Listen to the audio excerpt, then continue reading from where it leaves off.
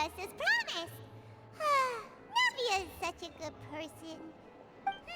Now that the serial disappearances case has been solved, no one's going to come after us for anything. Even without Silver standing guard, we can just completely relax. Why don't we stay and rest up here for a while? Even machines in Fontaine need to stop and recharge now and then. Oh, come on! This place isn't that bad. Besides, how often do we get to stay in an actual base? Oh, fine. Remember that detective story Paimon read before? Well, the author is about to release a new book, so Paimon wanted to buy it as soon as it came out and have a quiet place to read it. Yippee! Then it's agreed. Come on, let's get some sleep. We'll need to be up first thing in the morning to get in line and buy a copy.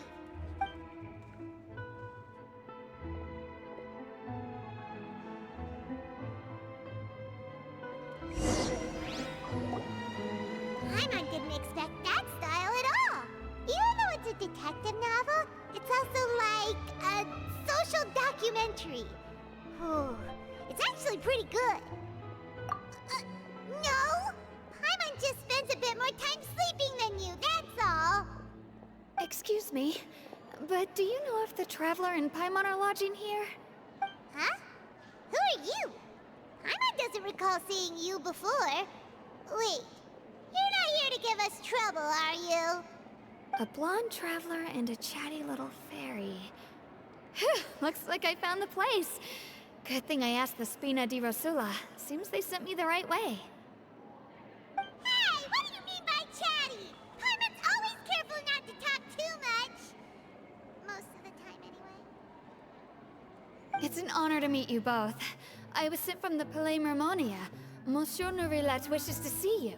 It seems he has something important to discuss in person. Nourillet? He wants to see us again already? Huh. We talked so much the last time we met. Has something happened since then? I am not privy to the details. It would be best if you came to the Palais Mermonia and asked Monsieur Nourillet in person.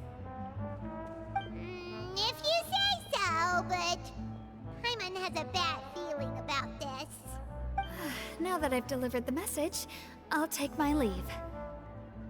Thanks! We haven't left the room for a few days, so we'll head over once we've freshened up a bit.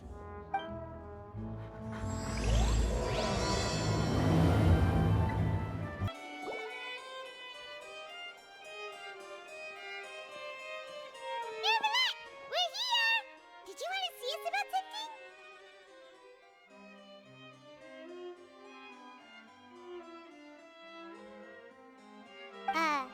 Huh? Why were you just standing there? You daydreaming or thinking something over? Yes, I did send someone to fetch you. But as for what I'd like to discuss next, well, I still have some reservations. Given that we've already made the trip here, you should just tell us. Bet you need us to help you with something, right? I do indeed have something I'd like to ask you to do. However, you should wait until after I tell you the details, then decide for yourselves whether you'd like to help or not.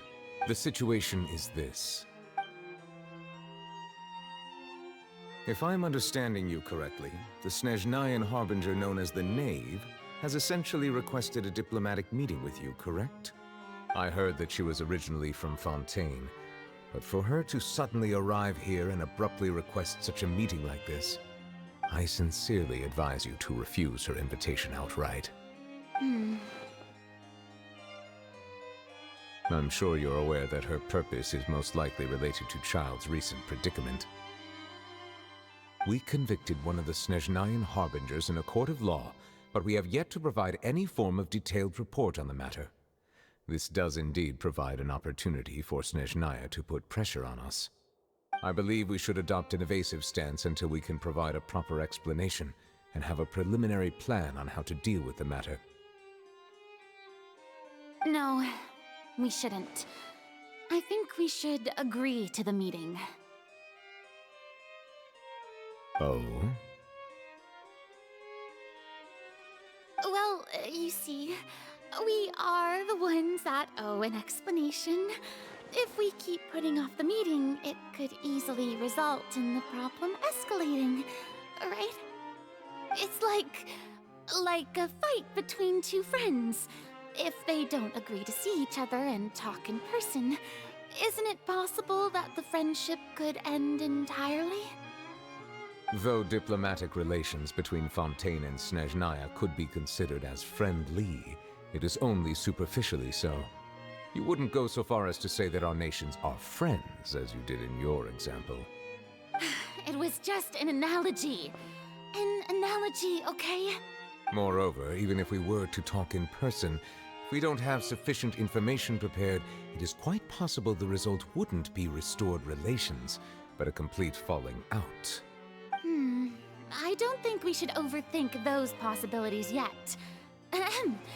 Even if the logic of the divine is not immediately apparent, its wisdom will only be revealed with time. Besides, you'll be at the meeting. If any problems do pop up, you'll have no problem navigating them. I must clarify that interacting and communicating with people outside of court is not my cup of tea. It seems you think too much of me. But more importantly, when did I agree to join the meeting with you? You mean you won't come? No, that won't do. I can't go to the meeting alone. You have to accompany me. I must take you with me. Lady Farina, could there be something else regarding this matter that is being kept from me? No, not at all. Look, I am the Hydro Archon of Fontaine, Focalor, the god of justice who is loved and adored by many. So I only hope that justice will be served in this matter. Don't overthink it. I'll go find someone to arrange the meeting.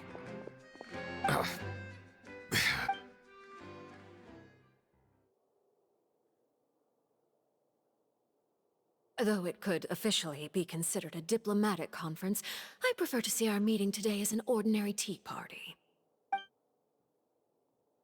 I assume you see it the same way, Miss Farina?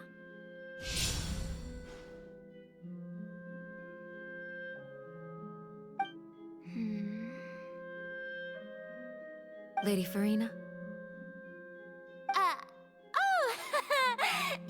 Yes, that's right. Just like you said, a tea party. I should thank you for providing the pastries. They look delectable. To make this tea party even more lively, I've invited someone else to join us today. It's a pleasure to meet you, Monsieur Neuvillette. I was born in Fontaine, so naturally, there's no need to introduce the nation's revered Eudex to me. Hello. The pleasure is also mine. First, I would like to thank the two of you. I'm often away on business outside of Fontaine, and I'm told that the children of the House of the Hearth have been well taken care of by you. Oh, I'm not referring to when my children, Linny and Lynette, were falsely accused by you. Please don't misunderstand. The children of the House of the Hearth are often misunderstood, perhaps due to the reputation of the Fatui. There's no getting around that. All I meant to say is that Fontaine has been stable in recent years. The people are well off and the children lead happy, fulfilled lives. That is something truly worth cherishing, and no one wishes to disrupt such peace. Now then, you have come regarding the matter of Childe, correct? Well, yes. It appears the ever-busy Eudex Neuvillette doesn't wish to waste time with diplomatic pleasantries, and hopes that we can get straight to the point of our talk. Yes, as you surmised, understanding Childe's situation is indeed one of the goals of this trip. As we are both diplomats from Snezhnaya, as well as Fatui Harbingers, Childe and I have always been colleagues. Were anything to happen in Fontaine, each of us would serve as the other's attorney to resolve the issue. So now, in my capacity as his attorney, I request that Childe be turned over to Snezhnaya. We have a responsibility to cooperate with Fontaine and resolve what has happened to him together. The rules governing attorneys only apply before a trial has concluded. Since a verdict has already been rendered, we see the case as settled. I apologize for being unable to grant your request. An outright refusal. Very well. I respect all the rules of Fontaine's courts, just as I respect you as Chief Justice. Okay, why don't we back up a step? You don't need to transfer Childe to us. I only request to enter the Fortress of Meropide to see Childe and confirm his condition. It's not like you couldn't even manage to fulfill a simple request like that. Right, Miss Farina? About that. The Fortress of Meropide has always been completely autonomous.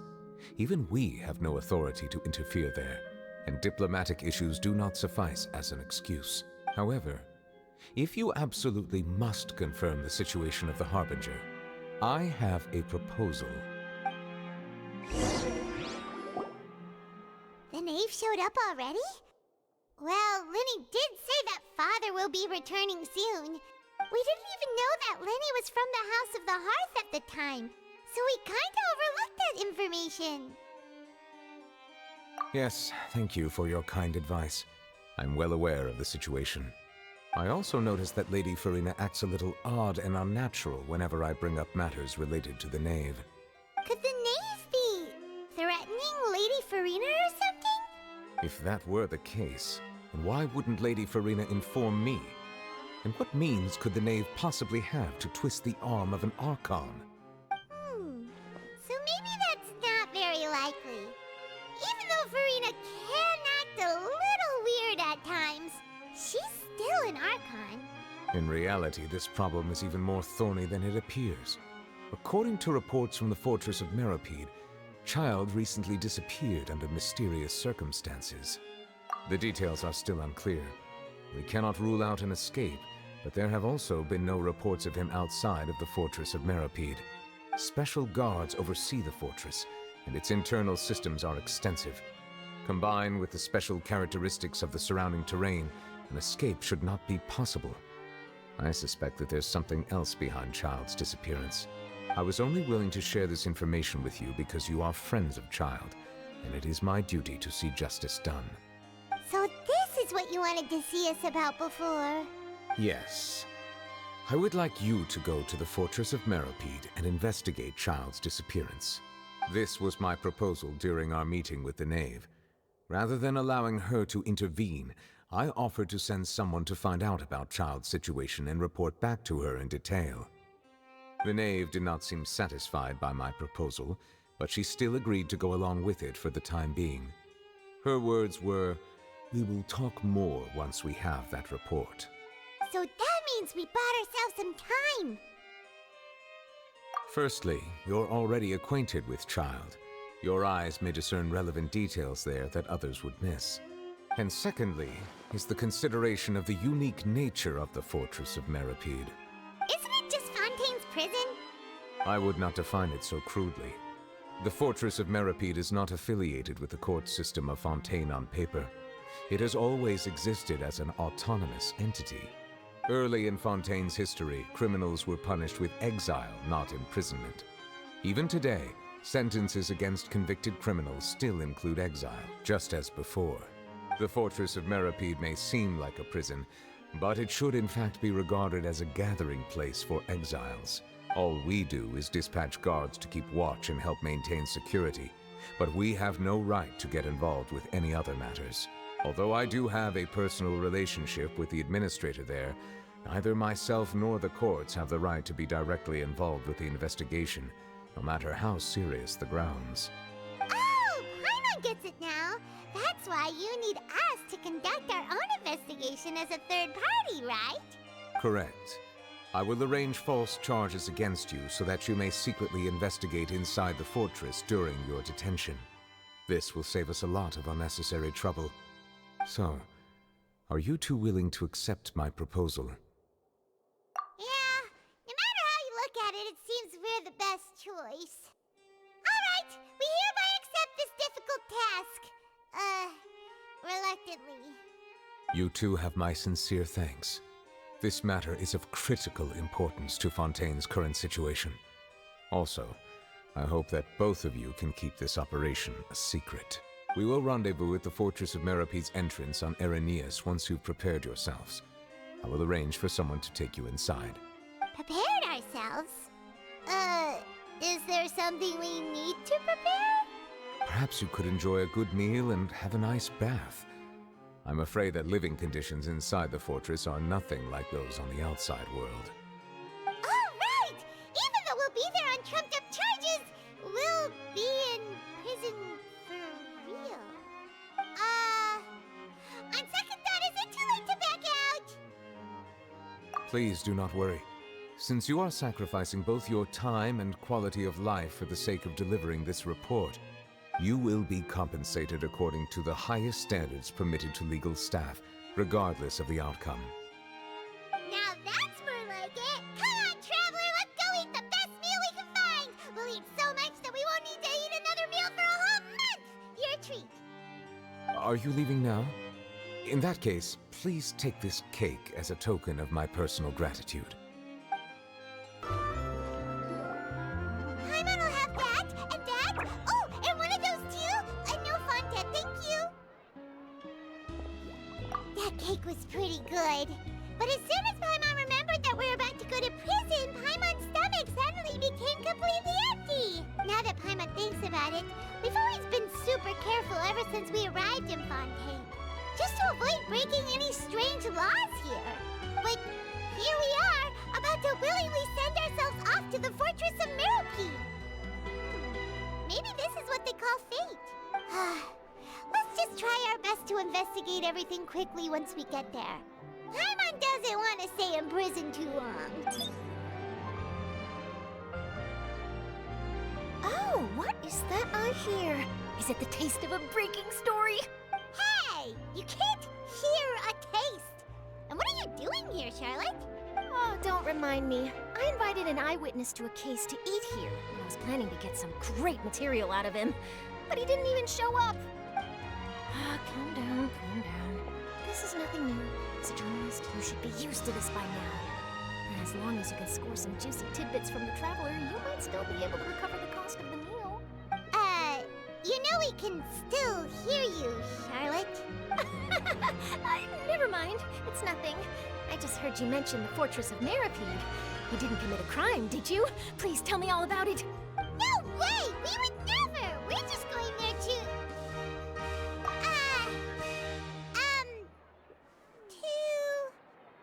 Oh no, Paimon almost forgot that Neverlet told us to keep it a secret! Huh?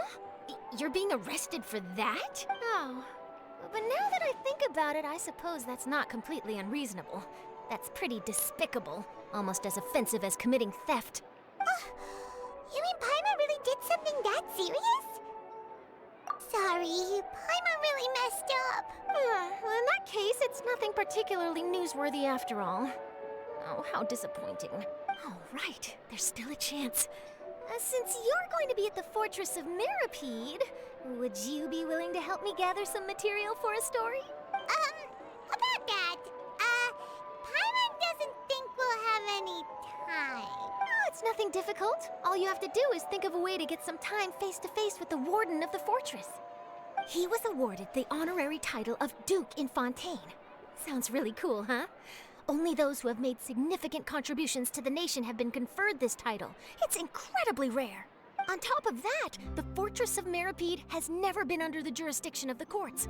Practically nobody, including journalists like me, knows anything about the person in charge there. Oh, if I could write an exclusive article about him, I bet it would sell a boatload of papers.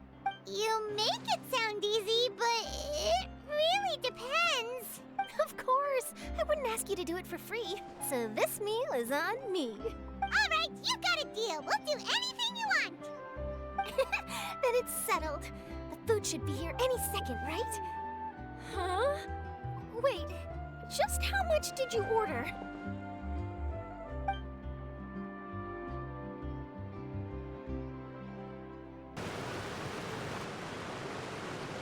All right, Neverlet, we're ready. Is this where the entrance is? You have come, just as promised. Yes, this is the one and only entrance to the Fortress of Meropide from Irenaeus. Careful. You may want to step back a bit. Ooh, so you have to go down from here? Is the prison underwater? Utilizing both the barrier of the water as well as the fear humans have of the depths, the Fortress of Meropide is naturally the perfect place to confine and guard criminals. But do not worry. It is not nearly as frightening inside as you may think. You will see for yourselves once you are down there. Paimon hopes you're right. Don't know about you, but just thinking about being at the bottom of the sea like that gives Paimon the heebie-jeebies. Oh, and there's one more thing. I mentioned that I have had personal dealings with the administrator of the fortress, Writhsley. He's a very shrewd fellow. Yeah, we heard about him too. He's that Duke, right? Correct. He is the highest-ranking manager of the underwater prison. Even though you are going there to investigate at my behest, it would behoove you to avoid any confrontation with him or any of his subordinates. The Duke rarely ever leaves the Fortress of Meropide, but that does not mean he is not privy to all that is happening inside and outside the fortress. He is quiet, but not unaware, so please bear that in mind. All right, it's about all the time that we have to talk privately. I'm counting on you two. Don't worry, we won't let you down. Good. Madeline! I'm here, Monsieur Nervalet. These two are the newest convicts, I presume? Don't worry, they won't escape on my watch. Like we would try. Please follow me, you two. I'll process your paperwork for entering the Fortress of Meropide.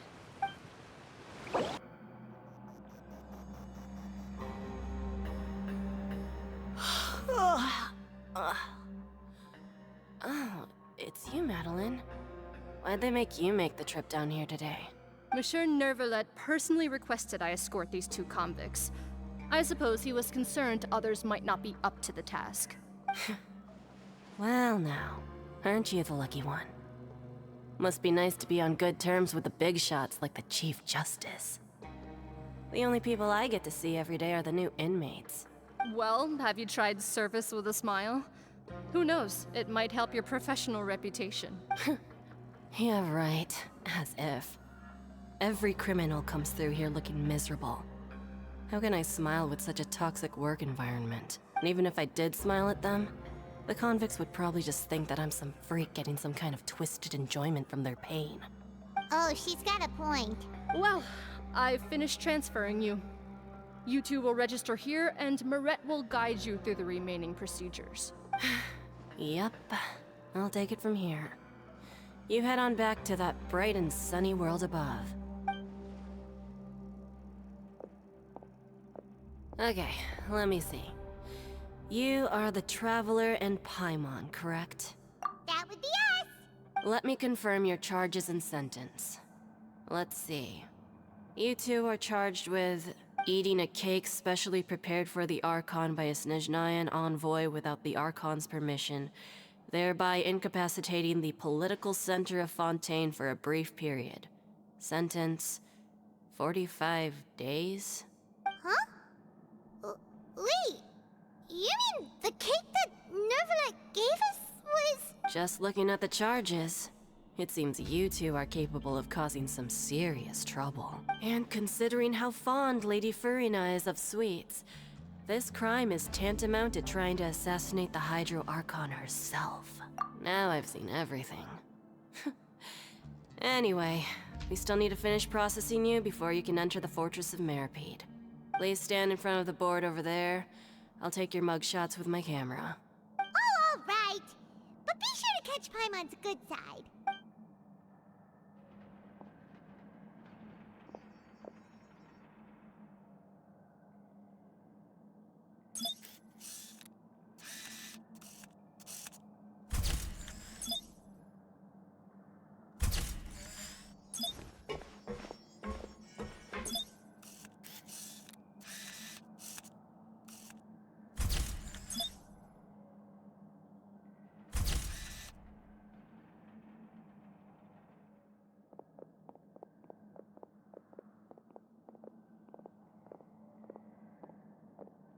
And we're done.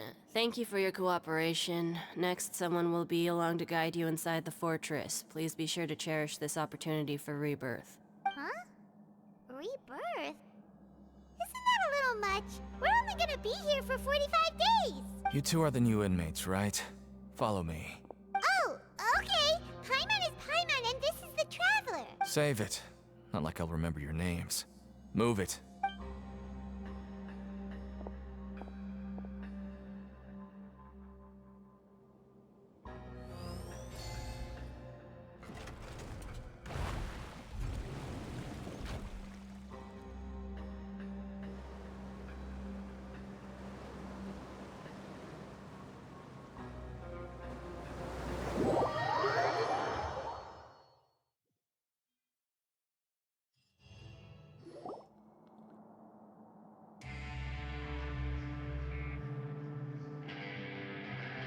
So, are you one of the guards here?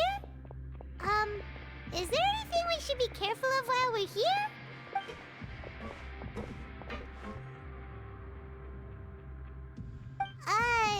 Did Paimon already ask something she wasn't supposed to? Why should I tell you anything? What's in it for me? This is exactly why I can't stand you fish. I wouldn't even be doing this if it weren't for the credit coupons. Credit coupons? Alright, seeing as you're not the annoying kind that's getting dragged in here crying and blubbering, I guess I can tell you a few things. But next time, it'll cost you some coupons. Mora means nothing here. Here, we use credit coupons. Coupons can get you almost anything in the Fortress of Meropide. Desires? Fulfilled. You want power? No problem. Coupons can even change fate itself. So, credit coupons are a currency that can only be used here? It's not as simple as that. Like Moret said, everyone gets a chance at rebirth. No matter how much money or power you had before, it means nothing once you set foot inside the Fortress of Meropide. You have to start over and earn your coupons. Everyone starts from the same place, and you have a chance at a new, less terrible life. I guess that's the real purpose of the coupons. They symbolize true fairness and true justice. And this is also exactly why so many criminals choose not to return to the outside world, even after they've served their sentence. Oh, so that's what the Fortress of Meropide is like. Huh. Paimon was under the impression that it'd be more like a prison. It certainly ain't all sunshine and roses here, but it's also not the worst place to be. You'd better take a good look at the scenery now. It'll be the last chance you get for a while. After being away from the sunlight for so long, even the terrifying depths of the sea start to feel like home. It just stops feeling oppressive, you know? Oh, I'm actually an inmate like you two. Welcoming newcomers is a job I've picked up to earn some extra coupons.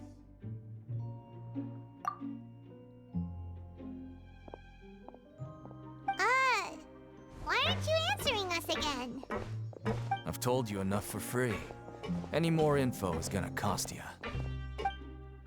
So all you care about is Mora! Wait, no. Coupons? Almost there. It's down through here. Your turn to give it a try.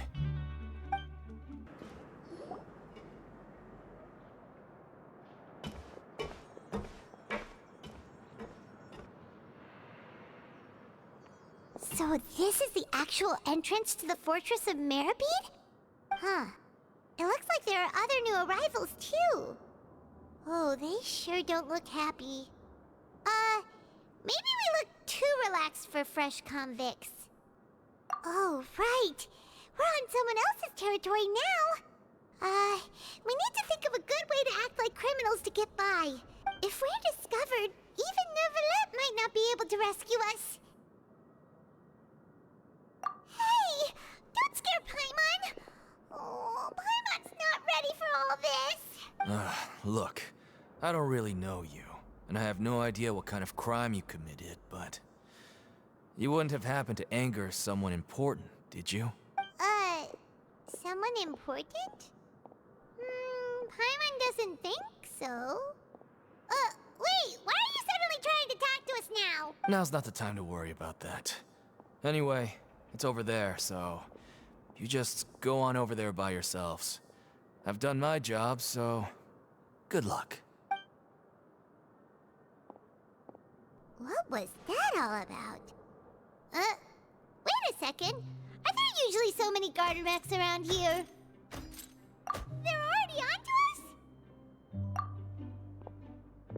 Prisoners numbers 7459 and 7560. Welcome. Oh, no need to be anxious. These Gardamex aren't here to attack you. In fact, they're here as your honor guard. When I heard that you were friends of Monsieur Neuvillette, I had the Gardamex come and wait in formation. Wait, you know about our connection with Neuvillette? The seafloor isn't as cut off from the world as you might imagine. However, I'm afraid that I know nothing more than that you are friends of the Udex. And as you can see, committing a crime means being sentenced here, even if you're friends with the Chief Justice. Quite fair. The Duke! Greetings, Your Grace. Lovely weather today, isn't it? Oh, greetings, my good fellow. Well, I'm willing to imagine that the weather is as good outside the sea as you say it is. How great it would have been if only the Fortress of Meropide had been built on the coast, huh? It would have been so convenient to enjoy a nice chat in the sunshine. My profuse apologies. I just got so nervous when I saw you, So this is the Duke. He sure looks a lot younger than Paimon imagined. The Traveler and Paimon, correct? Mr. Deacon here was responsible for your welcome. I trust you were satisfied with his guidance? Outstanding. Well, Deacon, I recall we discussed fate during our last work meeting, I believe that fate will reward all those who take every aspect of their work in life seriously. When you return to your bunk, you'll find the guards have issued some extra credit coupons to you. Oh, thank you. Thank you, Your Grace. Oh, and you too. I can't believe you gave me such praise. If you need anything in the future, anything, please, come find me anytime. No credit coupons necessary. Well, I believe that concludes the introductions. We've already taken enough time here. Deacon, if you would. Yes, Your Grace. I'll take my leave now. Please, follow me. To make you feel more welcome, I'll show you around the various facilities of the Fortress of Meropide. I hope it'll help you adjust to life here. He's going to personally give us a cure? Huh. Paimon can't figure out what this guy's thinking at all. No wonder Charlotte's so interested in him. He's one of those mysterious types. Alright, let's keep up with him. There's no need to be so reserved. The label of criminal is nothing but one of many identities. And being criminally inclined here at the Fortress is just one of many ways to survive. Is it really okay for the Warden to think like that? We're real criminals, you know. What if we're too difficult to handle? Well, then maybe you'll be able to carve out a name and a place for yourselves in this underwater world, But before you go in swinging, please remember that in the Fortress of Meropide, it's better to not cause trouble for yourself or for the guards. Now, we've arrived at a very important place, the Coupon Cafeteria. You can come here and claim one welfare meal each day. Welfare meal? You mean it doesn't cost anything? That's right. Criminals are essential to Fortress operations, so you must guarantee that they at least have the basic means to survive. But that's not how it was. Back in the day, it cost you credit coupons just to get a cup of water here. For fish like you who just arrived with nothing, you have to go to work hungry until you earned enough coupons to eat. It was only after His Grace became the administrator that we got the free meal rule. Now everyone gets a square meal every day, even no-good slackers who've never picked up a wrench in their whole lives. Nobody starves to death here. In the Fortress of Meropide, credit coupons are the only currency, and everything must be purchased. In some sense, you could say using the coupons is a form of trade. But trade is always conducted by people. So if we want trade here to prosper, we need everyone to work hard and live their lives. If nobody could even afford a meal, then the whole fortress would be up in arms. That would only make things more difficult for me. So, rather than saying that we're giving everyone a free meal here, you should say that everyone's hard work has improved the living conditions in the Fortress of Meropide. Your Grace's reasoning is correct, but what I said is also true. Whatever the case, hard work is rewarded here. You'd be hard-pressed to find anywhere else as fair and reasonable. Right! Paimon sees your point. By that logic, this place doesn't seem so bad after all. Oh, wait, no. We shouldn't drop our guard so quickly. But it seems the inmates really respect the Duke because of his attitude, right? We should still try to verify the truth with our own eyes. Let's continue this way.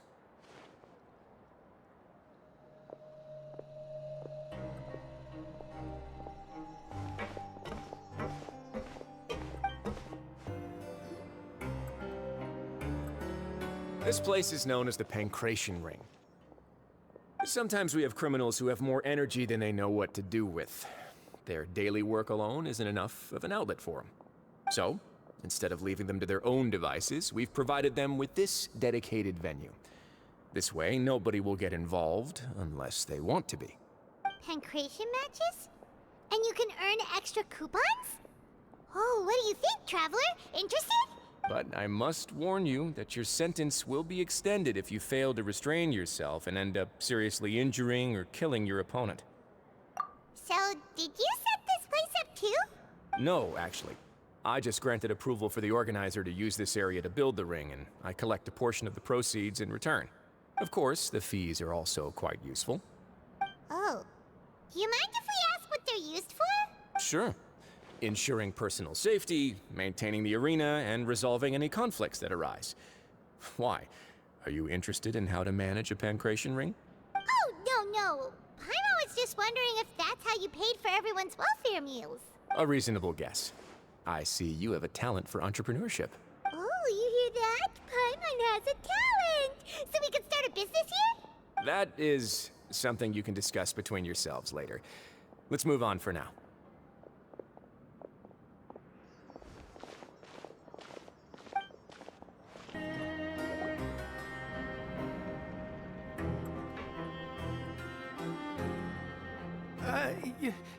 Your Grace. Good morning. I mean, good afternoon. No, wait, what time is it again? What time indeed? Time waits for no one, so it's best to keep an eye on it. My apologies, Your Grace. Jeez, that guy's so nervous he almost forgot to breathe. Sorry, forgive my manners. These are the dormitories, which is where inmates sleep. The guards will inform you where your bunk is later. In the Fortress of Meropide, criminals usually spend most of their time in either the production zone or the sleeping areas. The production zone? What does it produce? Is that where we'll be working? Not necessarily. Though working in the production zone is the most reliable way to earn credit coupons. If you have other skills, you can skip your shifts to earn them in other ways. Wow. Wait, you're the manager of this place, and you're just telling us to our faces that it's okay to skip work? The fact that the Fortress of Meropide has continued operating completely autonomously is proof enough that most people are willing to work honestly and earn a stable income. As for what we produce, many of the clockwork machines seen all over Fontaine originate from our workshop. Therefore, the Fortress of Meropide is not only a place where criminals serve their sentences, but also a giant machine factory. There's no need for me to get into specifics about the production process now. You'll experience it all firsthand when you report for work tomorrow. Let's move on. The tour continues over this way.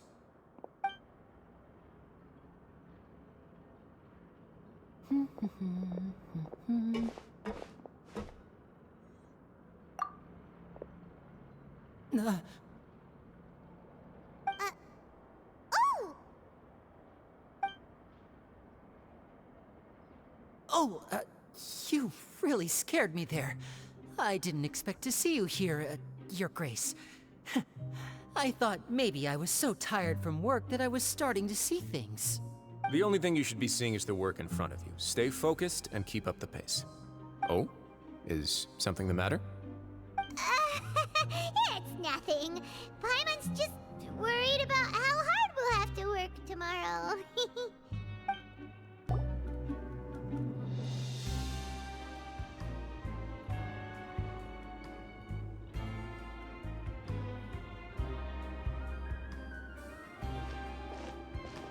Your Grace? What are you doing in the infirmary at a time like this? Oh no, you didn't injure yourself, did you? Not yet, unfortunately for you. But thank you for your concern, Siegeween. Then you must be here for those two. Allow me to introduce you. This is the infirmary, and Sigewinne here is the Fortress of Meropide's head nurse. Hello, new faces. They call me the head nurse, but I actually handle all the nurse-related work all by myself down here. Since you seem to have some rare downtime with no patients, perhaps you could find the time to join us for dinner? Oh, then these two must be some important convicts. Sure, I'll join the welcome party. Thank you. Your presence will be the pièce de résistance for today's tour. Oh, so the tour part is over now? I believe I've already covered the primary aspects of life here in the fortress. As for your work, there'll be someone else to guide you through the details. Is there anything else? I seldom conduct tours, so why don't you just ask if you have any questions? Well, this is our first time here. Paimon's not sure what to ask. Then let's head back to the coupon cafeteria. Maybe a meal will help you think up some questions. You should at least try to be excited. Our free meals are actually pretty good here.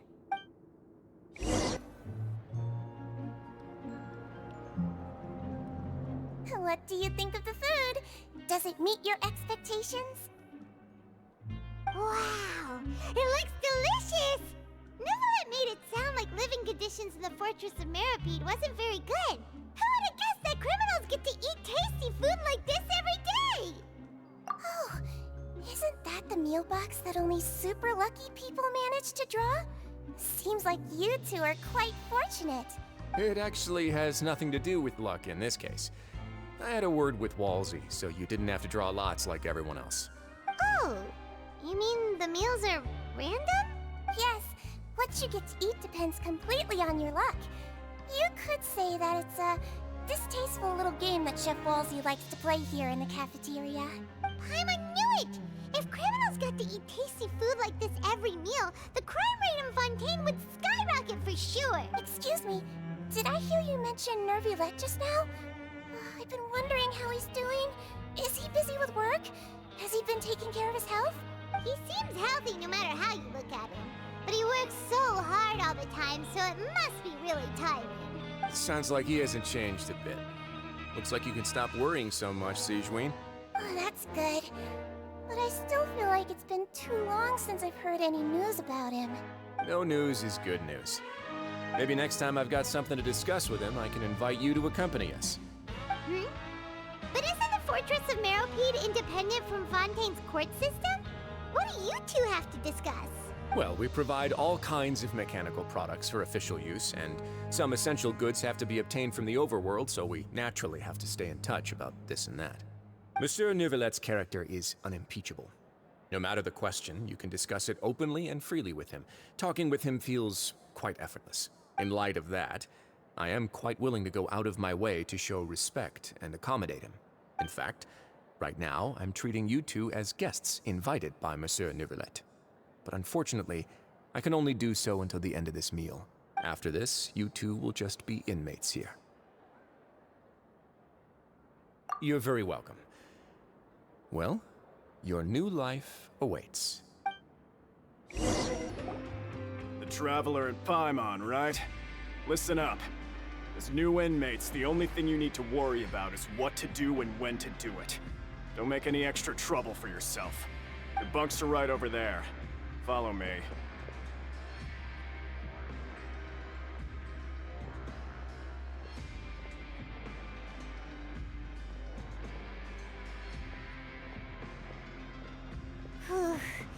So this is where we'll be sleeping from now on.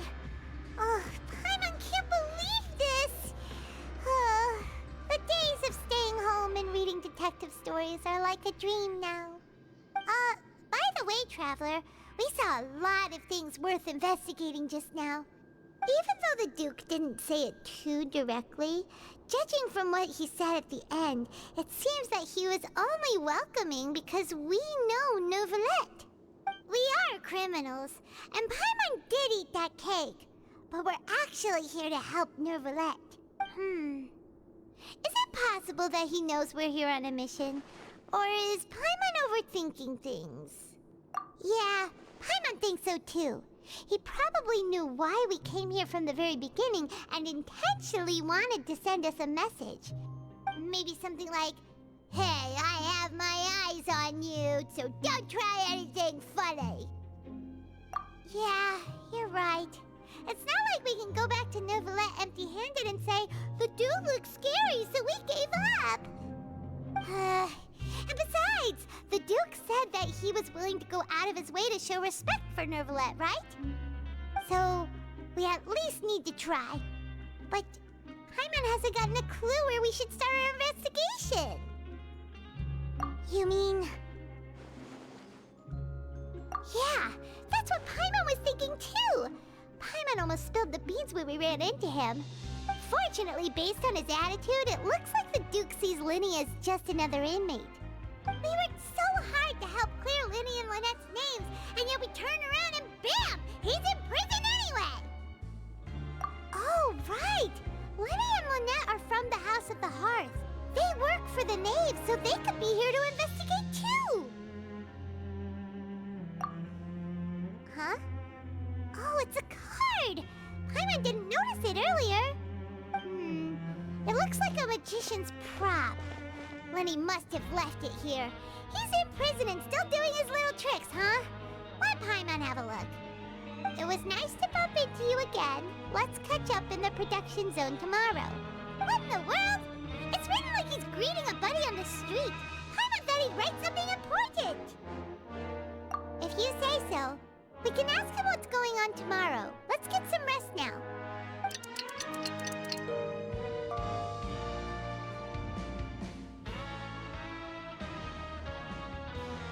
Hey, you're finally awake!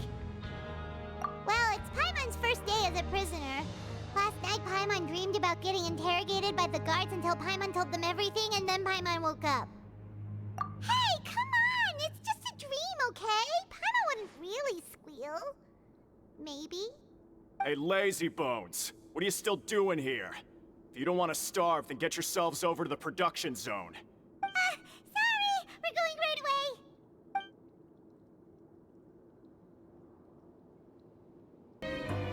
Ah, you must be the catch of the day. Looks like you've got some luck getting assigned this space. Yep, we just arrived yesterday and... Don't interrupt me when I'm speaking! Yes, sir. Listen carefully to my instructions. I don't want any mishaps. Every machine here is worth more than the both of you. Working around these machines can be very dangerous. Do your job well, and you can eat in the cafeteria after your shift. Get sloppy, and you dine in the infirmary. Anyway, the Fortress of Meropide doesn't want to lose a single one of its machines. And it also doesn't want to waste the production potential of any inmate. You got that? Got it! Your job is to use the machine over there to process widgets. Watch carefully, and make sure you step on the pedal at the right time. If the machine gets jammed, then give it a little maintenance with your fist. Here, take this. Bring me the process widgets, and I'll give you some credit coupons in exchange.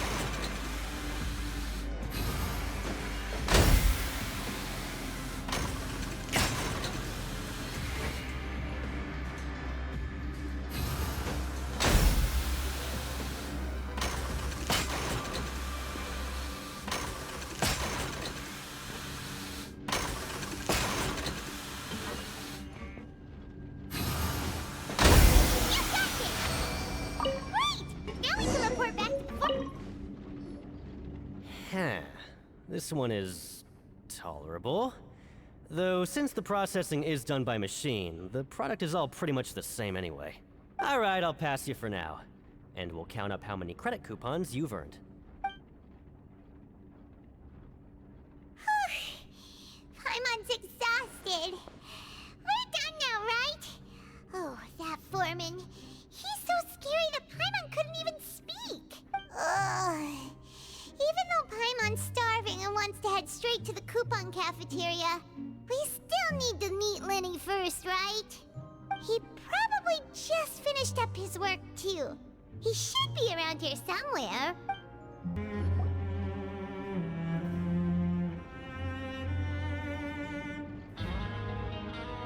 Hey, over here.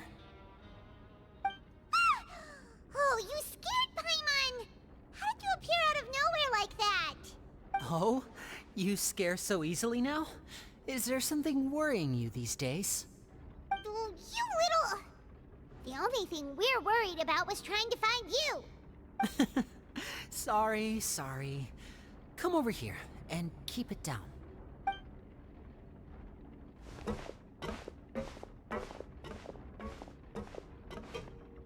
Oh, Lynette! You're here too! You two really are inseparable. That's right. My brother simply can't stand to be away from me. It's not just Lynette. Fremine is also here. Do you still remember him? Oh, you mean that diver from the House of the Hearth, right? Paimon remembers seeing him in the Court of Fontaine before. Now hurry up and tell us, how did you end up as criminals this time? We fought so hard at court to prove you were innocent, but now it looks like our incredible court battle was for nothing! Sadly, even the teeniest of things can land you in prison these days. I put together a street performance and used the popularity we gained from the Opera House incident to attract a big crowd. And then? Next, I invited several audience members to participate in the show.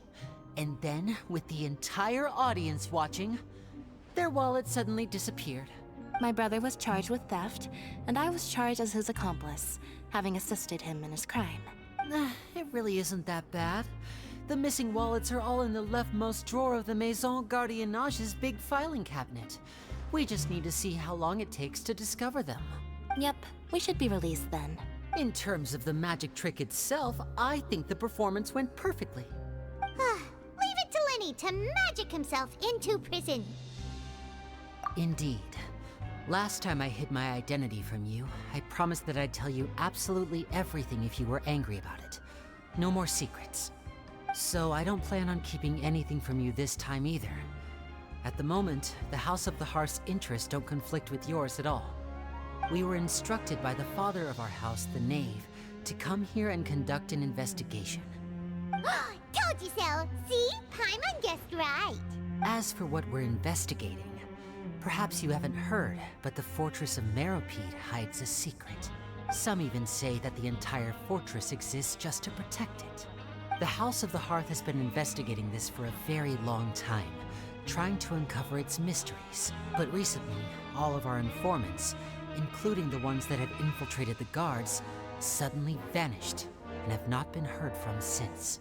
We believe that this is a direct provocation, and it's the reason why we came here. Father has somehow managed to confirm that Focalors does not have Fontaine's Gnosis. Huh? How did she manage to learn information that important? Father has her ways. Many of them are beyond our imagination, and we've never had the chance to see her at work. But we trust her conclusions. It was this information that led us to suspect that Fontaine's Gnosis might be in the Fortress of Meropide and is related to that secret. So it's all about the Gnosis again. Well, that's about it from our side. How about you two? Did Monsieur Nervulette send you here? Bingo! The Knave has been applying a lot of pressure. She wants to know what happened to Childe, so we came here to investigate. Traveler, are we allowed to tell them? You don't need to worry too much about that. She's just asking for a report on Master Childe's predicament as a means of pressuring you. Father used this situation as a pretext to negotiate with two high-ranking officials in the court of Fontaine. She actually just wants to be able to make concessions on this matter for gains elsewhere, almost like a bargaining chip. Sometimes you need an excuse to do things you otherwise couldn't. And a Harbinger is more valuable than you might imagine. Of course, it's not a complete farce. If we do manage to find out what happened to Master Child too, then diplomatic relations with Fontaine could improve, and Snezhnaya might even be able to adjust its stance a bit. Is it just Paimon, or does it feel like we're the only ones who actually care about Child's situation? The relationship between the Harbingers must be as bad as ever. I wouldn't go that far. Father just has different standards than we do when it comes to what can be sacrificed for an advantage. By the way, I have a suggestion. Why don't we team up?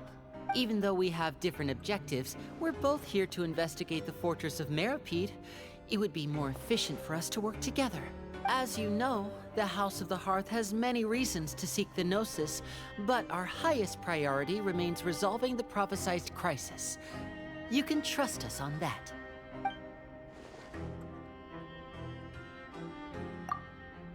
See, I told you. Is that so? Sure enough, it won't be easy to convince them to cooperate with us. Lenny seems to be thinking pretty hard about something.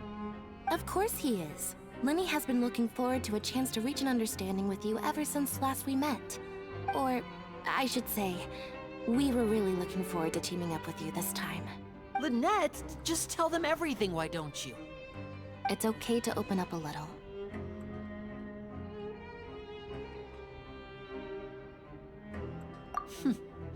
Very prudent of you, and consistent with your behavior since we first met.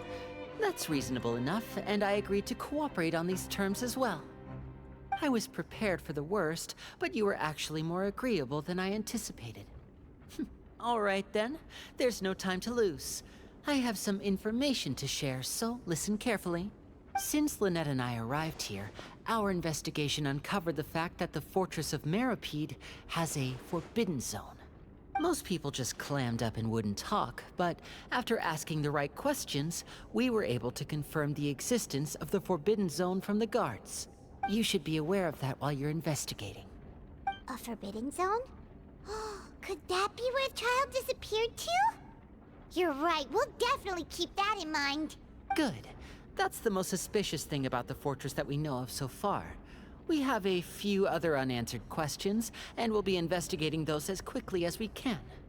Anyway, I hope you find our information useful at least.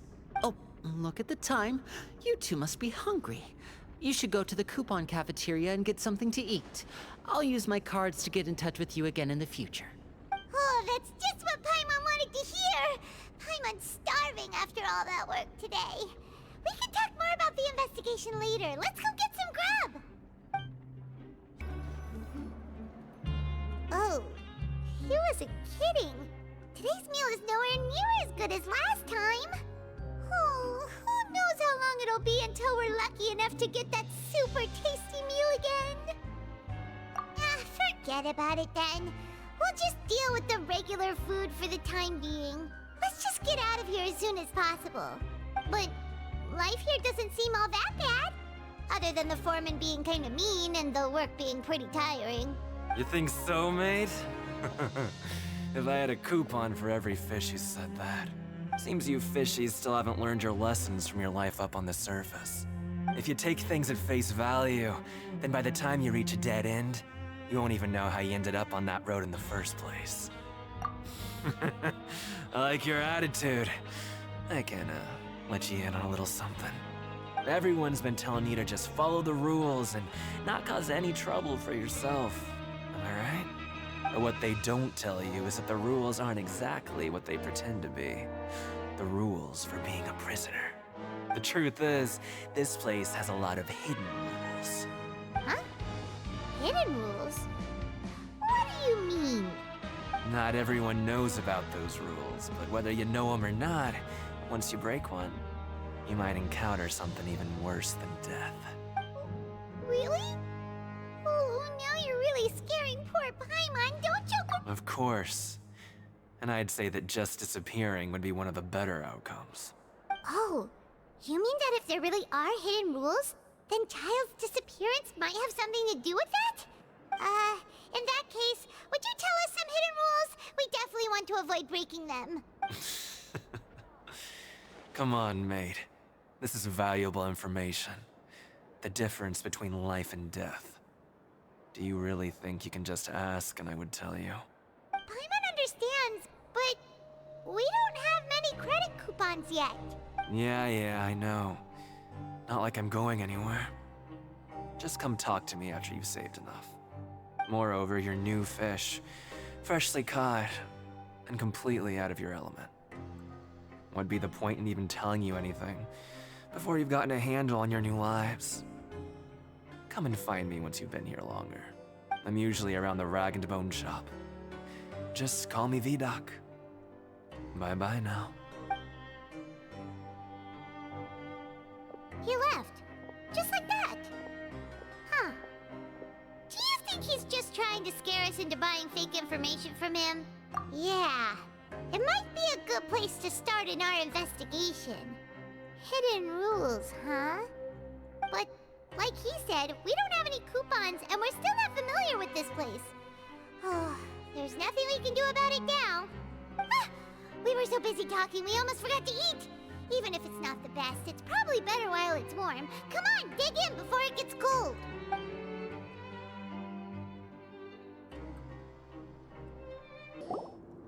So Paimon just confirmed with the guards that our shift is set for every morning, and we're free to do whatever we want all afternoon. But it seems like most of the other inmates choose to continue working through the afternoon to earn more credit coupons. Oh, and they also said that you can use coupons to skip work in the morning and free up your time. They weren't kidding. Credit coupons really can be used to do anything here. Paimon's so tired. And we'll need to wake up and go to work in the morning. Without any credit coupons, it's not like we can really do anything else. Nighty-night, Traveler. Paimon hopes we can keep making progress on our investigation tomorrow.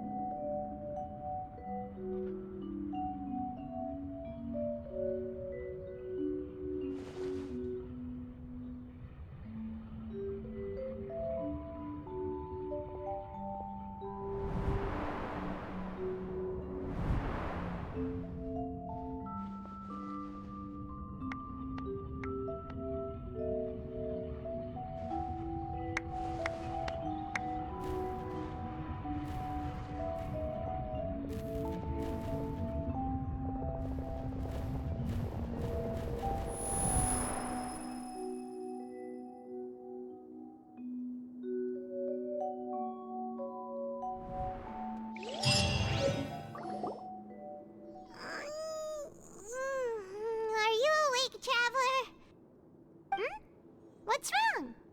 You seem to have something on your mind. Did you dream about something last night? Is that even possible? Unless it wasn't an ordinary dream?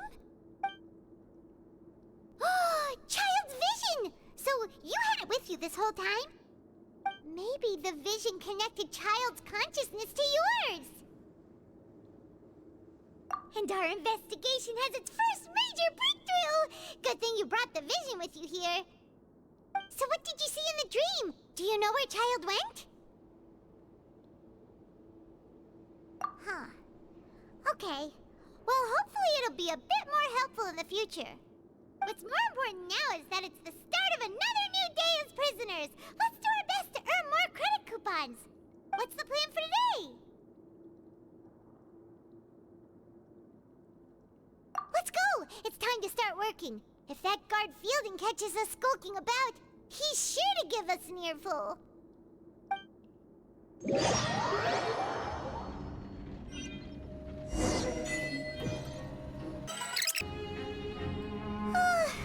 I'm on speed. But after so many shifts, it seems we're really getting the hang of it now. Hey there, fellow shift mates. I saw you finished your work, so I thought I'd come over and say hi. Oh, hey there! We've seen you before. Your assigned workspace is really close, isn't it? That's right. The name's Rowan. This past few days, I couldn't help but notice the new faces working nearby. I guess we were destined to meet. I've been working here for almost 15 years. Even the foreman, Grainville, always calls me Chief.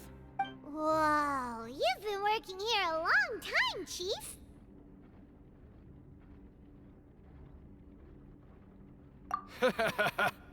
If there's anything you'd like to know, just ask me. I know the work here in the production zone better than the back of my hand. All right, Chief. We'll be sure to come to you first. Did you just ask about the rules? Pretty sharp for newcomers. You've already heard about the rules, huh? Who'd you hear it from? All right. Seeing as I'm the one who came over here, you're already calling me Chief. I guess I can tell you a little. Truth is, you two keep working like this, you might be putting yourselves in danger. Huh? Wait, there's even a rule about that? What would have happened if you never told us about this? Well, it's usually not that easy to break one on accident. The conditions of the hidden rules are usually pretty specific. But once you do break one, bad things happen. If you work continuously in the production zone for 3 days, and if all you do besides eating and sleeping is just work, then something bad will happen during lunch on the 3rd day. Huh? Like what? Oh, don't scare Paimon! If I knew that, then I wouldn't be standing here talking to you, now would I? You mean, even you have never tried working 3 days like that before? There's actually a legend about this rule. They say that there was a worker who worked way harder than me.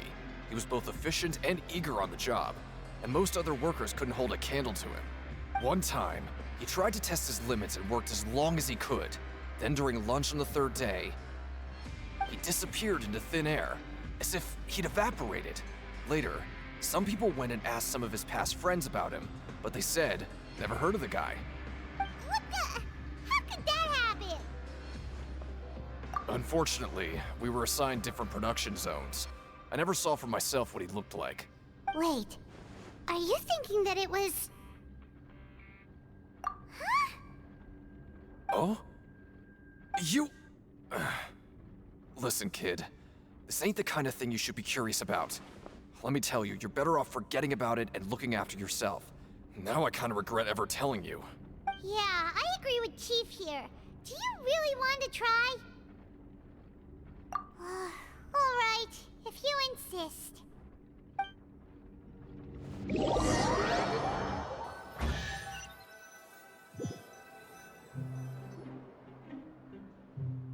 Oh, just a regular meal set. Guess Paimon shouldn't get her hopes up. What would you like to do this afternoon? Right, we just need to keep at it.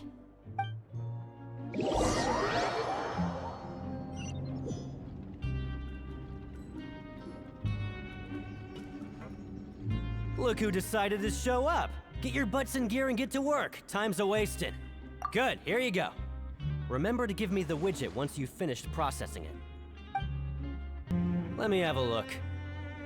Not bad. Right, here's your credit coupons. Seems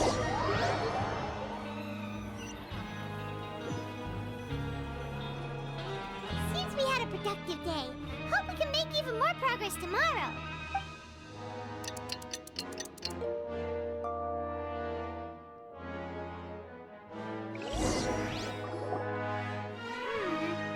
Maybe we can make some progress in our investigation today. What do you have planned for us?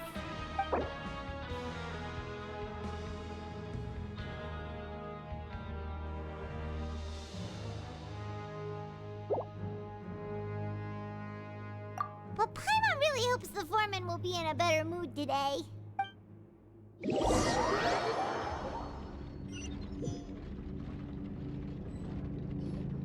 Look who decided to show up. Get your butts in gear and get to work. Time's a-wasting. Oh? What's with suddenly wanting to work so hard? You need coupons that badly? Sure. Let's just say we really want to test our limits.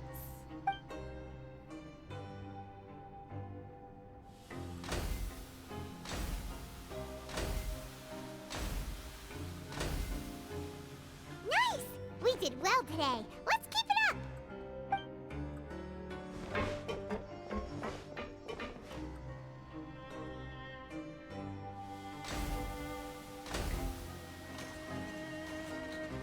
Ooh, Paimon's had it.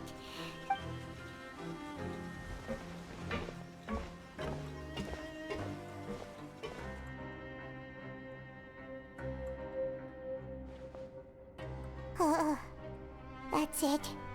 Paimon doesn't even have the energy to talk anymore. Is it time?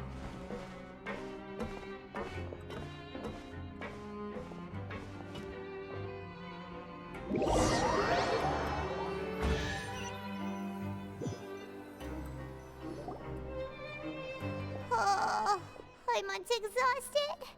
It's just work, work, and more work. Paimon's little body can't handle this much longer. Wait a sec. Now that Paimon thinks about it, haven't we been working non-stop for 3 days now? And now it's lunchtime. Oh, Paimon feels a shiver going down her spine. What's going to happen? But it doesn't seem like anything's changed at all. And we made it to the coupon cafeteria safely. Are the so-called hidden rules only a rumor after all? Well, there's no use to just guessing all day. Paimon's stomach has been grumbling the whole time. Let's just eat already! Paimon wonders what we'll get today! Maybe we'll get the super lucky meal! Wait! What? What in the world is this? What's with Paimon's food? And yours is the same! Is this stuff meat? But it looks and feels so bizarre! What kind of chef would make food like this? What do you think is going on? Is this the bad thing that Rowan was talking about? No, stop right there. Paimon gets what you mean, just don't say it. Hey, isn't that Woolsey over there? He must have made the food, right? So let's just ask him about the food and be done with it. Hey, Woolsey, have a moment? What is it? I'm about to go report the numbers for today's free meal, so you'd better make it quick. It's about the meat in our meals. Look, does it seem normal to you? The meat? Oh, that. Looks perfectly fine to me. Totally normal. You better hurry up and chow down. How could this be fun? Hey, don't leave! You barely even looked at it! Hey! Ugh, what should we do now? Woolsey wouldn't even give us the time of day.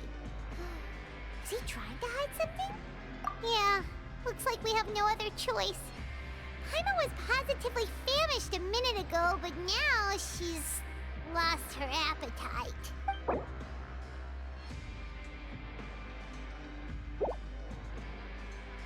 What would you like to do this afternoon?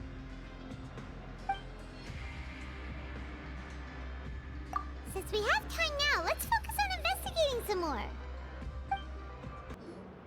Oh, hello.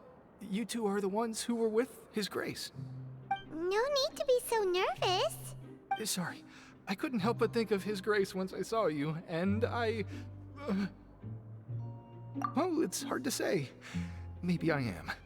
He's got a very overwhelming presence. It makes me feel like I'm just some insignificant little bug. Wait, seriously? Oh, I'm always indecisive, and I tend to make a mess of things. It's like a reflex. I just instantly start to tense up the moment I see a smart and capable person like His Grace. What? Please, don't say anything like that out loud. How could you possibly think something like that?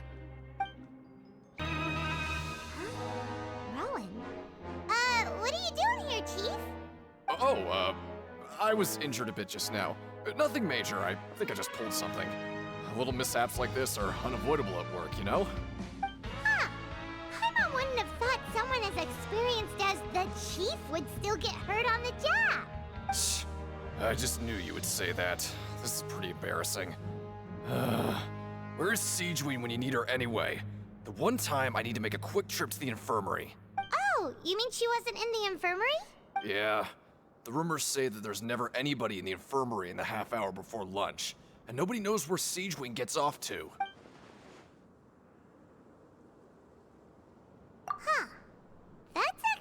really strange. Cedrine's always super dedicated to her work. Where else would she possibly go? Forget it. I can take care of a small sprain like this on my own anyway. No need to trouble her.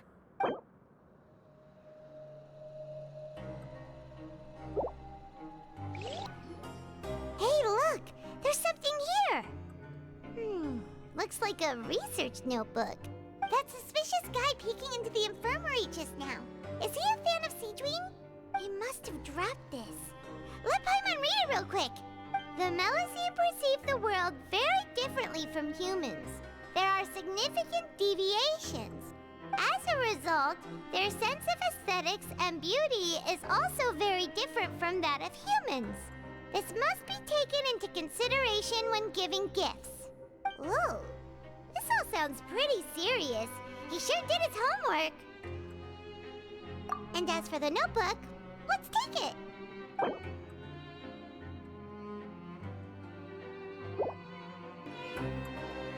Oh, wonderful. I was worried that you'd be busy trying to earn credit coupons all the time, but it seems like you haven't neglected your investigation work after all. Paimon likes having more coupons, but no one wants to work all the time. Have you also been investigating the area, Lynette? No, I was just slacking off, and you happened to catch me. My brother is still obsessed with anything remotely related to the Forbidden Zone. But knowing him, it won't be long before we get more leads. Oh, before I forget, this is for you. Huh? Credit coupons? Why are you giving us these? I've been here longer than you, so credit coupons aren't a resource in particularly short supply. What is in short supply are interesting people to talk with. Aw, that's so nice of you, Lynette. We'll be sure to make good use of these coupons then. Thanks a bunch! Cedrine? Aren't you supposed to be in the infirmary? What are you doing in the production zone? Hello, Traveler. Paimon. Everyone's usually busy around now, and we don't have any patients to look after in the infirmary. I thought I'd come here and enjoy the sight of everyone hard at work. Enjoy? What's there to enjoy here? It's really worth watching. I often stand here and observe everyone. Humans are just so interesting and adorable. I like to watch your expressions while you work. Are you talking about pets or people? Oh, I can see why you think that, but you shouldn't jump to conclusions. See, we Melusines are a different species, and we see the world very differently from humans. It's very easy for me to observe everyone's condition. All it takes is one look, and I can tell which workers are exhausted. Wait, Melusines can see that? Huh. That does sound useful for being a nurse. Yes, running around tending to everyone's health is very fulfilling. But I'd much prefer it if you're all happy and free from exhaustion and pain in the first place. Take care of your body, make sure you eat well. Always rest when you're tired from work, and don't push yourself too hard. We'll definitely take care of ourselves. Thanks for the reminder.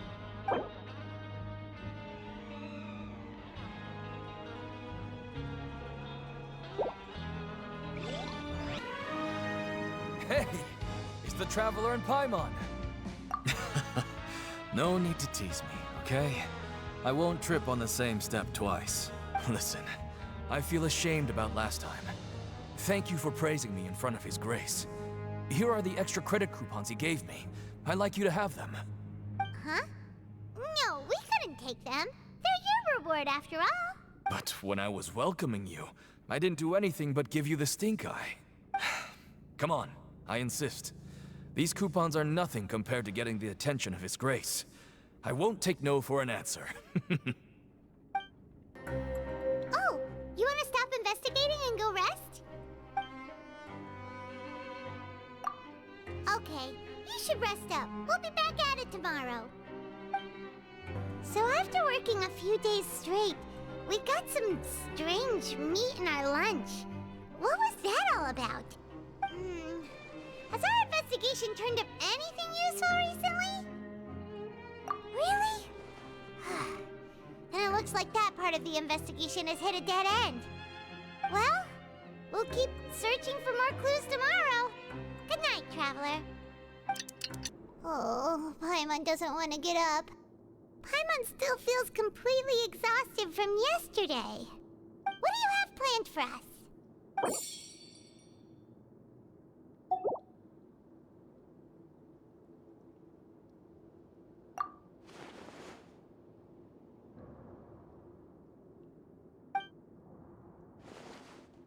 After working here so long, we're really starting to get the hang of it. But doing the same thing all the time can get old pretty quickly. How are you holding up? Yeah, it's good to kick back and relax once in a while.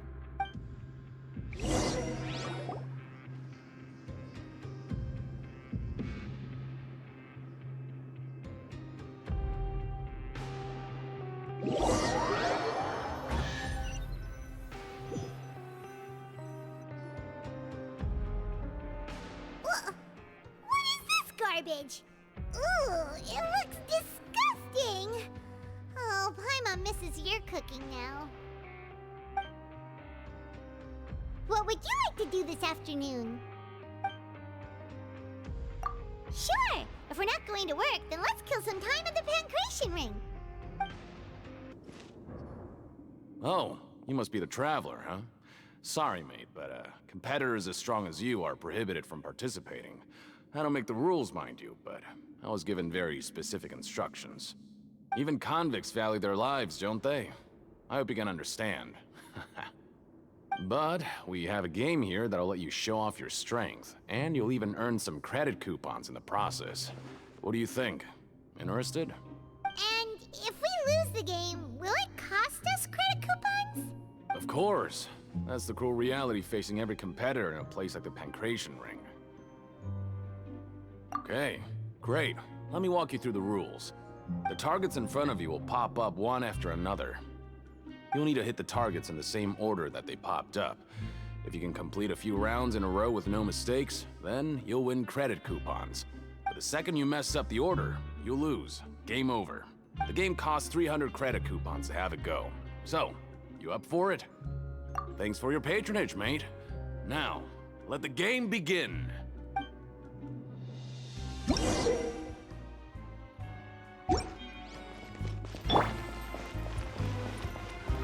Okay, do your best to hit the targets, just like Colin said!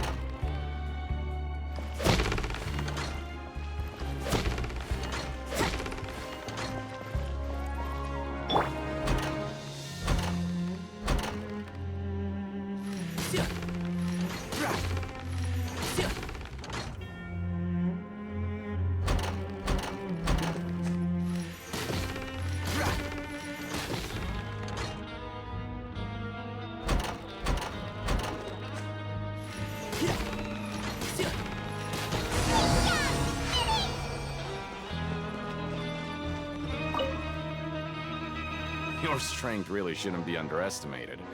Now I get why you're prohibited from participating in any official fights. Nobody who values their life would be willing to get in the ring with you. However, you two haven't tried betting on the outcome of the Pancration match yet, have ya?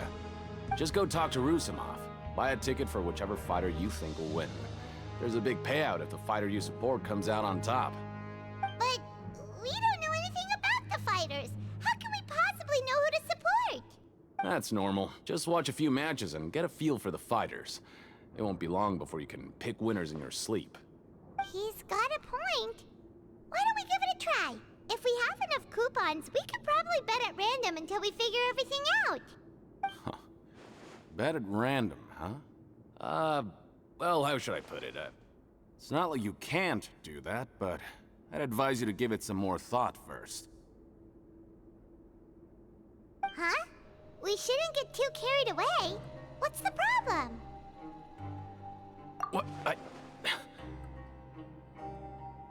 Never even picked a boxer before, and you already know about the rules? You're not just strong fighters. Seems you're pretty perceptive, too. Might as well tell you about it, since you already know that much.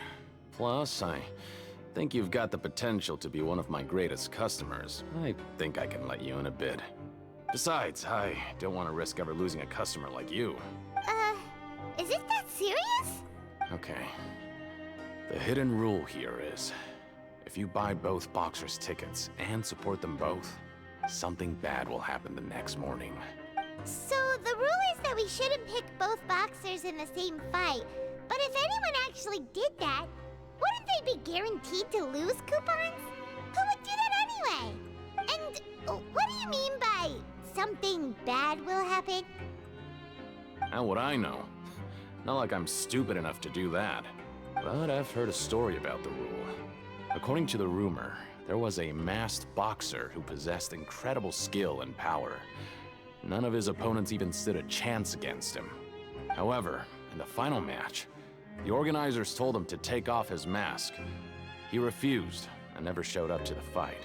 And after that, he was never seen again. Some say he died, or that he was taken care of by the event's organizers. But everyone remembers that he was someone who cherished honor above all else. In his eyes, supporting both boxers in a match would dishonor the competition itself. So you mean it's like a curse? He'll take vengeance on anyone who does that? No, he was always wearing a mask, like he was intentionally trying to hide his identity. I don't even know anything about his past. Traveler, do you think that boxer was...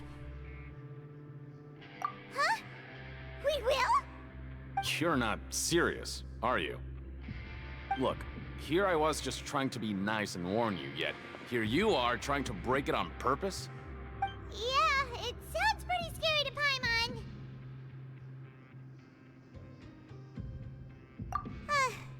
Seems you've made up your mind. Just be sure to protect Paimon, okay? Betting on both fighters will set you back about 3,000 credit coupons. If you have enough, then go ahead and give it a try. Just don't come running back to me if something happens. We woke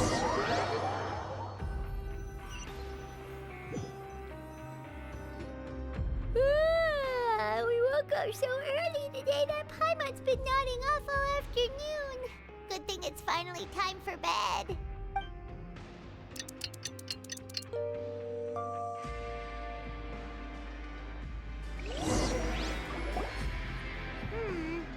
Maybe we can make some progress in our investigation today. What do you have planned for us?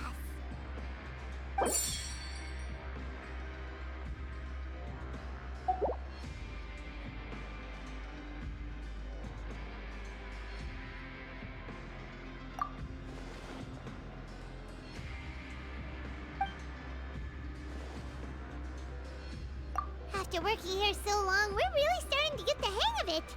But doing the same thing all the time can get old pretty quickly. How are you holding up? Yeah, it's good to kick back and relax once in a while.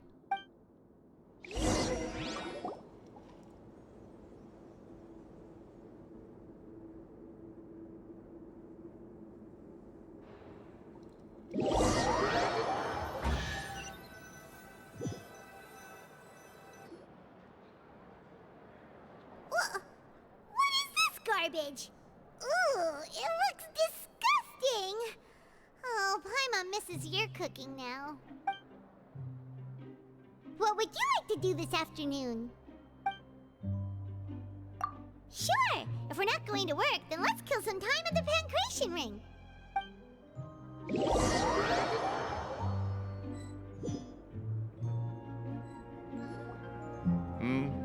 Are you two here to buy tickets? Better be quick about it. Another match is about to start. Who are the boxers in the next round? We have the reigning champ, Le Grappler, versus a contender from the Eastern Prison Block, Demon Horde. Are those their nicknames, or did they choose those names themselves? Either way, super weird. Since you're new around here, I'll help you out and give you a little suggestion. Even though Le Grappler is the crowd favorite, Demon Horde is a first-class dark horse with incredible potential. Anyway, for this match, I recommend that you pick... Huh? For both fighters? I can tell you're new to this, but I didn't think you were completely clueless. Maybe you don't quite understand the rules, no? Let me try to explain again for you more clearly. You see... Oh, no need, no need. We're aware that we're going to lose coupons. All right then, if you're absolutely sure. Remember, no refunds once you buy the tickets. Yeah, we got it. Just shut up and take our coupons.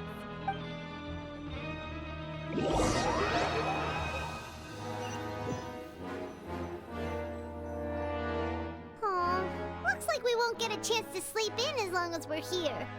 Let's get to bed early.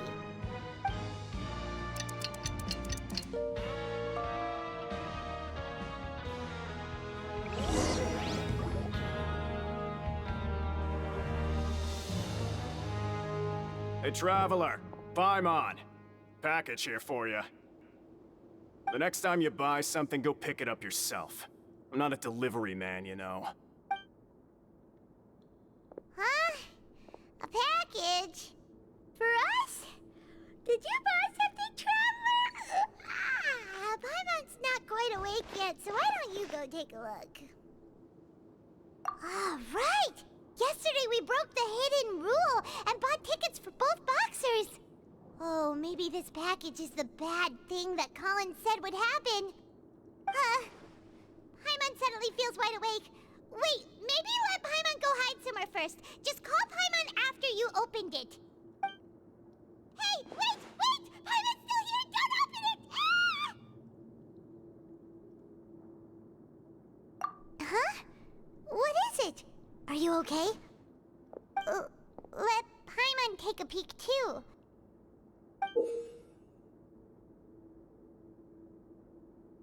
Oh, it's just a small bottle. But the color of the liquid inside looks so wrong. Almost like... Alright, that's enough of that. No need to say it out loud. Paimon already knows what you're trying to say. Ugh, no way. Get that stuff away from Paimon. Paimon thinks we shouldn't open the bottle until we figured out what's going on. Just trust Paimon on this one, okay?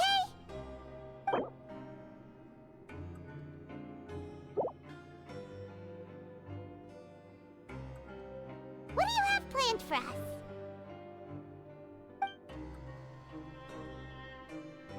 Though it feels nice to slack off a little, less work means less coupons.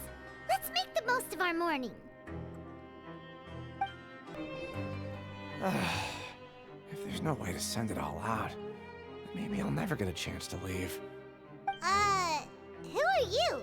We've never seen you before, and you don't look like a fellow convict.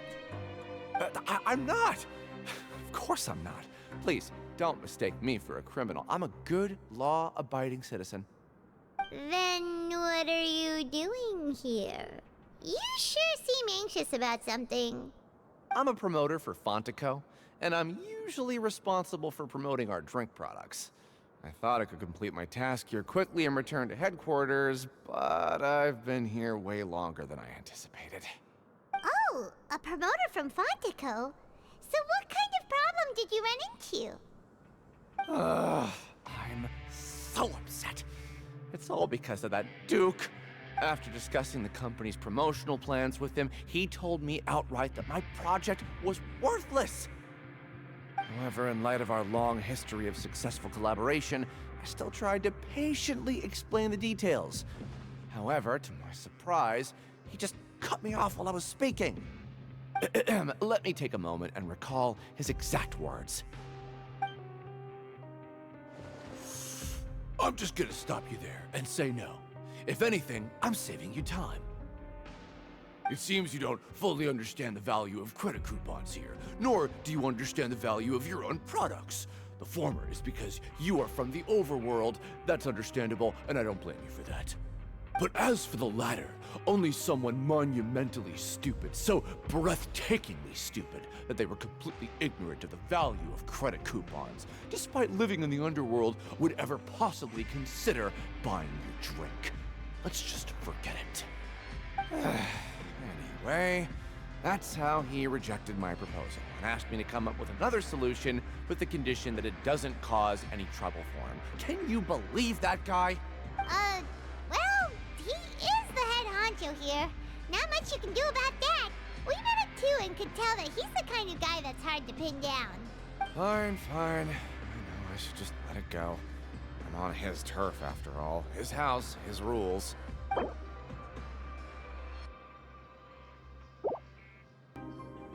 Hey, I heard you crazy fools really did it. You bought tickets to support both fighters, didn't ya? Well, did anything happen? Well, the next day we received a mysterious package, but we still haven't made any sense of the contents. So it is real. You didn't become cursed or anything like that, did ya? Are you both still okay? Wait, are you sure that it's still you controlling your bodies right now? Paimon's not sure. What do you think, Traveler? Is Paimon still Paimon? Oh, okay. Well, that's good. Yeah, you two don't seem to have changed at all. But I wouldn't let your guard down just yet. Still, I didn't expect you would actually do it. You'd actually throw away coupons like that just to satisfy your curiosity? Even if we bought tickets like everybody else, it's not like we could hope to earn any coupons. When it comes to things like this, it's always the organizer who makes the real profits. Hey, just what are you trying to imply? The Pancration Ring is an honest business, and we really don't make much from selling tickets. We make so little that even the current tournaments can only be held thanks to funding from the producer of Fanta. Oh, so it's the company that manufactures Fanta sponsoring the events? Paimon thought all of this was thanks to the Duke's support. Let's just say it's a mutually beneficial arrangement. They reached out to us first, hoping to promote Fanta products in the Fortress of Meropide. Anyway, you try and take extra good care of yourselves these next few days, you hear?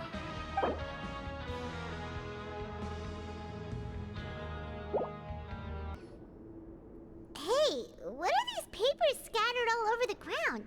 Are they registration forms or something? Maybe not. Every page has the Fontaco symbol on it. Maybe it's some flyers from the company. Okay. But if someone catches us, they could accuse us of trying to steal the company's secrets, couldn't they? Oh, you're right. Guess there's nothing to worry about then. Let Paimon have a look here.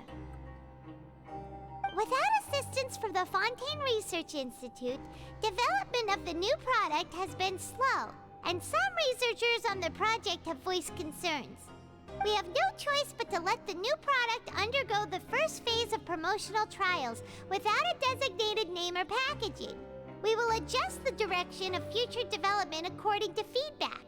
We have decided to only conduct closed, small-scale trials for the time being. Sure doesn't seem like anything unusual. The company is just trying to develop some new products besides Fanta. But it sounds like things aren't going well at all. Let's put these papers back where we found them and make it look like nobody went through them. Okay, good.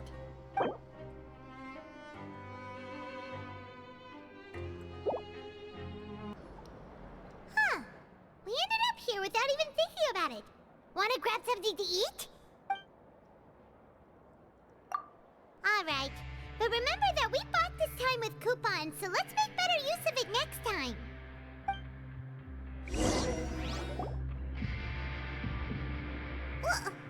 What is this garbage?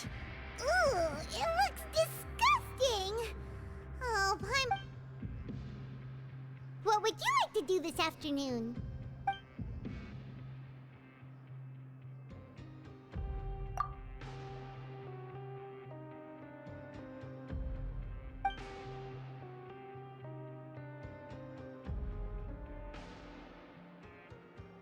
After working here so long, we're really starting to get the hang of it. But doing the same thing all the time can get old pretty quickly. How are you holding up? Yeah, it's good to kick back and relax once in a while.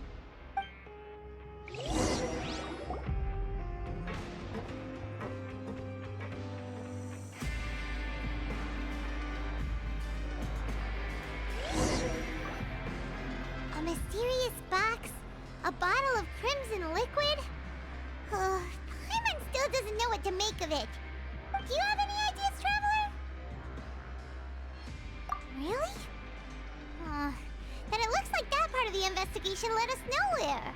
Well, luck tomorrow. Good night, Traveler.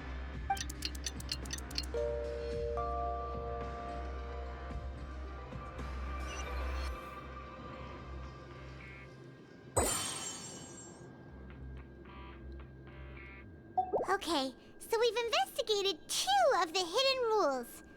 Paimon didn't think this prison would have so many weird things going on. We'd better pick up the pace with our investigation, otherwise we'll never get anywhere. Yeah, let's skip work for now and put our time to good use.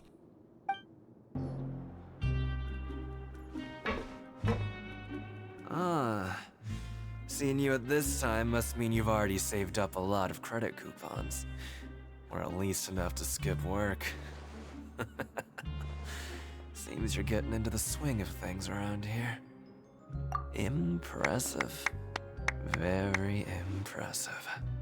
So, now can you tell us about the hidden rules you know? If that's what you want to know, I guess you couldn't have come at a better time. Huh? What do you mean it's a good time? Leonid and those other pesky broke urchins have all gone to work in the production zone. I wouldn't want them listening in without paying up. We get it! Just tell us already! So, you know those pipes that make strange sounds? Don't ever, ever go near them at night. Even if you manage to avoid the guards, you might find something even more terrible there. Something even more terrible? Like what? A group of cannibals. Cannibals? In the Fortress of Meropide? Every month, they meet a few times in the dead of night. Rumor has it they might be connected to the people that have disappeared here. But what's even scarier is that they have a special proclivity. Since they have no way to dispose of the leftover remains, they have ways to transform them into other forms and keep them in the fortress forever.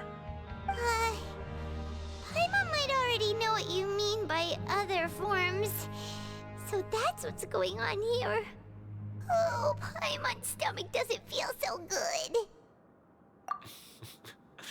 You two look pretty skeptical. No matter. Learning the truth behind dark secrets isn't necessarily a good thing. I've got things to do too. I suggest you just act like I never told you anything. Traveler, can we just trust him on this one?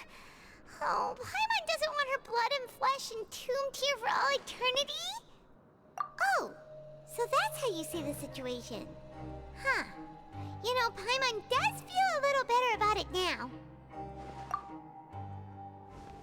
When will all the secrets end?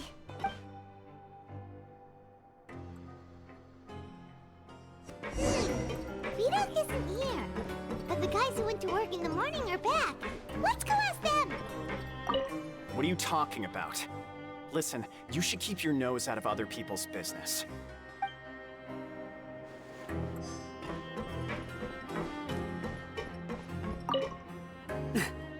Just stay away from me. What? What are you saying?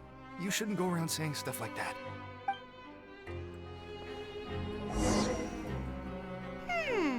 Their attitude sure is suspicious. Like they're trying to avoid us. But if they're being so obvious about acting weirdly, do you think they might just be trying to lure us in? Oh, this is all getting way too creepy for Paimon. So you mean we still need to investigate some more? Okay, if you say so. Hello, Fielding. What do you want? Criminals like you ought to be working right now. Catch my drift. We just want to ask you a simple question. Have you ever discovered anything odd during your nighttime patrols? Why are you asking about something like that? Whatever happens at night isn't your concern. All you need to worry about is getting enough sleep. Well... Right! We've heard it happens a few times every month.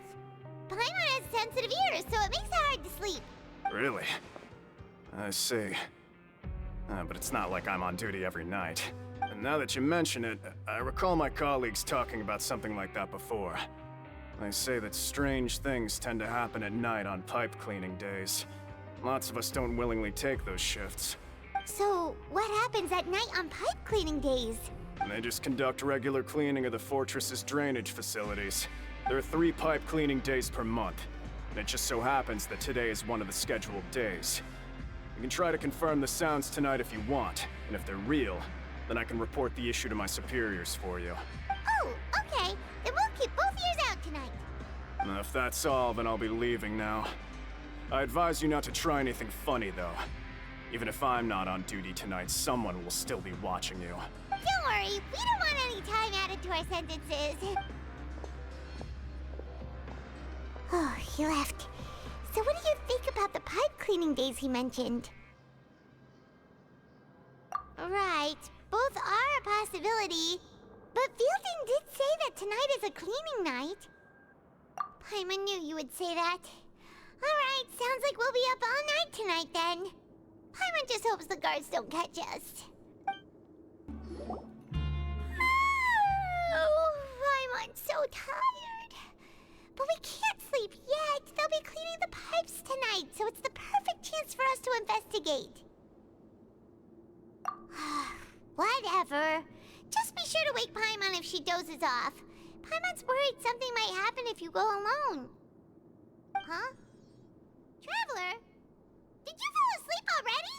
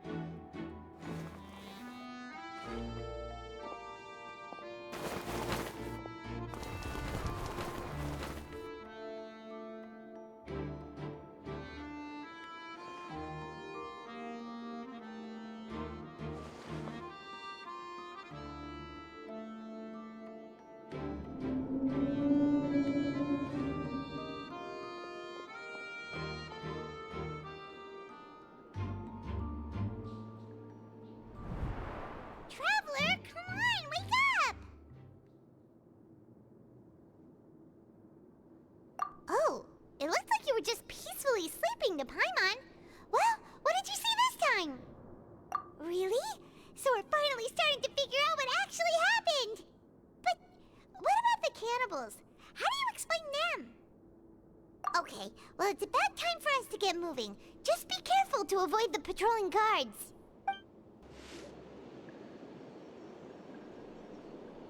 I know you. You were the ones we saw. Huh. You've got guts showing up here. You know who we are, right? You'd better leave now. Ain't nobody coming here to save you. What'd you say?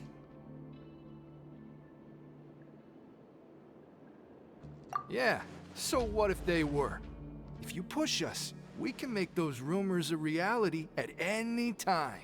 Hey, what's the point of all those rumors anyway? What exactly are you trying to do? I don't have to tell you anything. If you turn around, go back to the dormitories, and act like you never saw anything, then I'll pretend that you never showed up here. Yeah, scram. Nothing worth seeing here. Huh? What did you say? Isn't that exactly what Boss said when he left? Hey, do you know our boss? Whoa. We had no idea our boss was such a big deal. He always kept his identity a secret. So, did he have you come here to find us? Oh, so you're Childe's crew here? Seems like he had no problem fitting in. We're the only ones who heard him say those words when he left that night. So, unless he somehow told you those exact same words after that... All right. I guess that's proof enough for me. I believe you. Wow, those dreams of yours sure come in handy. We gave him the business for a while and would always give him a hard time when he first came to the Fortress of Meropide. But here in the fortress, the strong will always earn respect. He was working the longest hours and racking up wins in the Pancration Ring. You could always see how amazing he was, even when he was teaching us a lesson. So eventually, we all decided to follow him. But one day, he suddenly told us that he had to find a way to escape this place, no matter the cost. He said it was because he heard that call again. And as his crew, if the boss wants something, then it's our job to get it done. So, we got to work and used the hidden rules that were here to make up and spread the rumor about the cannibal rule. We just wanted to give him a better chance of escaping on a night after the pipes had been cleaned. Oh, thanks to your rumor, nobody would want to come anywhere near here, prisoner or guard. Wow, it sure is easy to exploit people's fear of the unknown. But hasn't Childe already escaped? Why are you all still coming here after pipe cleaning day? Because as far as we know, the pipe he went into isn't actually an exit. It should be a dead end. It leads to an abandoned factory area, and even if there were a way to escape from there into the sea, we're still way too deep. No one could ever reach the surface alive. But Boss still insisted on going in. It's like he was obsessed about it. So we told him that we'd pretend as if he never existed while he was gone. And that if he wanted to come back, he should wait for nighttime on a pipe cleaning day. That way, we could meet him here and help cover the whole thing up. So you come and wait here through the night a few times a month just because of that promise? Yeah, but it's been so long now. We already know in our hearts that he must have managed to escape somehow. Is it also possible that something unfortunate happened to him? Nothing could ever defeat Boss or slow him down. It's one thing we know for sure. Okay. Paimon was just brainstorming possibilities. All right. Keep quiet and follow us.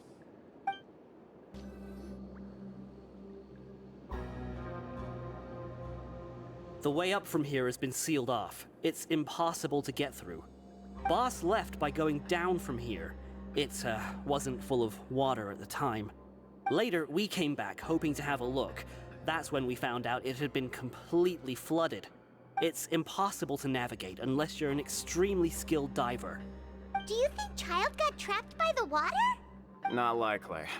We all know that Boss was an incredible swimmer. Really? Then have him come investigate, pronto.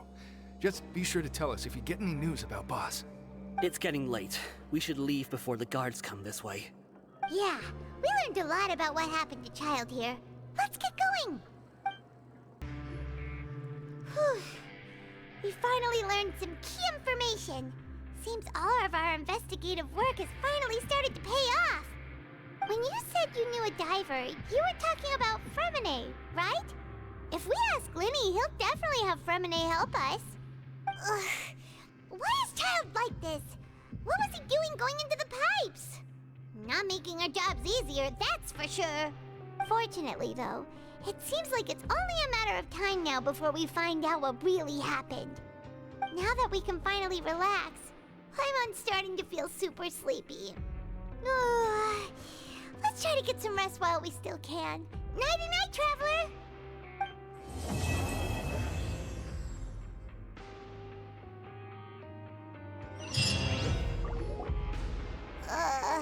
It's morning already? Oh, Paimon still needs more sleep. Huh? Wait, look over there! Isn't that... It's one of Linny's cards! Let Paimon see what's written on it! Maybe you haven't heard, but today is the monthly free day. Everyone has the day off today, which makes it the perfect time to do some investigating. It's been a while since we last talked. Have you been making any progress lately? Let's meet at our usual spot in the factory area before lunchtime. I have new information. Ooh, today's our lucky day. We have the day off. From the sound of it, Linny's been making progress with his investigation. Wonder what he's discovered. We still have some time before we meet up. Let's talk with the people here for a bit more before we go.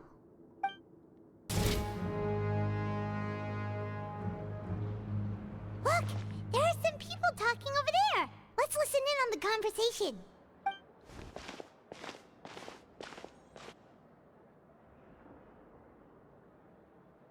If you ask me, those pompous parasites on the surface act like they're all a bunch of aristocrats. Do any of them give half a hoot about a bunch of dogs like us? Hey, speak for yourself, mate. I'm no dog. Oh, you think you're special or something? If you're here, then you're just a convict like the rest of us. I've heard that even if you're released after serving your sentence, going back to life on the surface ain't any better. Once a criminal, always a criminal. We're marked for life. I don't buy that. Hey, how cool would it be if the whole world was destroyed by a giant flood and everyone had to start over from nothing? What kind of filthy bilgewater are you spewing? I have family up there. You best shut your sewer hole with talk like that. Listen, things ain't so great on the surface, but who says that you have to leave? I've heard that you can still stay here and work even after you've served your sentence. Not bad if you ask me. Who wants to live in the ruddy overworld anyway? And what makes you think they'd want to hire someone like you? It's one of the great mysteries of the universe, how someone as useless as you is so confident. Whoa. Sounds like they're really unhappy about the overworld. Speaking of which, Paimon never heard anyone use the words overworld or underworld when we were living up there. Is it only something the inmates down here say? That's true. Hey, you over there. Yeah, you. Say, do you like playing card games? You know, like Genius Invocation TCG? You TCG players are like mint in the wild, literally sprouting up everywhere.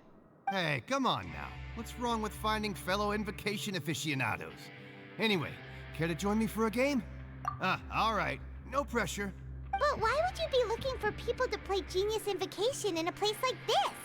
Don't people usually come here to fight? Whether you're throwing down cards or throwing punches, it's all a competition, isn't it? It's all the same in my eyes. There are lots of card players here in the fortress. When I saw you, I immediately thought, hey, even outsiders from other nations play cards. So I came over to say hi. Sure. Great!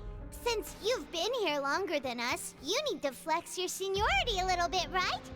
Maybe you could start by telling us newcomers some stories about this place. I thought you would have already heard everything by now. All right, then. Did you have anything specific in mind? Or do you want me to just pick a topic? Why don't you pick? We'll let you know if we've heard it already. All right. Have you heard any strange rumors since you've arrived?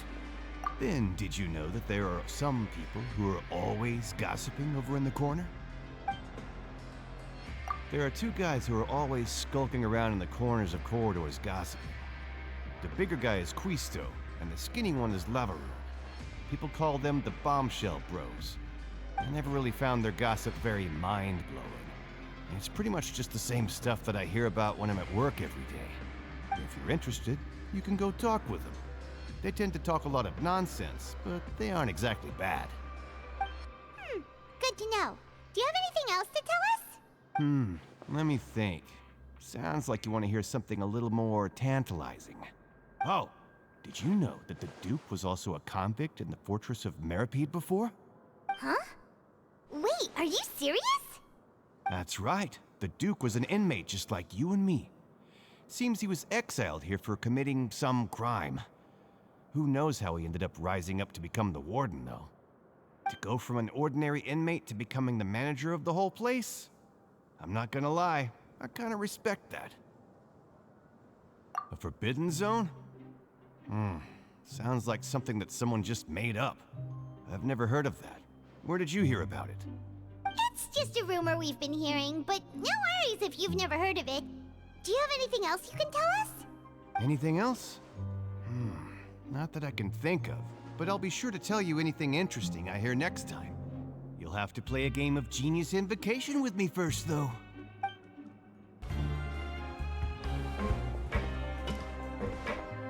There's a group of people over there. Let's go listen in. So I said, that's not a faucet. Hey, who are you two? Why'd you come over all of a sudden? Oh, sorry for eavesdropping. Sounds like you were talking about something private. What's the matter? They're just looking to join in on our fun, that's all. Hey, don't pretend like it's okay for them to just interrupt us like that. Fine. You're lucky we don't mind extroverts that much. You hear that, Quisto? We're nice! Your expressions tell me you're looking to hear some juicy info, am I right? But before that, it just so happens that I know you two. Really? Are we that famous? You're kidding. How often does anyone get a personal tour led by His Grace himself? Practically everyone was talking about it. Word has it that you also caused quite the kerfuffle. A little mistake, huh? I like the way you put it. You see, people with a good attitude can join our group anytime, unlike some of the others here. Your group? I'm Quisto, and this is Lavaroon. People usually call us the Bombshell Bros, but don't worry. We're not playing with bombs or anything. It's just that our information is always so explosive, and we blow minds on the regular. So, you two really like to gossip? Whew, you sure know how to embellish. No. You don't get it. Knowing intelligence will make things better for you here. For example, knowing who's working with whom, who has the latest rumors, who's not getting along. Wouldn't you like to know all that?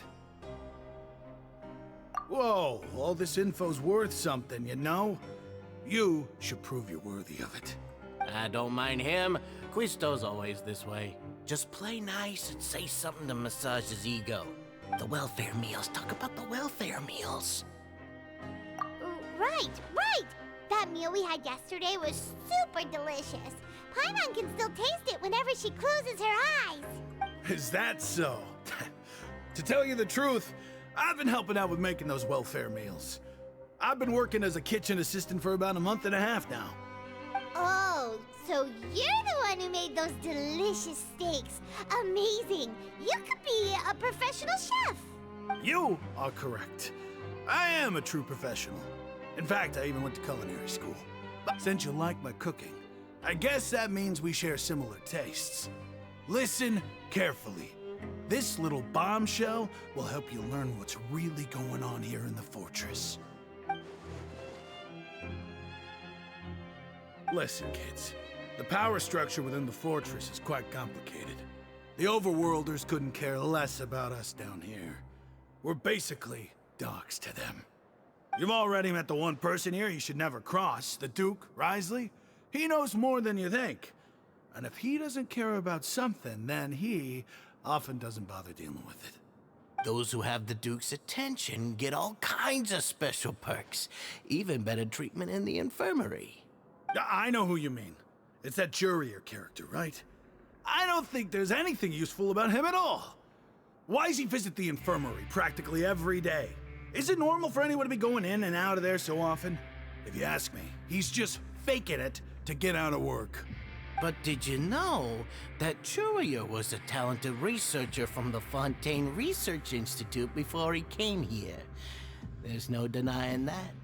I don't care if he was a researcher that could turn dirt into Mora. Once you're in the Fortress of Meropide, you're just another inmate like everybody else.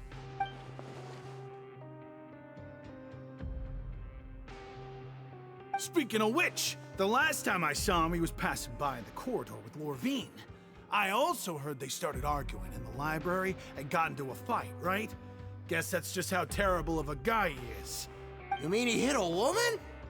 Wow, I never imagined he was that bad. But that Lorvine's also quite the odd one, you know? She's always gabbing away, got into a fight with a man, and she also got sent to the infirmary. Come to think of it, I always see her going to the sick bay every couple of days, too.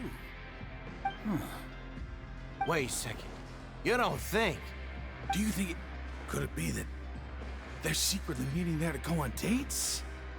But it's really hard to imagine. After all, I do remember seeing Lorvine beat Jurier to a pulp that one time. And we might be overthinking things.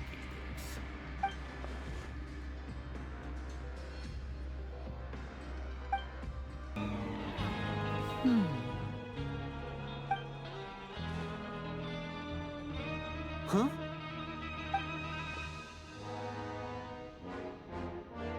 That look in your eyes. You found something? Hey, this is no time to be modest. Just tell him we found a boatload of information. Oh, as expected of the legendary duo, you have my full and undivided attention. Huh. I'd have never guessed that myself. The rumors swirling about this place are unreliable after all, and Master Childe probably went missing because he found a way out. He is a Harbinger after all. I suppose he's much more resourceful than I initially gave him credit for. Unfortunately, this isn't enough for our final report to Father. We need to find out Master Childe's exact whereabouts. Father told me that even though Master Childe said he was just coming to Fontaine for a vacation, he actually had some personal reasons. His agenda might be linked to his disappearance. His escape route is already flooded, so we'll have to task someone with professional diving skills to chase after him. Well, when you put it that way, it's obvious that only Fremine would be up to the task. Bingo! Is he around? He's working today. Coming here as a group would have attracted too much attention. I'll talk to him about it later. No need to thank me. This was always a part of our mission after all. Honestly, I'm far more impressed by you guys managing to collect all this information right under Risley's watchful eyes. Collecting information has always been our strong point. Now, let me think. To find out more information, Fremine will have to retrace Master Childe's original route. And if he's to do that, he'll have to set out on the next pipe cleaning day at the earliest. That's 6 days from now. And after that, he'll probably take another 2 or 3 days to return. You can even estimate how long it'll take for him to get back? We've been working together for a long time. We know each other's capabilities like the backs of our hands. Traveler, what say you to meeting here 9 days from now? We'll be able to pick up Fremine while we're at it, too. Oh, and there's just one last thing we'd like your help with. Though we can just sit back and wait for Fremine's report on Master Childe's whereabouts, we still need to make more progress on the investigation of the Forbidden Zone. Fremine's no master of disguise. Lynette's still working on getting intel from the other areas, and I'll need to spend some time helping Fremine prepare for his diving mission. So, you are the only ones we can count on. What do you want us to do? Will it be hard? Well, I won't call it easy per se, but I think you'll be able to pull it off. Listen carefully. You'll need to find an excuse to get into the infirmary and investigate the room and environs. You've mentioned several sketchy-looking people always meeting at the infirmary earlier, so it probably has something to do with the secret we're hoping to uncover. You've already met the head nurse, so she'll be less suspicious of you. Investigate the internal structure of the infirmary and any active dealings within, and pass those on to me alongside anything else you're able to discover. But also, there's no need to take risks. Don't forget, safety always comes first. My apologies, I just started rambling out of habit. It was almost as if I was talking to my younger brother. But that's not a bad thing, right? All right, then we'll head out as soon as we finish our prep. Let's go our separate ways for now, then. Don't forget, we meet here again in 9 days. Stay safe.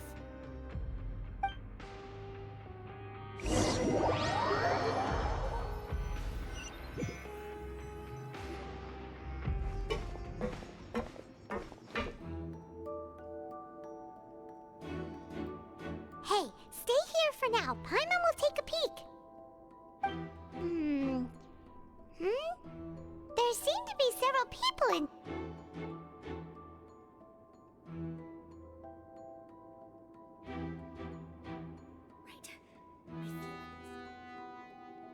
It's not impossible.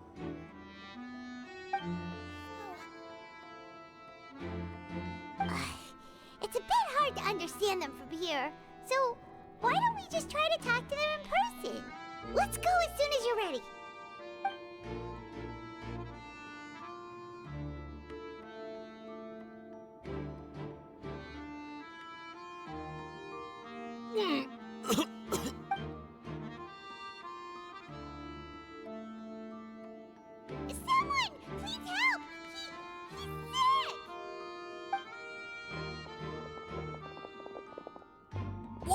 you okay? Oh my! What's wrong, little one? There's no need to panic. Take a deep breath before you begin. The traveler started complaining of a stomachache, and then nausea, and then collapsed onto the ground. Paimon doesn't know what to do.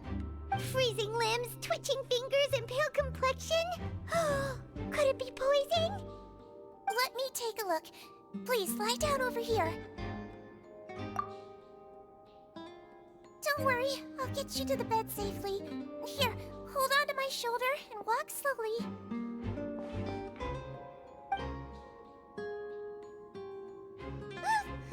You can do it, traveler.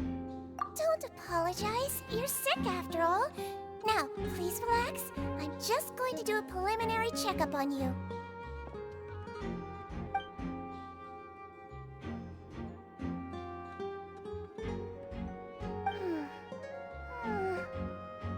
I see now. My checkup has confirmed that he's not in any mortal danger. That's our worst fear out of the way. Eh? Oh, that's good. But I'll continue my diagnosis of the patient now. Please, relax and take a deep breath.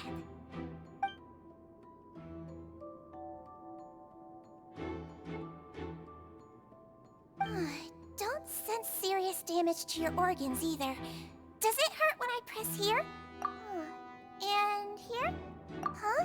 But based on my initial checkup, there shouldn't be a problem here. How strange. What about here? Does this hurt? Oh, I understand. So that's what it is. I think you just ate something that disagreed with you. That's all. Nothing too serious.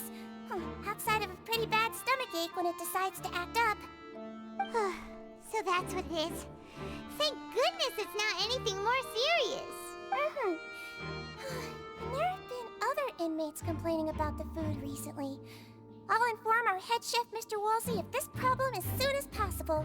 Congratulations! The health risk is incredibly low, so you should recover within a couple days. Why don't you take a rest here while I go get some medicine for you? Miss Lorvine, I'll have to trouble you to help me look after this new patient while I'm gone. Very well. And she hopped away just like that.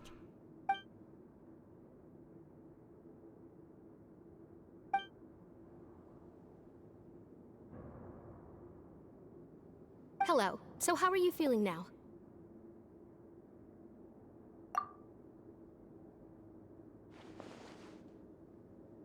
His stomachache's really bad. He was stumbling about the whole way here, so Paimon's really worried.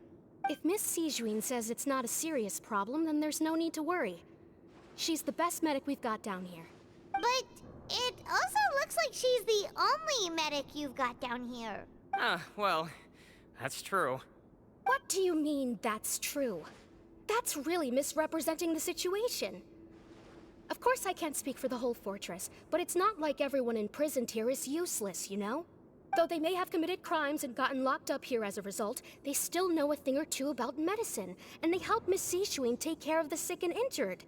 Yeah, you're right. But did you have to lecture me about it in front of another patient? Aren't you a patient too? Where did all your energy come from? That's correct. Sorry, I got a bit ahead of myself. Are you two also sick? We've been sick a while. I come back every once in a while for checkups, and to pick up the medicines Miss Sijuin prescribes for us. That's just the nature of chronic illnesses. As for her, you could say she fancies herself as Miss Sijuin's capable helper because she learned a bit of medical knowledge ages ago. Please watch your mouth, Mr. Jurier. Don't forget that you are the primary reason I have frequent heart palpitations. Hey, don't start arguing now, please. Keep it civil at least.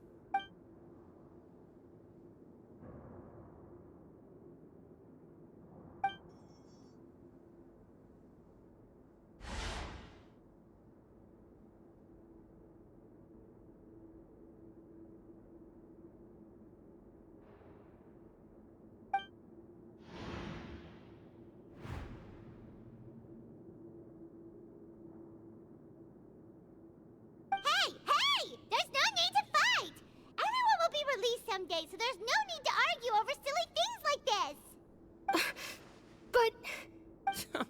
release.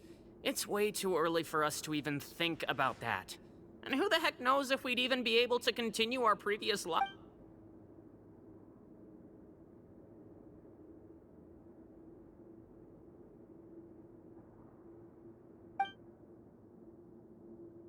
Please allow me to end this boring and useless conversation. Oh, and Mr. Jurier, I don't want to see your face here again anytime soon. And same to you, Miss Lorvine. Anyway, that was more than enough rest for me, so I'm going to get out of this excessively noisy place. See you later, everyone. He just slowly walked off like that? That's just what he's like. I'm sorry you had to see all of that. I'm Lorvine, and that's... Well, his name is Jurier, but I hope you'll never have cause to remember his name. You really can't stand him, huh? I mean, can you blame me? Look, who would like someone who is as arrogant and obsessed with weird research topics as he is? But there's no need to keep dwelling on him. I'll accompany you two for a while. Miss Seashween should be back soon, and I'm sure you'll feel better as soon as you've had some of her medicine. No, it's nothing. I'm back! Did you rest like you promised? Thank you for getting our medicine, Miss Seashween. Did you all cooperate with your bed rest? I trust that nobody got up to walk around. Good. Here, this should be 2 days' worth of medicine for you. Take 1 pill now, and then continue your bed rest.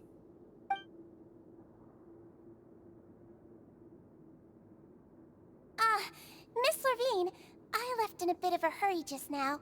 Do you still remember if we discussed the color of the pill that you should be taking today? I remember. You said it should be yellow.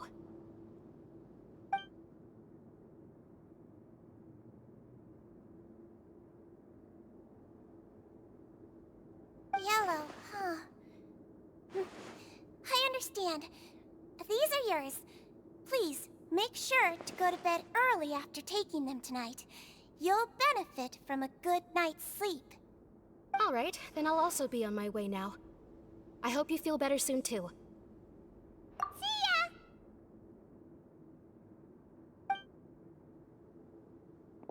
I'm going to fill out your medical record now. You're widely known as the Traveler, right? I just want to double-check a few details, if that's all right with you. Those two made quite the commotion just now, so why don't we let the Traveler rest? Paimon can answer the questions instead. So his primary symptoms are abdominal pain with secondary symptoms of nausea. Is there anything else? That's it. All right then. Is there anything we should know besides to take the meds? No, his base constitution is quite good, so I'm sure he'll recover quite quickly after taking the medicine. Please make sure to stick to bland or less stimulating foods, and don't stay up too late at night. Got it. Paimon will hold the Traveler to that for sure.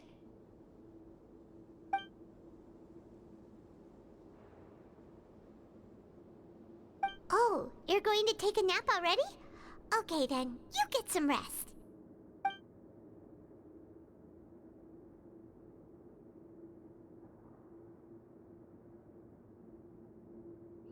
We've been to lots of places together.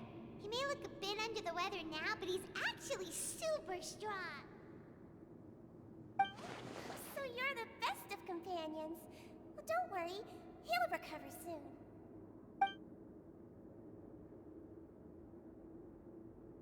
You're awake.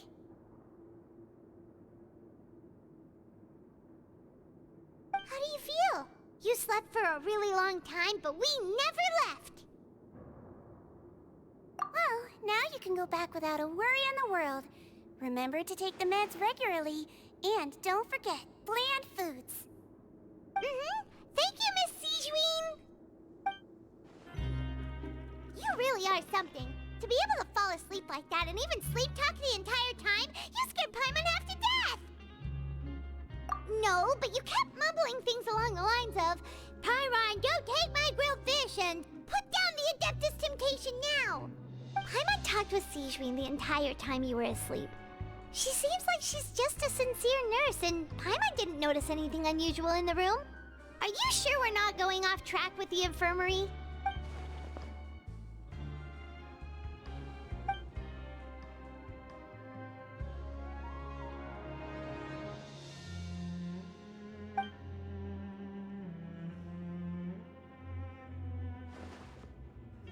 Whoa! You really are super thorough. All those tiny little suspicious things that Paimon didn't even pick up on. We've got to give the info to Linny.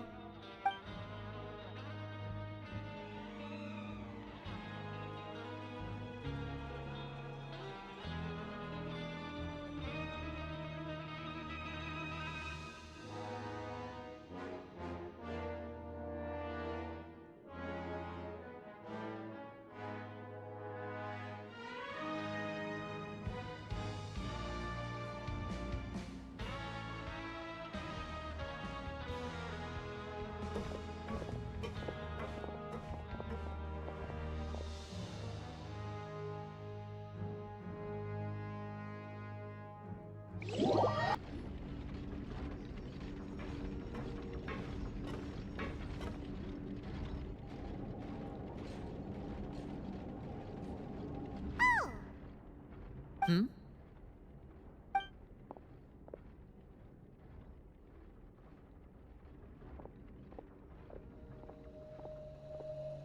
Did you two run into any trouble over the past few days? No, we just worked our shifts according to the schedule. Nothing weird happened. That's good.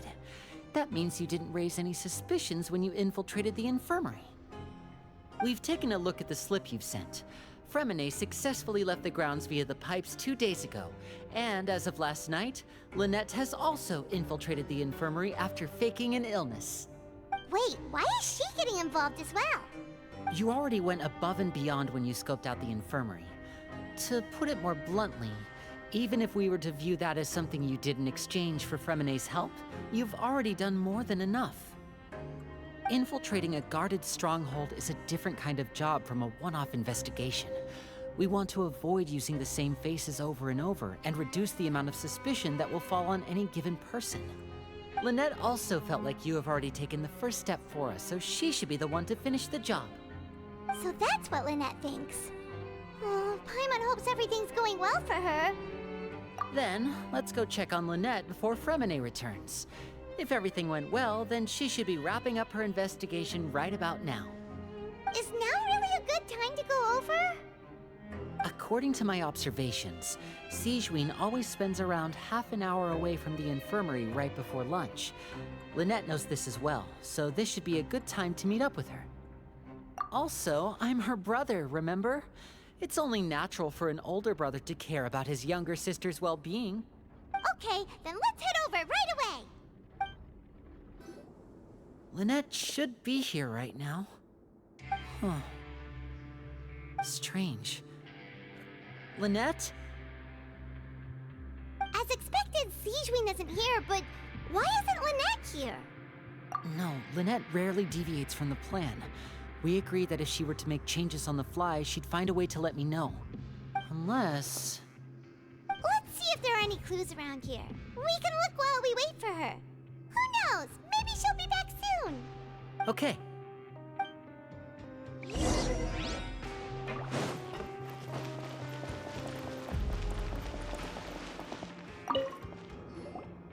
There are some books here and a few files. They all look like medical records.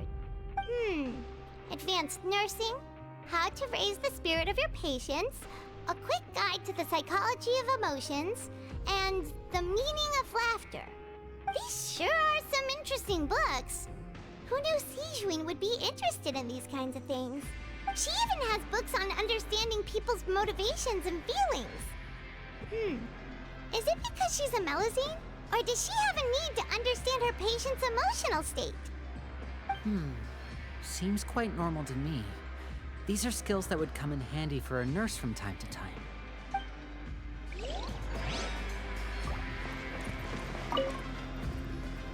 None of the beds have any signs of having been slept in. Except that one over there. That's the one Lynette to use, right? You said she was pretending to be sick. Mm-hmm. She would have said her migraine was having a particularly bad flare-up. Generally speaking, the head nurse would then ask her to lie down and rest while she left to retrieve the medication. Which means either the head nurse didn't return the entire time from when Lynette laid down up until she left the bed, or the nurse intentionally left it this way.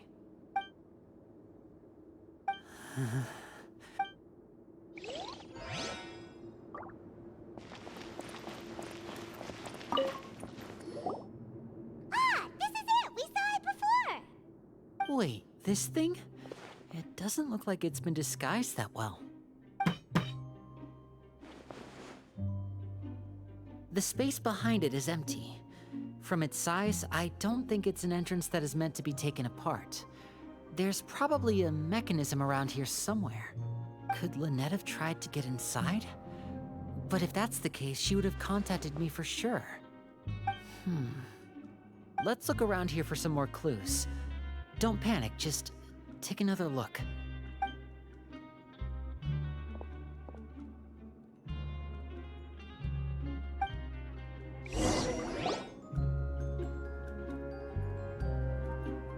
Hey, you guys, there's a slip of paper over here. A slip of paper? It's right over here, and there's a bunch written on it too.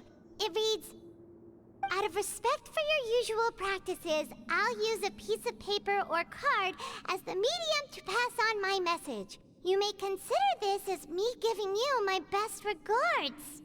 This is... Is that all? The back. This is... Show me! Now!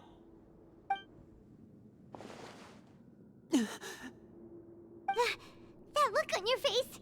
Paimon's reading it now. Would you care to guess where Miss Lynette of the Fatui could be right now? No. Could she have... Is she already... Writhsley. Did he deliberately leave the infirmary unguarded to use it as bait? Wait, you mean he was aware of our goals from the very beginning? But why? We didn't run into any trouble last time, and he also never reached out to us since. Yes, that is a crucial question. Writhsley, he doesn't do anything without a clear goal or reason. So this means he had no concerns about your activities from the very beginning. You're not from the same camp as us. You were sent down here by Nervilet, so you have no conflict of interest with Writhsley. We're a completely different story, though. I'd like to know that, too. Why did he only go after her? Don't panic, just think everything over. I have to stay calm. This is not like what happened last time. The situation's different now. Wait, you're right. Wait, but that means the fact that Fremine was able to leave the grounds. Could Writhsley have let him go as well? But what does he gain by letting Fremine leave like that?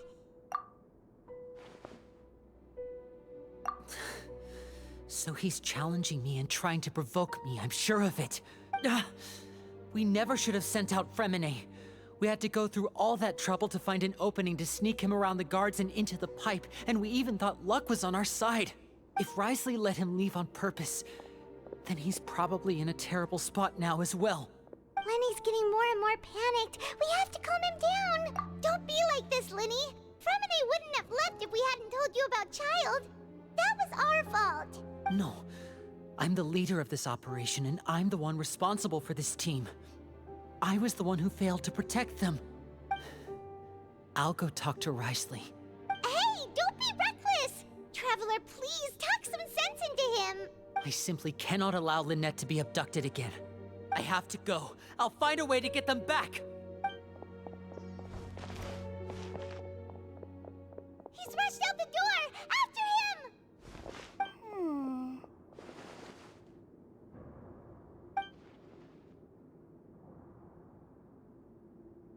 Right. I feel like we still have some room to make changes on these details. It's not impossible, but it'll require extensive testing. Is that so? Very well. Then please be mindful of the time.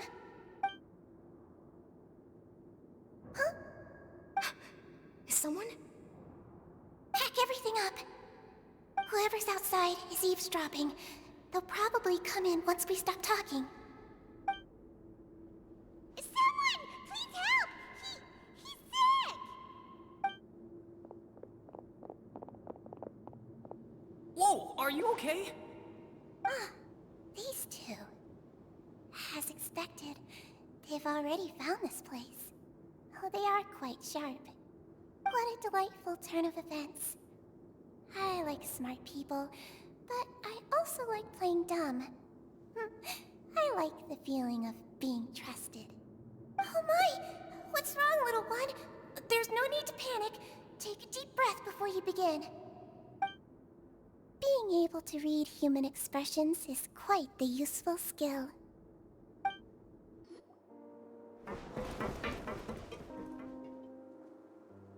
Come out and face me, Wriothesley!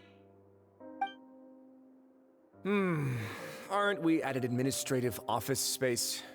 Why don't you at least try to follow even a couple rules from the Fortress's indoor management regulations? What did you do to my sister? I ran into the young miss at the infirmary. I'd heard that she was suffering from quite the migraine, so I decided to invite her over for a cup of tea. I do have some teas in my collection that can work wonders against such an illness. Stop joking around! Where did you take my siblings?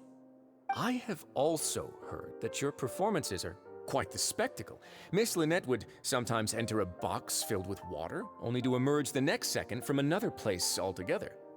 Maybe she'll appear behind you right now if you were to turn your head. Is he trying to trick me into turning my head? No, he's probably not looking to attack me right now.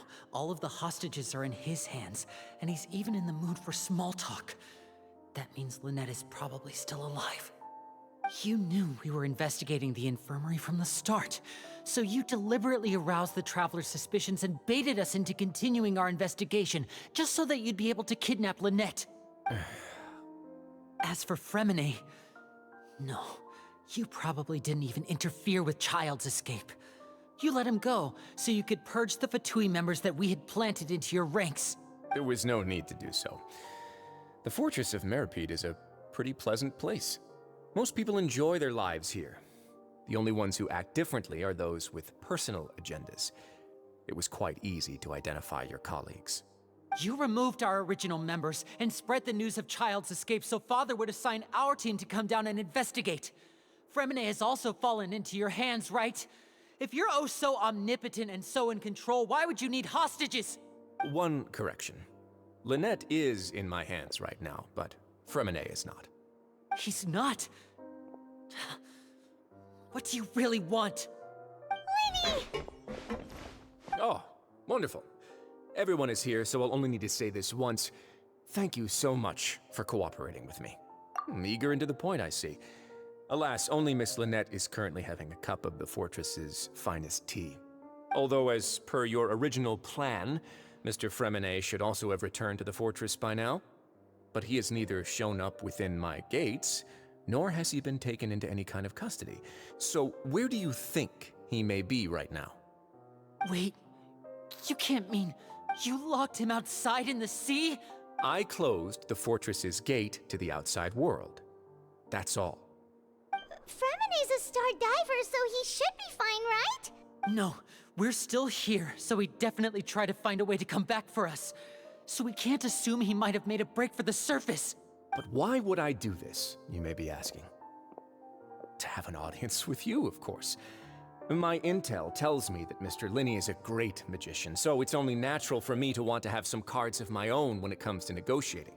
Besides, I do recall you mentioning to Miss Lynette that you've always wanted to have a face-to-face meeting with the Lord of the Fortress of Meropide, regardless of whether it was in a personal or a professional capacity. Well, you got your wish. So, you've been keeping tabs on us before we even set foot in the fortress. Some of my folks just happened to hear a thing or two, that's all. In any case, I will be straight with you. I was willing to play dumb and turn a blind eye, so we had a pleasant few days playing games together here. But once you started focusing on the Forbidden Zone, all of that changed. Mr. Linney, the cards are stacked against you right now. Miss Lynette is in my hands, and Mr. Fremine is still slowly being pickled out there in the brine. You know just as well as I that he cannot last out there forever. You need do but one thing to guarantee their safety. I would like you to contact your superior, and ideally invite her over for a cup of tea with me. You want to see Father? But why should she bother giving you an audience? Well, if she cares for the well-being of her dearest children, she should have plenty of motivation to join me for a parents' evening. I've heard that the bonds between the members of the House of the Hearth are like the bonds of family. I don't see why she would refuse. Why did you think Father sent us to handle the Fortress of Meropide? This place is basically a no-man's land. It wouldn't be fitting for anyone as important as a Harbinger like Father to come here in person. Oh, I see. So it's because she doesn't care for my place here. That's such a shame. After all, I've amassed quite the tea collection. I was looking forward to sharing it with her. Both Monsieur Neuvillette and Lady Farina have already received many samples as gifts. Was this the extent of your master plan to get to Father? No matter how much pressure you may put on me, I won't allow you to use us to blackmail her. You people really are difficult to get along with. All I'm asking for is a face-to-face conversation. Does she truly have no interest in the fortress's secret? Mr. Linney, you have one last chance to invite your father here. If you refuse... Linny! Instead of asking why I'm doing this, why don't you try to see things from my perspective for a second? From the very beginning, the Fatui has been actively infiltrating my fortress. I gave you a warning by cutting off the first few operatives I found, but that only caused you to double down. Had you given up on the fortress then and there, I'd have no reason to want to talk. Mr. Fremenet left the fortress on his own, and Miss Lynette tried to pry out my secrets right in front of me. No matter how you look at it, the responsibility for this falls on you. I shouldn't ask Father to do anything because of us. 6, 5... Wait, 2, 1.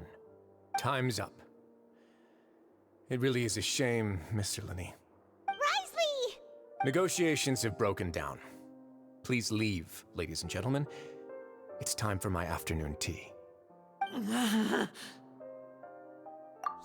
listen to the Traveler. If you can't talk to Linny, can you at least talk to us? You do realize that I'm only letting you go because of Neuvillette, yes? You're here helping him out, and I've already done my best to stay out of your way. But that doesn't mean you can just do whatever you want. The fortress may be small and remote, but it still has its own set of laws. Then how about this? Those who are capable deserve respect. You've spent quite some time investigating my home turf by now, so why don't you tell me a thing or two about what you found, I'll ask you 3 questions. Answer all of them correctly, and I'll agree to your request. Question 1.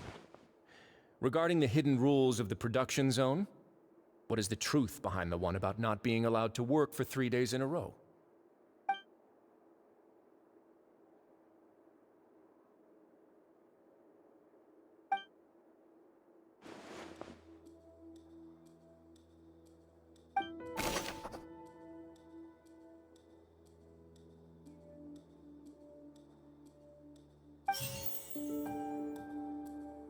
I've been told that the infirmary is always empty. The Fonta promoter has been struggling because he doesn't recognize the real We often see Miss Sigewin observing the prisoners at work near the production zone. It seems like Fonta's internal report suggests that they're starting a new trial. The research notes said that the Melazine race According to Collins, the Pancration tournament only...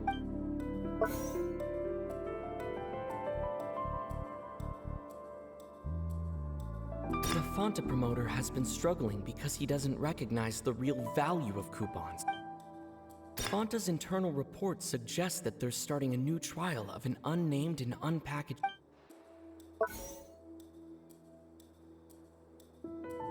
According to Collins, the Pancration tournament only took place because...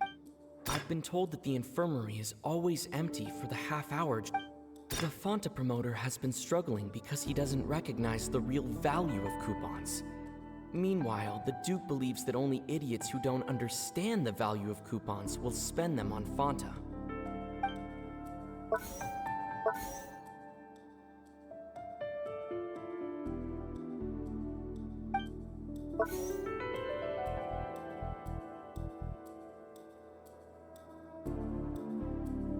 We often see Miss Sigewin observing the prisoners at work near the production zone.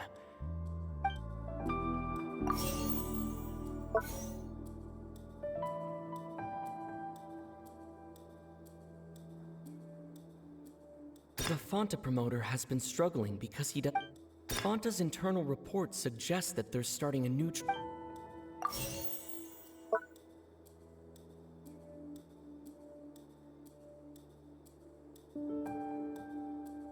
I've been told that the infirmary.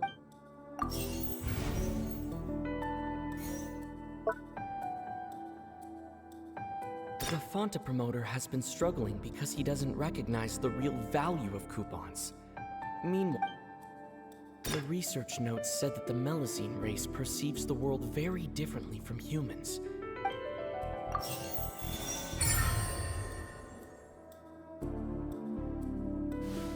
So that's what's going on.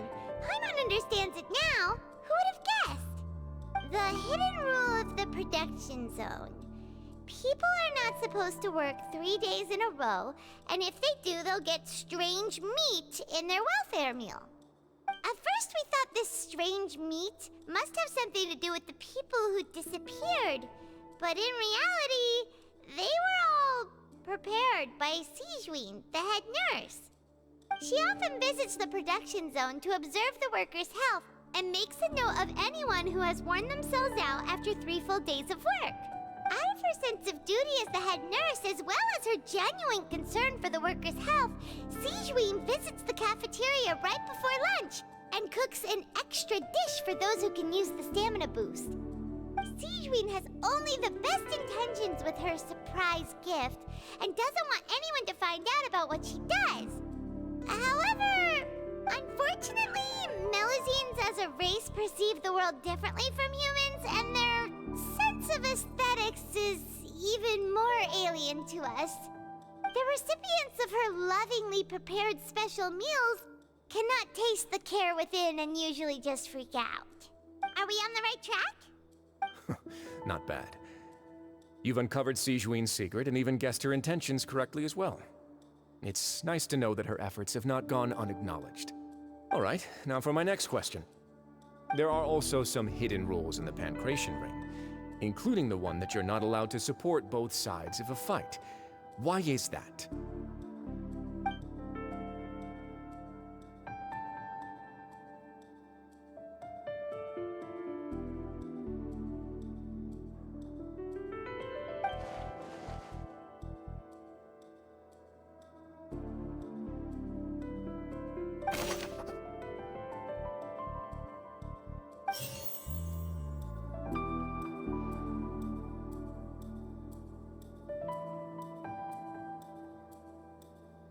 Fanta's internal report suggests that they're starting a new trial of an unnamed and unpackaged product.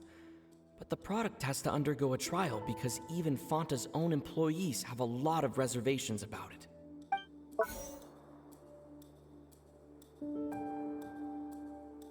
The Fanta promoter has been struggling because he doesn't recognize the real... According to Collins, the Pancration tournament only took place because the Fanta's internal report suggests. According to Collins, the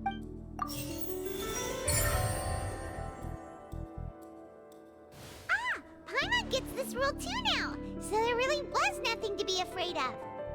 That hidden rule of the Pancration Ring is about how, people are not supposed to bet on both boxers at the same time. And if they do, they'll receive a package containing a strange, blood-colored liquid. People get scared when they see it because they've subconsciously begun to associate it with the missing boxer. But really, it's just a bottle of the latest yet-to-be-named and packaged new Fanta trial product. A blood-red drink. It's no wonder even Fanta's own staff were questioning the company's decision-making. The company, facing backlash from its own staff, decided to try to trial the product on a smaller scale, to see how it might be received by customers. They came to the Fortress of Meropide and offered to sponsor the Pancration tournament so they could push their new product. But the Duke completely refused to even entertain the idea. The Duke, knowing how valuable coupons are in the fortress, knew that only total idiots who didn't understand their true value would bother buying a Fanta product here. And so, only those who proved their stupidity by being dumb enough to bet on two opposing sides of the same match were selected to receive the drinks. I acknowledge the effort you've put into bringing the truth of this mystery to light. Although, based on your description, that Fanta promoter is a bit too careless with his words, I may just reconsider my collaboration with the company. All right, and here's the final question. What's the secret behind our head nurse and all of her patients in the infirmary? Stop your cruel and pointless games, Risley! You know that we haven't finished our investigation, so there's no way we can answer the last question.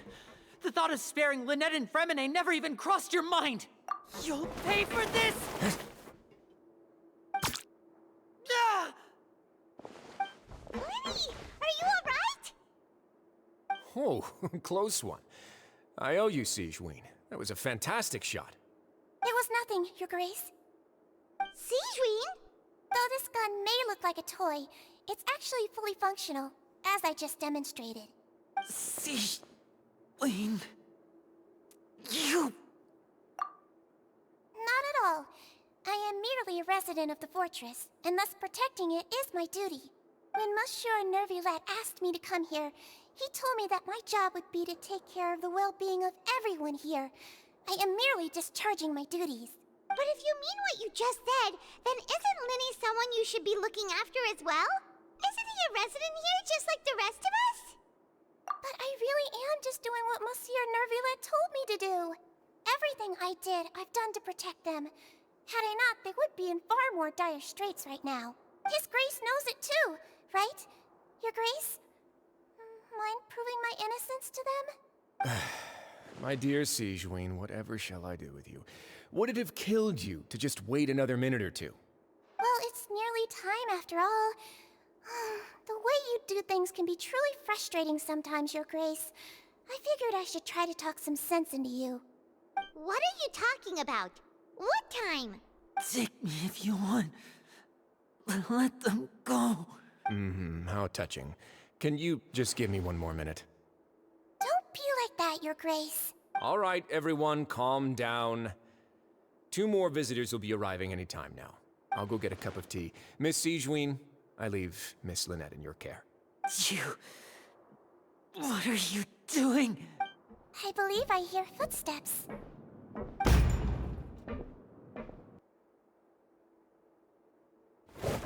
Some space, please. Ah, Miss Clorinde. My door. Fremine... Fremine! What's going on? What is Clorinde doing here? Work. I'm sorry about shooting you, Mr. Linny. The tranquilizing effect will begin to wear off soon. Please take it easy in the meantime, though. What happened to Fremine? Wasn't he diving just outside of the fortress? Why is he looking like this?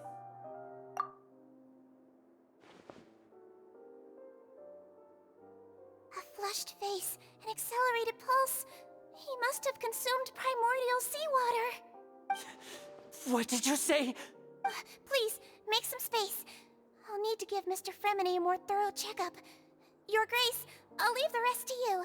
I'll talk to Clorinde while you get Fremine to where he needs to be. Everything else can wait.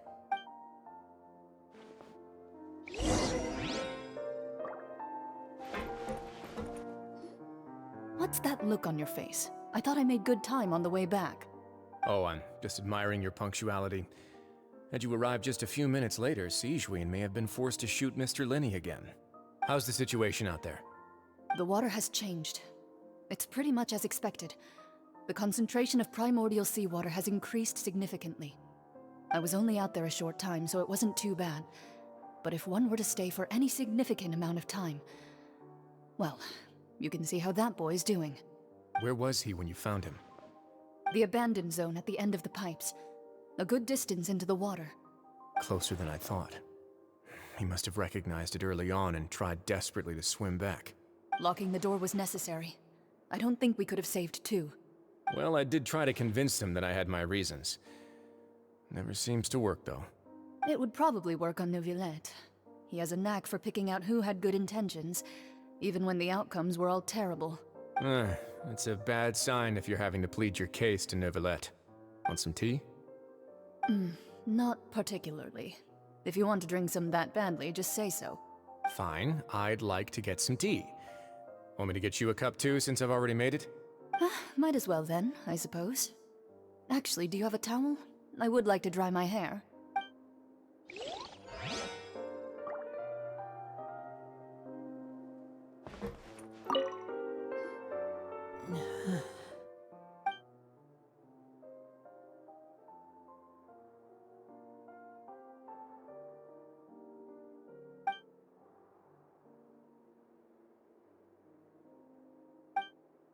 How is he? These symptoms are probably caused by an acute ingestion of a large amount of primordial seawater. Still, his condition is not critical. Of course, it would be best if he stayed for further observation. Let's leave him here for now, and move him to the infirmary once he's recovered a bit more. Sorry. I am aware that the infirmary may not be your favorite place in the world at the moment. We do only have a single clinic in the fortress, however. Why would he ingest a large amount of primordial seawater after leaving the fortress? How could that possibly happen? Please, look after Mr. Fremine for the moment. I'll go fetch some medicine and a respirator. Oh, I'll bring Miss Lynette back with me. Where is she? How is she right now? Oh, she just took a nap in an empty room after I tranquilized her. If my calculations are correct, she should also be waking up right around now. You might not believe me, but His Grace and I actually made some snacks and tea for her.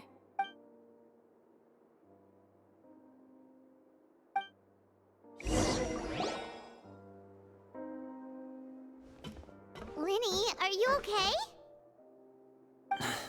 I'll be fine. They're all here now. Don't worry about me. Are you sure? You don't look all right. My hands and feet are still a bit weak, but that's probably just the residual effects of the tranquilizer shot. I'm back, everyone. Lenny! Oh, Traveler, Paimon, you're here too. Fremine? Is he... He'll be fine. But for now, please help me lift him up.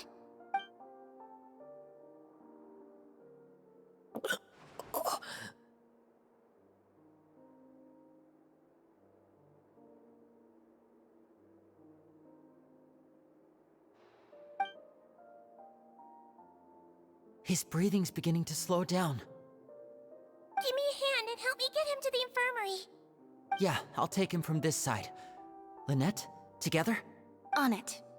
Traveler, you seem pretty worried about him. Want to come with us?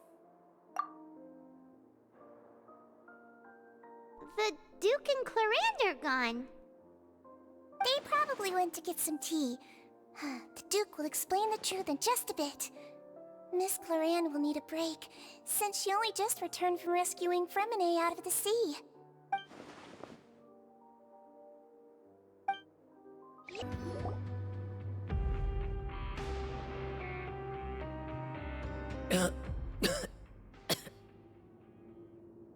He's awake!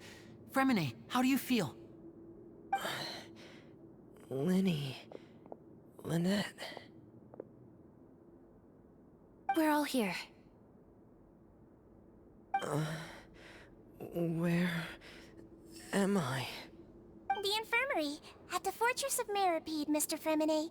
And you are no longer in any danger. How do you feel? Don't push yourself if you're not feeling up to it. Traveler, Paimon, It's been so long.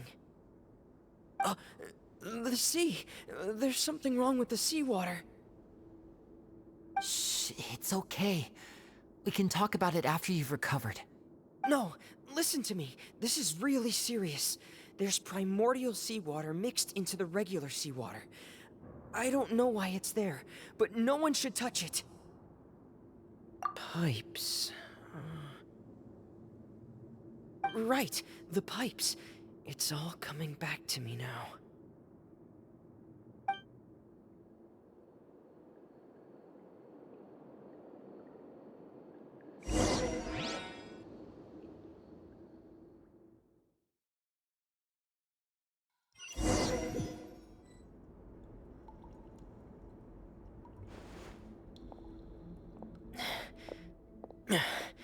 I'm in.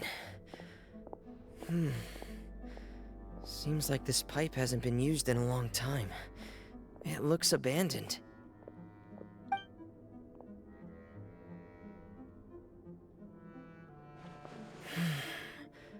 Where could Master Childe be?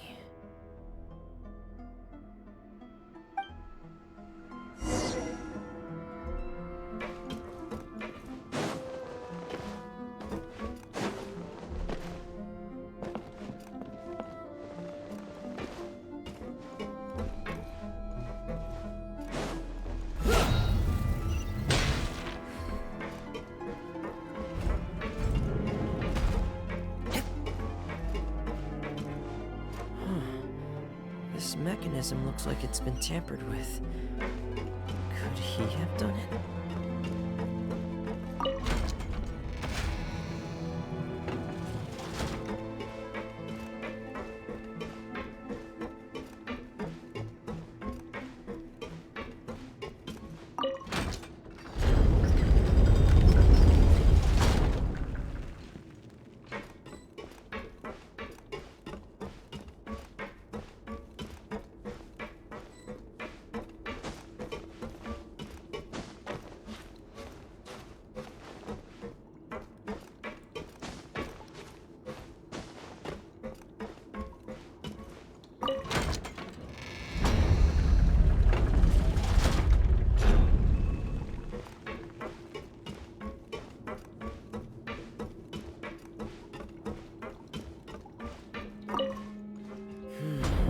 It's getting stuck on something.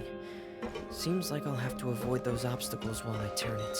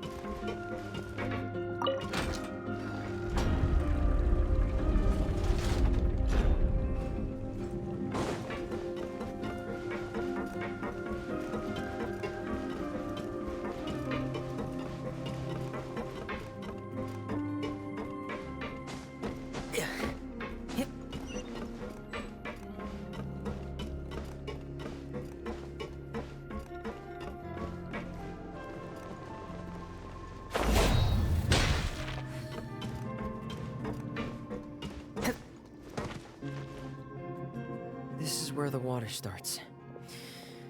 Okay. Master Childe probably dived into the water. I'll go take a look as well.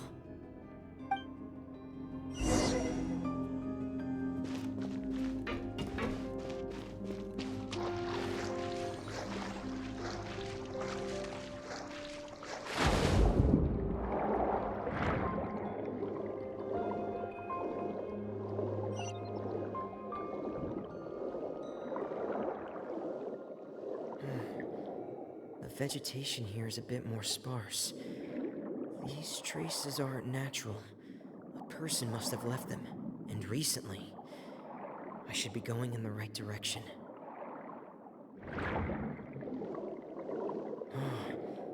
traces here too.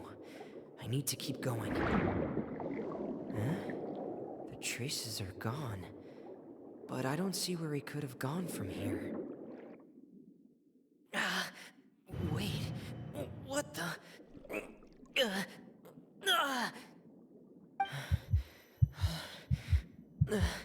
My heart is racing, and it's getting harder and harder to breathe. What's going on? No good. I have to get back. They still don't know anything about what's going on. If I turn back right now, I should still be able to make it.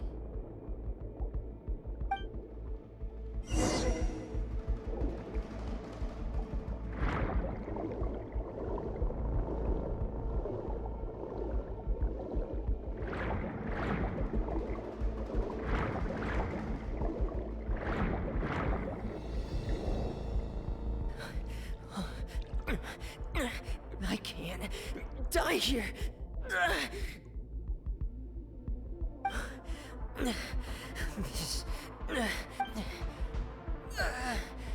I have to push on.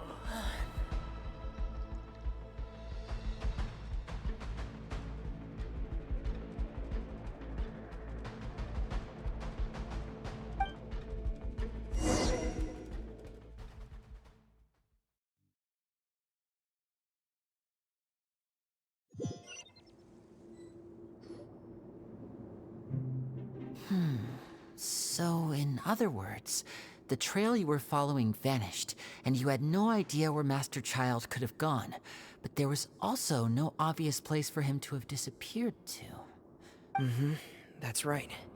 I tried my best to swim back, but I had already put some distance between myself and the fortress, and I just couldn't find the strength to keep going. I probably passed out some time after that, and you know the rest. Miss Clarande brought you back, but we also don't know why she just suddenly appeared at the fortress, or why she went out to save you. Miss Clarande, you say? I must go thank her in person. You're still too weak for Monet. You can go after you've had some more rest. Miss Lynette is right. I believe Miss Clarande will stay here as a guest for another few days, so there's no need to hurry. A guest? Then I can assume Wriothesley was the one who invited her to come down here? You should ask His Grace about that. He'll be able to explain better than me. Yeah, it's about time he actually told us what's going on. Wanna come with us, Lenny? No, please go on without me. I don't want to leave just yet. Lenny. The logical part of my brain is aware that we're safe right now, but I still can't bring myself to leave. Both of you are just in danger. Understood. Then let's just sit together for a while. In that case, I'll leave the infirmary to you. The Traveler and I are going to head out for now. As long as you stay in here, I don't think you'll be disturbed. Thank you.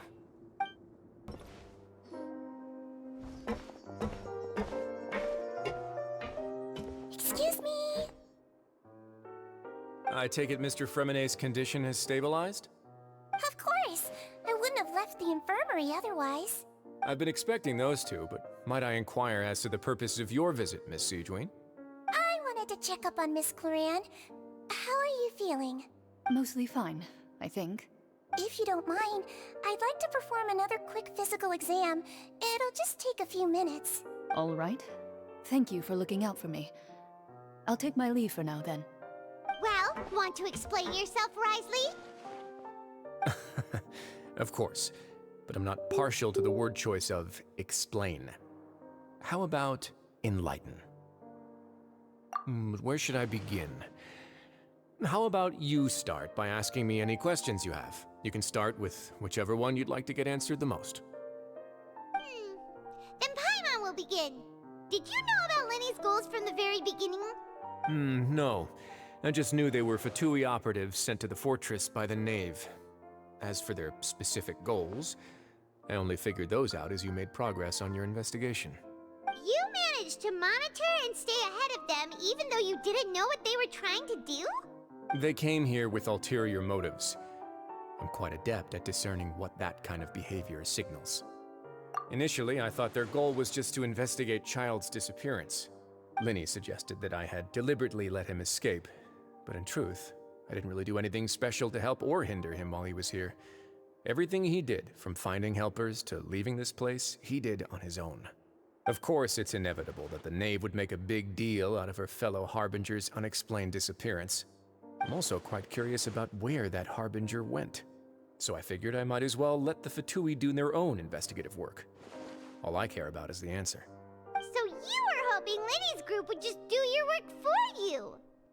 You make it sound like that's a bad thing. Unfortunately, things didn't go as planned.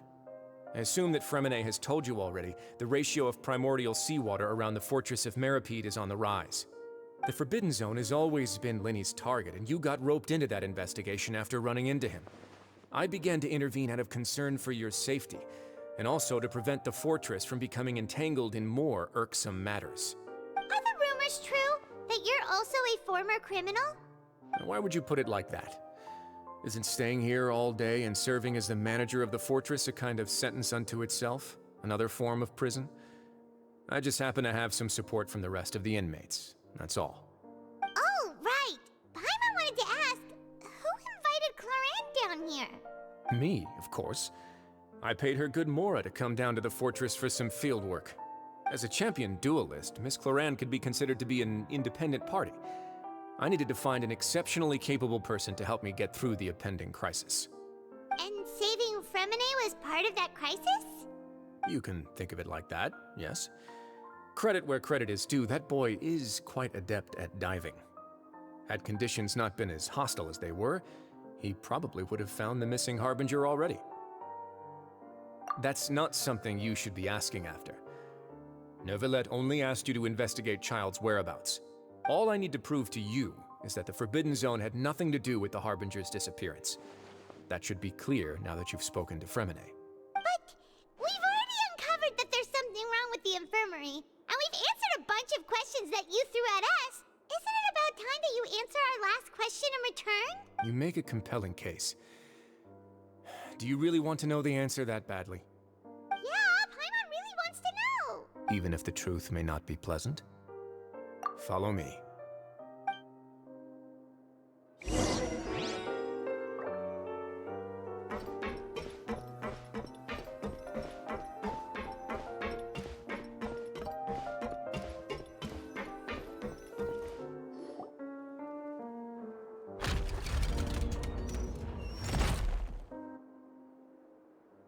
There's a hidden door here? And a whole basement behind it? Huh. You're pretty good at hiding stuff, Wriothesley. It seems you've forgotten just what kind of place the Fortress of Meropide is.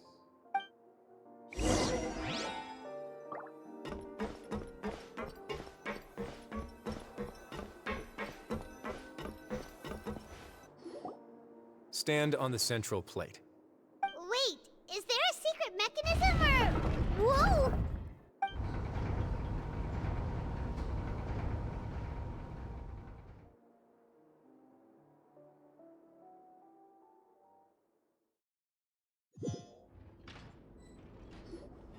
So, this is the Forbidden Zone?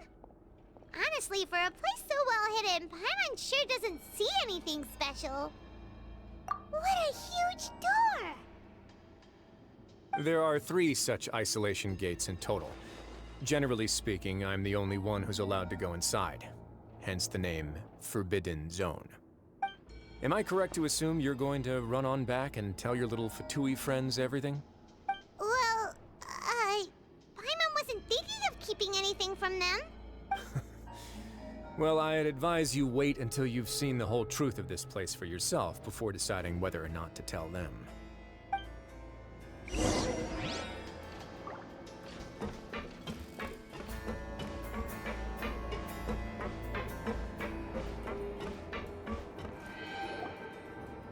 Huh. So there's a switch on the side. Stand back.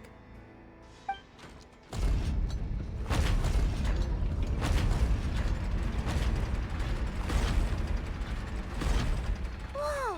They all just went up one by one. Go on, have a look.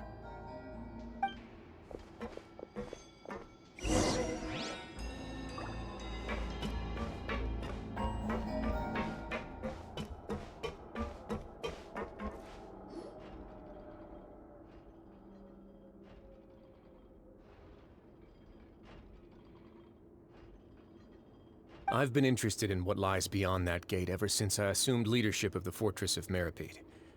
Of course, it would be unwise to recklessly open it, but it'd also be risky and negligent to simply ignore any potential danger that could be behind it. The readings on that dashboard have not budged since the day when I first laid eyes on this place. But over the past year, the needle has crept upwards from its original position, likely because some parameter it's been tracking has changed, if only infinitesimally. Normally, I would have ignored it, but I happened to have some free time when I noticed it, so I investigated. Any guesses what the reading could be tracking? Very reasonable guesses. I've considered both of those as well. Unfortunately, our dashboard is tracking something less ordinary. The temperature should vary with weather and climate changes, so for something that rarely shifts, the water pressure is more likely. We ran a few tests to increase the pressure from the outside, but the readings didn't change at all. Later on, a few more possibilities occurred to me, such as a potential connection with the primordial sea. I began to make a few preparations based on that hypothesis. Over the past few days, the needle has moved again. With that, and the symptoms that Fremine displayed after leaving the fortress, I can now confidently conclude that the readings represent the concentration of primordial seawater in the seawater nearby. The concentration of primordial seawater? But we're already under the sea! And that is precisely the problem. We're at the bottom of the sea, and now we're surrounded by toxic seawater. Somehow, primordial seawater got mixed in, and the concentration is steadily rising. Yes, that's very likely. But forget about the two of us! Not even Neuvillette knows where the primordial sea could be, much less where we could find and plug a leak. Oh. Oh! Seems like you've figured it out. I believe the primordial sea lies directly beneath this sluice gate. For some reason, the primordial seawater levels have risen significantly, and it's now very close to us. The indicators are now red. Although the gate still stands, some primordial seawater has already leaked out and mixed into the sea around us. If this continues, soon it will no longer be able to hold back the primordial sea at all. Yeah, you know what the legends say. If this place falls, then everyone in Fontaine will be turned into puddles in the span of a night. But that's just too weird! Why would the Fortress of Meropide be built right above a sluice gate for the primordial sea? Who built this place anyway? Your expression tells me you think this might be part of a vast, complicated conspiracy. To be honest, you might find the actual answer may be exceedingly boring. It's just that the secret of the Forbidden Zone had been long forgotten by the nation before I rediscovered it with my research. There's no single founder of the Fortress of Meropide in any traditional sense. What we know about its history has been left to us by the people who used to live here. When the previous Hydro Archon Egeria ruled the land, all convicted criminals from Fontaine were exiled. The people drove the criminals away like a wolf pack chasing away the banished. The criminals received no sympathy of any kind from the people. They were exiled to the desolate seaside, where they experienced only pain, struggle, and the bone-chilling cold. Some of them began to repent, and prayed to the Hydro Archon, asking if there was still anything they could do. The Hydro Archon took pity on them, and said, "You may go guard my secret, deep underneath the waves." And so, leaning on the power of the Hydro Archon, they gathered underneath the sea and began to build a fortress. They became a community down there in the deeps, and over the years helped it to grow. As the number of exiles increased, more and more people joined the community. When the first group of exiles died, they left the yet unfinished fortress to their successors. The Hydro Archon continued to lend her support, allowing the fortress and what it stood for to continue growing ever larger. Before long, this dark underwater fortress became the sinner's only home. And with that, the people here stopped referring to the fortress as a prison. They saw themselves as repenting sinners who would regain their freedom once they had sufficiently redeemed themselves. But as time went on, people also realized that the fortress was a lonely place. Once they had gotten used to life here, they could no longer feel comfortable living in the overworld. Once they had finished serving their sentences, some people left and some others chose to stay. They'd find some idle position and let their withered souls fade away with the ancient secrets of the past. After many, many centuries, few people still remember the reason for the fortress's founding. Now they just see it as an integral pillar of Fontanian society, as the place where criminals deserve to be sent. Now and again, researchers manage to break one law or another and live out their days in the fortress. I learned all this from an elderly historian. Everyone else just thought he'd made it all up. But now you know every part of that history is true. Indeed. It's just as the prophecy says. If this gate fails, then everyone will be dissolved into the sea. To be frank, not really. But sadly, that hasn't stopped this prophecy from proving all too accurate.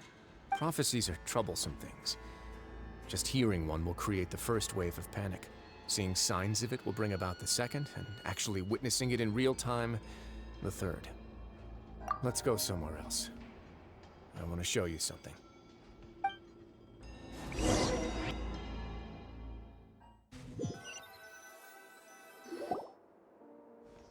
This is it. Your Grace, perfect timing. The results from our last round of experiments have... Wait, Jurier, he's not alone! Huh? Lorvine and Jurier? No need to panic, you two. I've already told them about our plan. What? After you warned us not to tell a single soul about any of this? I'm skeptical as well. Are you sure they are trustworthy? The results speak for themselves, don't they? These two may already know more than you could ever imagine. All right then, if Your Grace insists. They seem harmless enough, so I'll trust them for now. How about some reintroductions? This is Jurier, one of the highest-ranked researchers from the Fontaine Research Institute. He used to work under Edwin. I trust that you've heard of Edwin? Good. Saves me a bit of time explaining. Edwin's main areas of research were archaeum and gravimeters. As his assistant, Jurier is quite familiar with them as well. I hired him to be my technical consultant. You want to blow up the Fortress of Meropide? Ah, what a lovely idea. I'm already imagining it in my head. Gotta admit, I'm tempted as well. Guys, focus! Focus! That taskmaster over there is Miss Lorvine, and is also one of my technical consultants. While Jurier used to be Edwin's assistant, she used to be Jurier's assistant. Ooh, are they together? See, everyone keeps asking this question. Are you too sure you're not a couple and just using your work as a convenient cover? Your Grace, I am not in a relationship with this man. If I dated her, I'd officially be madder than Edwin. Jeez, forget I said anything then. Follow me. Whoa, there's another door that goes right up. Your constant amazement makes it seem like the fortress can do anything. But Paimon really thinks everything's super cool. Well, let's spice it up a bit. And here you go.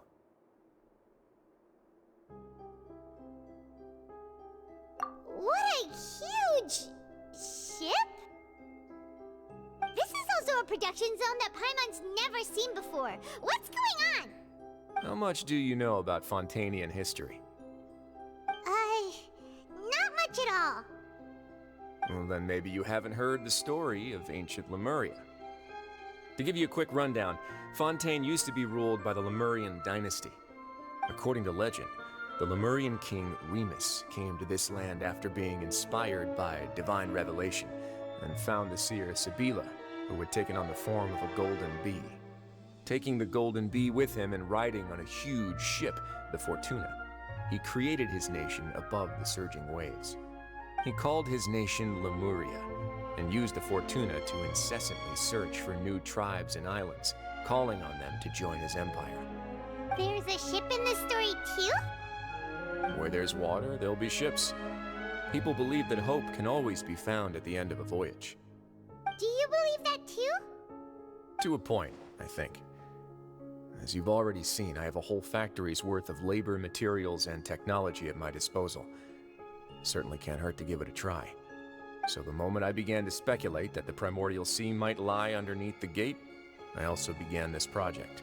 Were you inspired by the legendary Fortuna? Maybe. Fontanians need something to hold on to cope with the impending disaster. Were the workers to find out the truth behind this ship, riots would destroy the fortress faster than any catastrophe. As the fortress's administrator, I'd never make such a reckless call. Alright, that's enough talking for now. I'll need another 3 cups of tea to soothe my throat. Do you have any other questions? Seems like you're good. Come on, I'll take you back.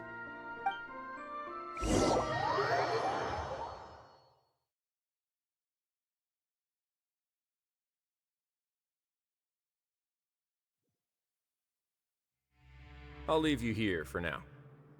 Oh, thank you so much. No worries. But don't forget, it's up to you whether or not you want to share what you just saw. What you do from here on out will likely affect those 3 as well.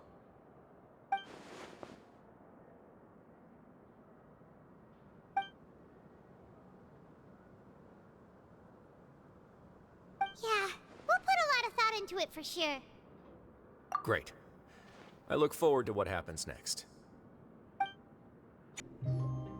We're back! Welcome back. Do you want a cup of tea? How can you be so much like Wriothesley, always drinking tea? Huh. Actually, now that you mention it, I just remembered something now. While I was sedated, I could still barely hear 2 people talking next to me.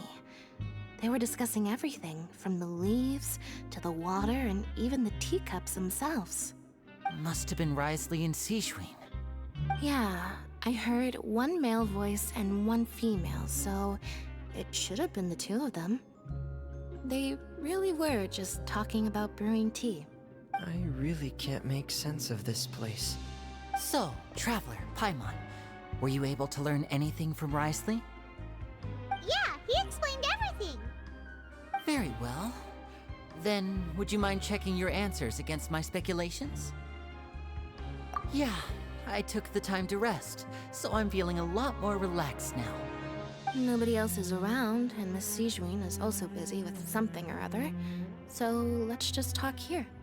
All right, then I'll posit my theories. I asked myself 3 questions. Firstly, why was Fremine affected by the primordial seawater? It was because he dove into the sea. My theory is, the long-lost primordial sea is probably very close to the Fortress of Meropide. Whoa, he's good. He got that right on the first try. That's our Lenny. Secondly, Wriothesley's attitude changed dramatically during the course of our stay here. He ignored us completely at first, then suddenly roadblocked us. Why? I spent quite a long time thinking about this. If he has been monitoring the Fatui since the very beginning, he probably ignored us at first because he was hoping we could find Master Childe for him. What's more, the Fortress of Meropide is not part of Fontaine's court system, nor does it report to Iudex Nervulet. Wriothesley is basically the king of a no-man's land. As long as the fortress doesn't do anything about Master Childe's disappearance, Father can use it to pressure the Fontaine authorities. And while the 2 factions are pitted against each other, Wriothesley will be free to move between the parties of interest. If I had to guess, he probably has something that he's working on himself. It's likely related to the secret of the infirmary, but I just can't think of what it could be. You're super smart. Thanks so much. Then finally, there's the last question. If Wriothesley does have a plan, what could it be? All I know for now is that his plan probably has something to do with the changing nature of the seawater. He's even gotten Cloran to help him out. That can't be the full extent of what he's doing. There's probably a secret passageway behind the block in the infirmary, and there's something big in the fortress that most people here never get to see. He has a bargaining chip, and it could be important enough for Father to deal with him directly. I don't have enough information, so I have no idea what his chip might be. But let me guess. You have the last piece of the puzzle.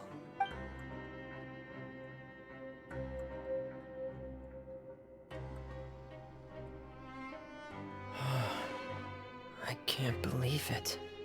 The sea will engulf everyone. Just like the prophecy said. Could Risley have wanted to meet Father to figure out a way to deal with this crisis?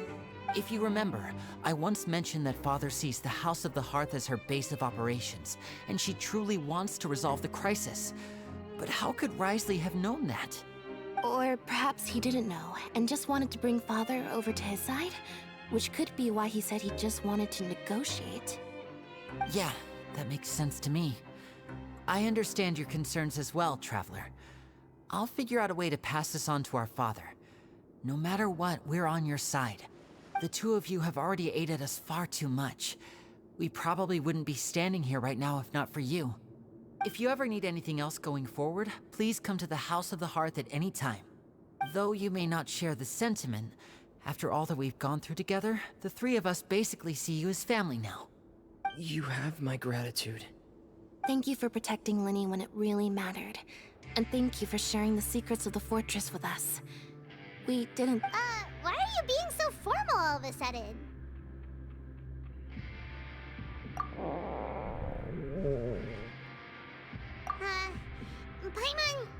Paimon's hungry. Oh, you've done so much already. Go get some food. Alright, then we'll catch you guys another time. It's time for dinner. Welfare meals now being served in the coupon cafeteria.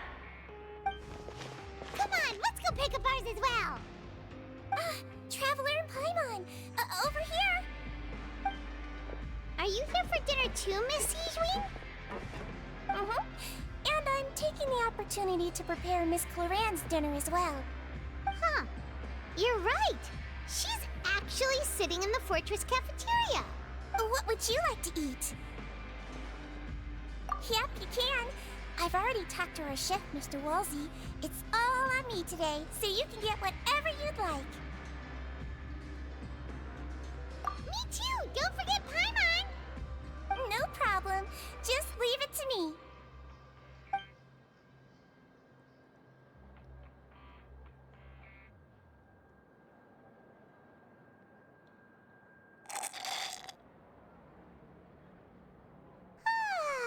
So delicious. Paimon's so happy. Paimon wants to feast like this every day. Feeling full yet? How's the food? Delicious. I'm so glad to see you all so happy. Oh, see, the expression on your face just now? The muscle here just moved, which suggests that you're feeling quite relaxed at the moment. Sijween, do you do this to help your patients or to better understand human beings? A bit of both, I suppose. I'm a Melazine, which means I'm very different from human beings. I must know what you're thinking if I want to take good care of you. You're really good at taking care of people. Even though you're so short, you still talk and act like an older sister. Really? You're reminded of an older sister? That's great to hear. Oh, and what did you mean back in Risley's office? When you said that you were protecting Linny and his siblings as well? Oh, that. I just asked His Grace to look out for those children, especially that diver boy. I was getting a bit worried after hearing that something was wrong with the water. Thankfully, Clorand is very strong and managed to save him in the nick of time. His Grace also sealed the pipes after Clorand left, to make sure that Linny wouldn't impulsively chase after his brother. Although the path was blocked, we still stationed some guards there to stop anyone from approaching. They were instructed to only open the door once Miss Clorand had returned. Oh, and I was keeping an eye on Mr. Linny as well. We had to press him, but we couldn't allow him to be in any real danger. You were all super considerate and really thought everything through. It's just what we do down here at the fortress. At least this has been His Grace's style for as long as he's been the leader. Oh, I really wish Monsieur Nervula would come down here more often too. I feel like he'd like it here, with all the darkness and chaos.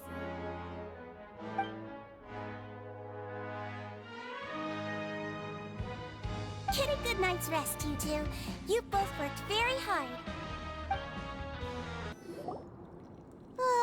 So much has happened. Paimon just feels absolutely exhausted now that she's finally relaxed. Paimon's super sleepy. Are you sleepy too?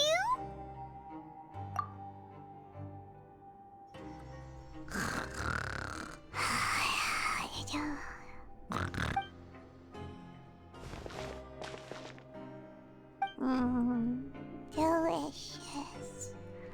Paimon wants seconds for free.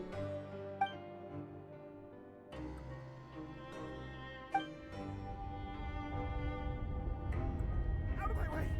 Get out of my way! What happened? Why is everyone running? No idea, but something must have happened. Stop asking!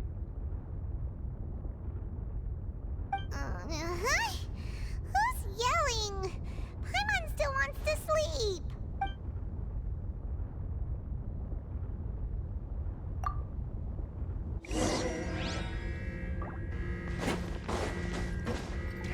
Keep up.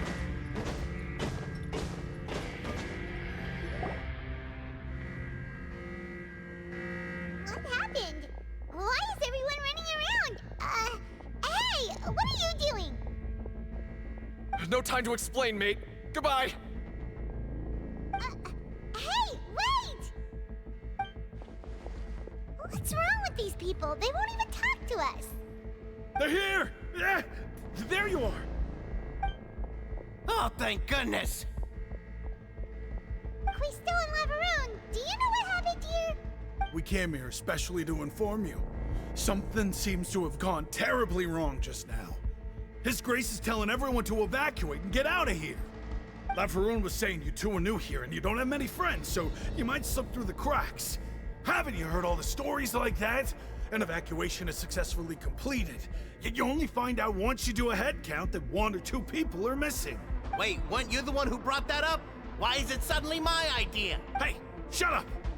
Okay, whatever. The point is, you should come with us.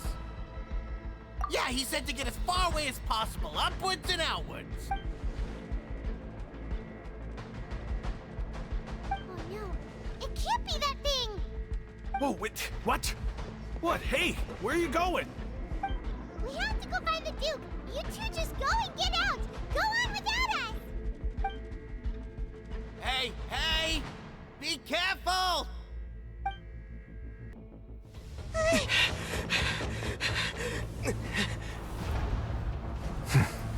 They're here. Just like I said. We have it! Huh.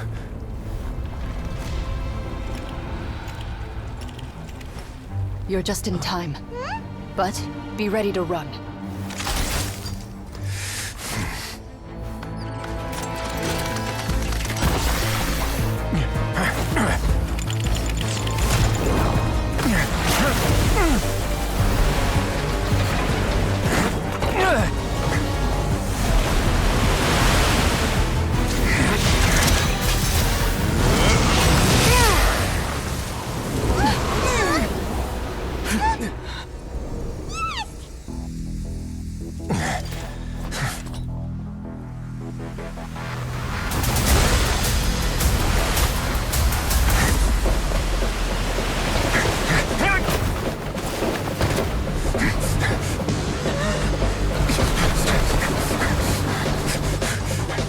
Three, 2, 1.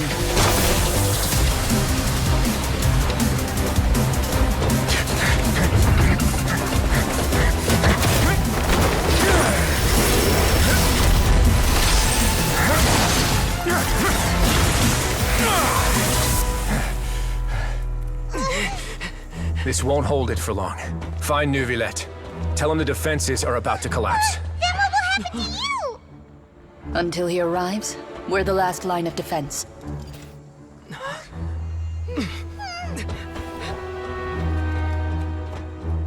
The gate.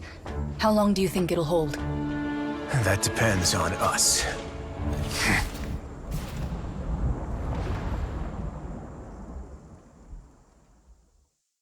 Neuvillette, why are you here? Traveler, I need you to head to the Opera House immediately. Farina will soon be meeting with the Knave there. You must protect Farina, and make sure she doesn't spend too much time alone with her. Will do. You have my sincerest gratitude.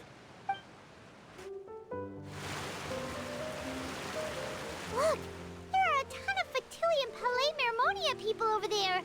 The knave is probably here already. We need to hurry. Are you two the traveler in Paimon? Monsieur Nervalet has left instructions. Please follow me. Though I'm sure he's already explained, this should be a mostly cordial conversation, unlikely to give rise to violence. But it would be most appreciated if you could protect Lady Farina to the best of your abilities.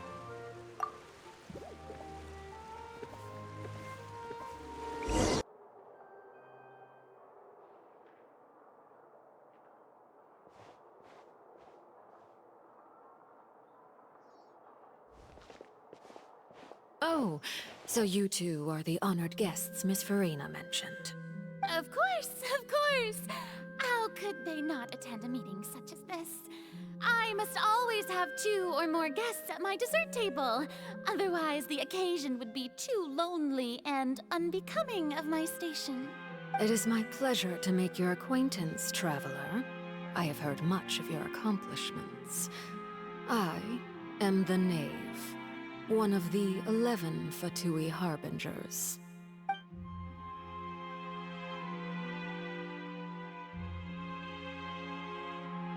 I've already prepared seats for you. Come, sit beside me. Perhaps you two are unaware of how Miss Farina and I do things. You see, we actually recently agreed to get together for tea when we had the time. See this? This is a limited type of confectionery that Miss Farina simply adores. There are only 16 slices sold every day. Here, why don't you and Paimon have a taste?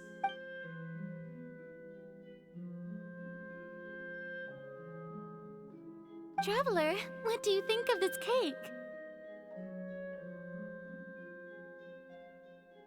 That's good to hear.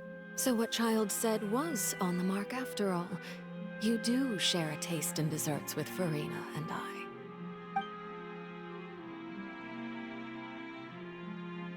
I wonder how he's doing nowadays. You must have heard, right? He's suddenly gone missing. I'm really worried about his safety, you know. Here's to hoping that he's an excellent swimmer.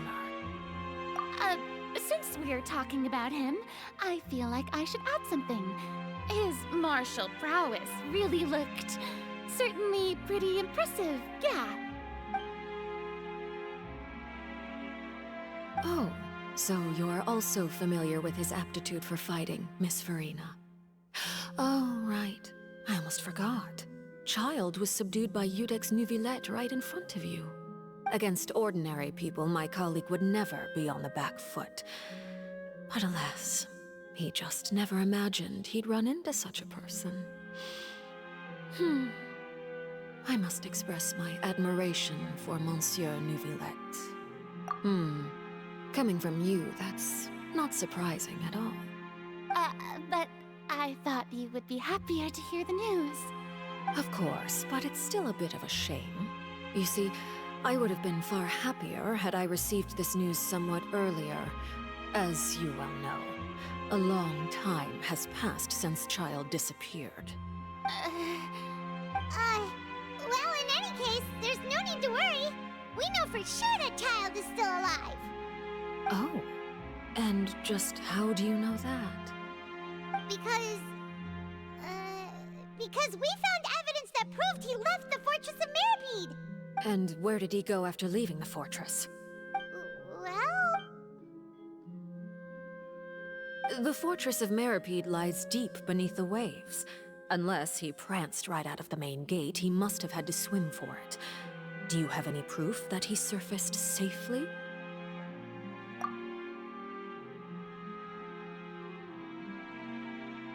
Ah, that is good news at least. His sister Tonya sent a letter to Fontaine not too long ago. Since he was unfortunately unavailable, I picked it up on his behalf. Do you have any idea how he usually writes back to his family? Dear Tonya, your letter made me feel like we were still enjoying our time in Snezhnaya together. I'm currently admiring the scenery on the streets in front of the Opera House. Is it something like that?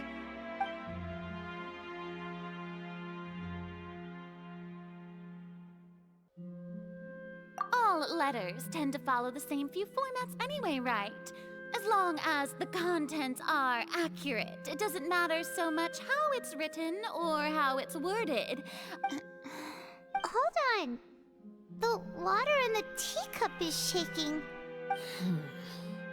I suppose this is also a sign of things to come, Miss Farina. Huh? I don't quite understand what you're trying to say. Have we entered into the next stage of the prophecy?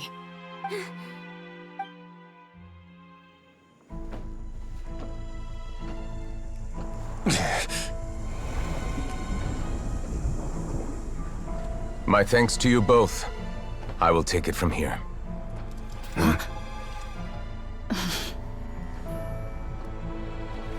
Sure you don't need a hand? Quite sure.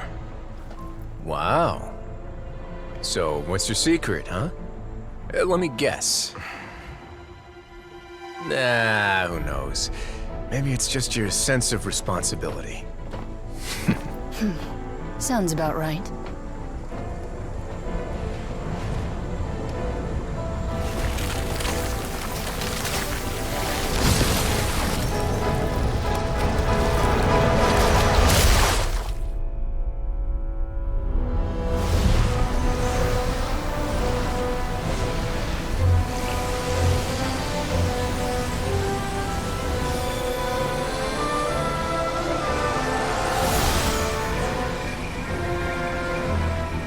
Day may come when the prophecy is fulfilled, and the waters burst forth. But it is not this day! This ancient power could easily obliterate an entire race. A tsunami of fury would unleash endless catastrophe.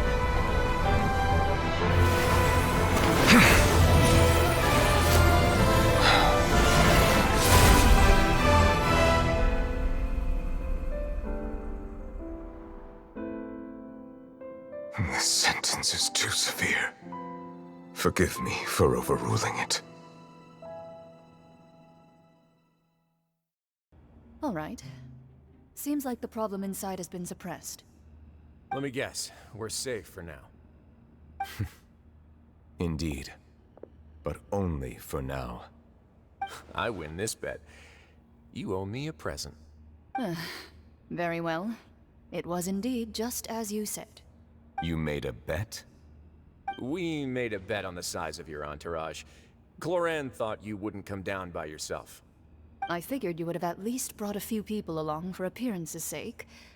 It appears I underestimated just how confidential the mission was. Shouldn't you have gotten used to confidential missions by now? That's just how the courts operate. So what gift must the loser give? Tea? He already has tons of tea in his office. I'm thinking about a set of legal codices. That wouldn't happen to be a dig at my lack of legal awareness, would it? Well, I'm sure His Grace doesn't consider the fortress to be outside the law. I was under the impression the residents of a place like this would be uninterested in the legal codices. That was obviously a joke. Anyway, you've still got some unfinished business to attend to in the overworld, correct? No need to stay here if you have a pressing matter. We all know you can't leave Palais Mermonia for long. Thank you. I hope everything went smoothly with the Fatui Harbinger.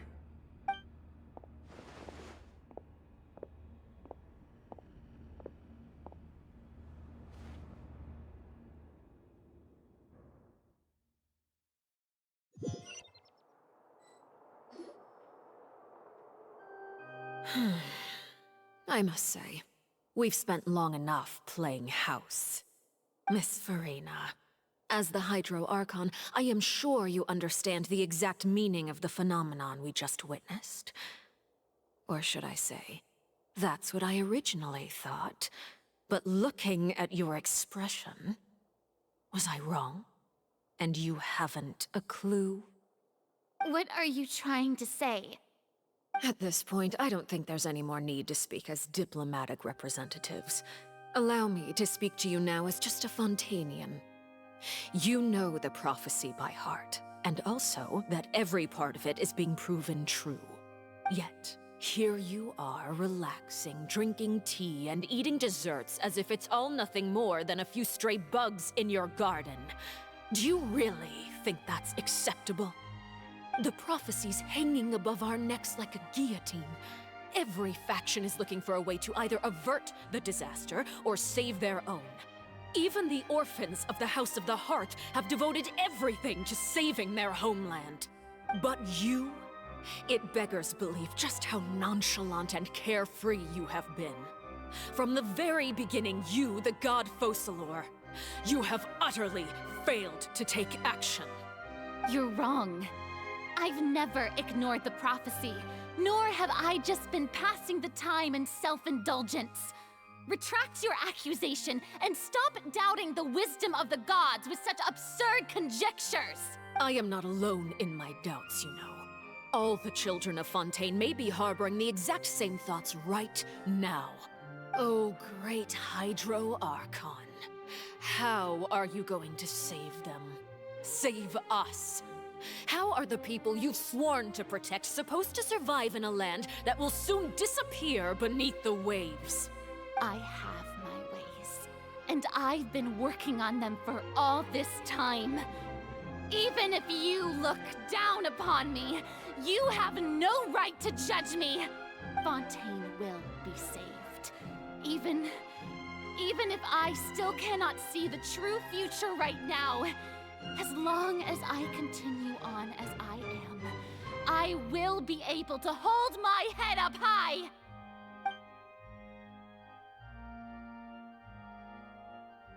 Then I ask you, Miss Farina, just what have you been working on? Where can we see it, and what is it doing to help?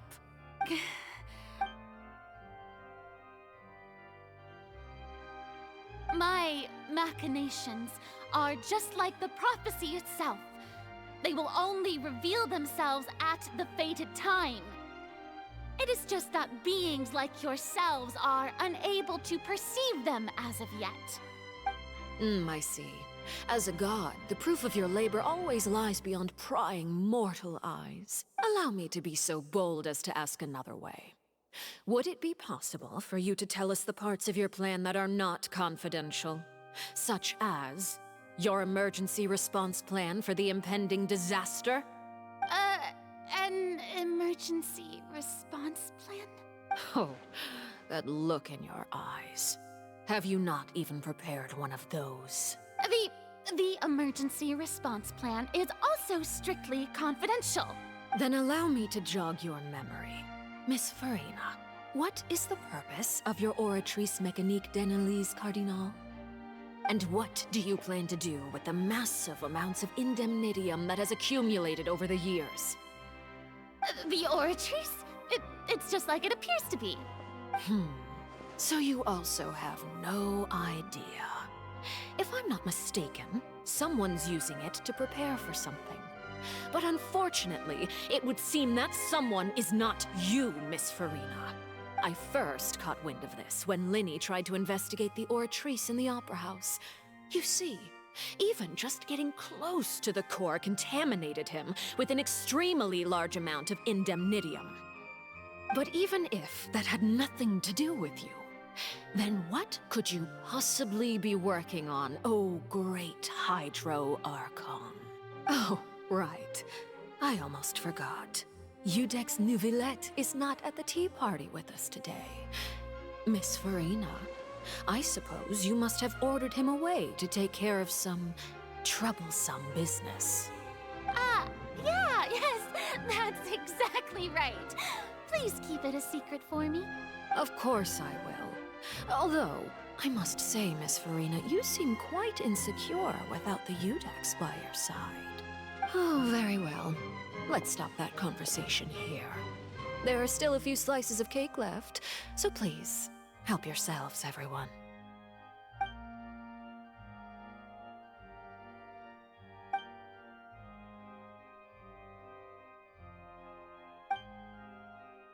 Traveler, I heard that you were recently commissioned to handle a few matters on behalf of the Udex.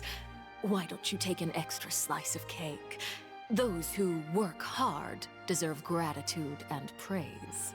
You too, Paimon. you. Paimon will take you up on that offer.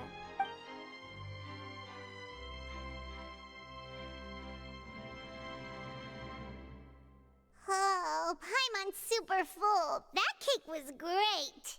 If it's on my tea table, it must be of the highest quality. Yes, and we must thank the knave for bringing these over as well. You're welcome. I'm sure the cake also felt greatly honored to be featured at Miss Farina's table. And I was merely catering to Miss Farina's tastes, seeking a chance to chat over tea. It is getting late. Why don't we call it a day? There are still a few matters that I need to take care of, so I must take my leave now. Very well. We'll end it here. Mind seeing me off, traveler? We could use the opportunity to discuss Childe before I must be on my way. Paimon's coming too!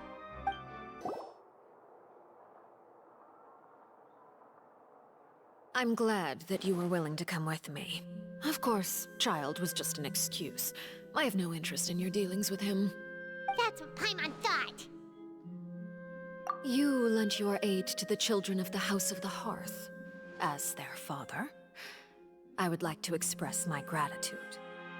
Do I look like an irresponsible father to you? The House of the Hearth is very important to me. You should know that I care deeply about my children. That was all. Formal topics should be discussed in formal settings, and informal topics in informal settings. I know you just returned from the Fortress of Meropide. Relax. I have no intention of trying to get anything out of you. Linny, Lynette, and Fremine are still there, and I trust their judgment and abilities.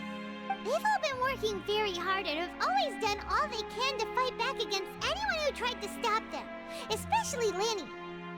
You mean Wriothesley. He's a tricky one to deal with. It's unfortunate that Linny's so eager to prove himself that he can't learn to rely on others, including me. By the way, and you can just consider this a bit of idle gossip, but what's your impression of Farina?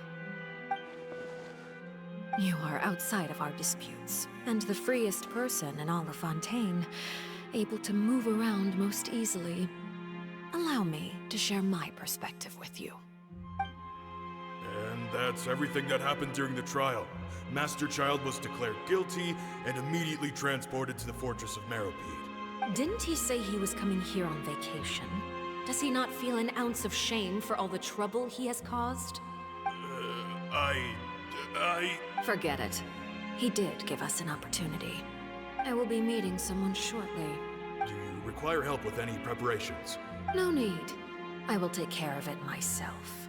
I need to meet with Farina, the Hydro Archon. She is at the heart of Fontaine. But what's fascinating about her is that she often seems more like a celebrity than a working Archon. Oh? Come over here, you little critter, you! You dare to run from me? Stop right this instant! My goal is just to discover the location of the Gnosis. But I didn't expect the chance to approach Farina to be handed to me on a silver platter. This is so easy, it's actually making me a bit suspicious. Anything left unguarded is usually just bait. But no one will blame someone for taking the bait. After all, from the moment it was attached to the hook, the bait is meant to be sacrificed. It's just as I guessed in the second before I struck. The Hydronosis is not currently held by the Archon. In fact, this Archon doesn't seem like a god at all. And I sense that she's under some kind of curse. Who are you? And what are you trying to do? Please don't kill me! I'm begging you, please! The fear in her pupils is genuine, so perhaps she's not bait after all. Either way, targeting her has lost all meaning. I left the scene with ease. Nobody came looking for me, and nobody could serve as a witness to my near assassination of Focalor.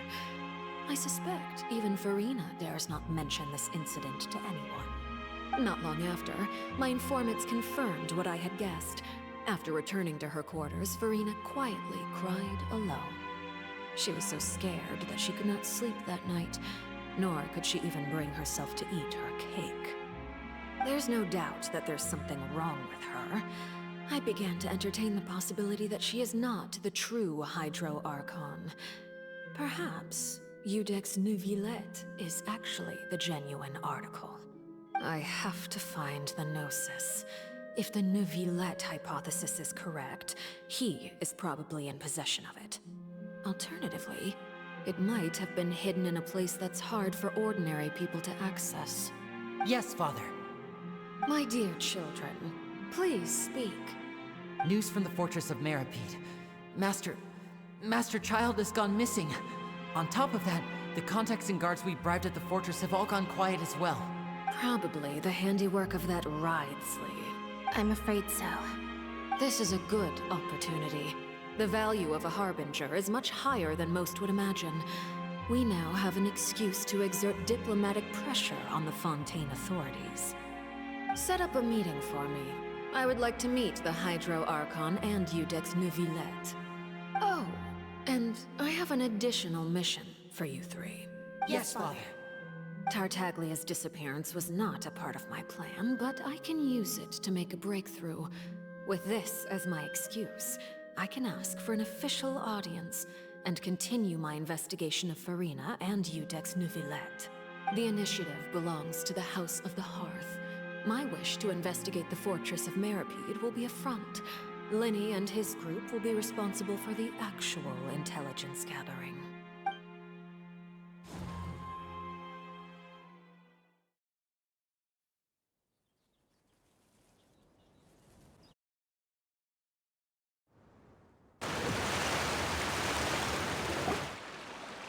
You should know the rest.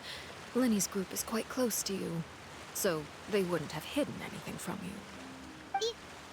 You attacked the Hydro Archon? It wouldn't mean anything, even if you shouted it from the rooftops. After all, even Farina herself is still pretending that nothing of that sort ever happened. Alright then. I've now had 2 chances to enjoy tea with Farina. I have to say, the leadership of Fontaine is even more inscrutable than I had imagined.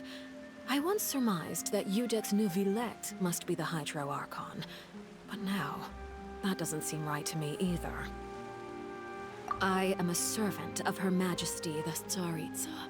Over my years of service, I've learned how a real Archon conducts and carries themselves.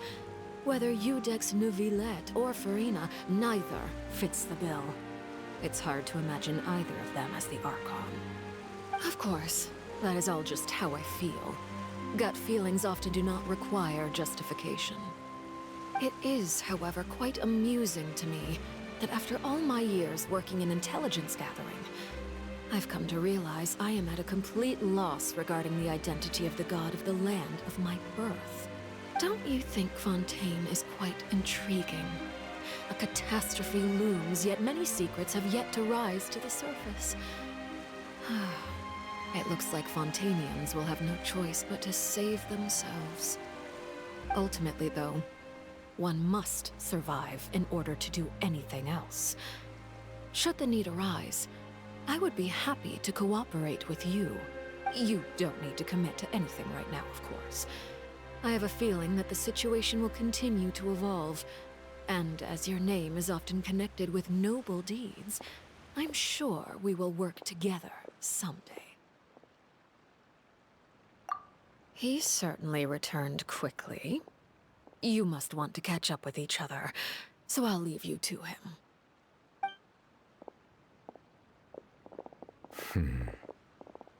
Neuvillette, is it over? For now, yes. But this issue will prove quite thorny in the long term. I'm concerned that sooner or later the prophesized events will occur. Thank you for protecting Farina. To put it simply, I used my power to force back the Primordial Sea and reseal the sluice gate.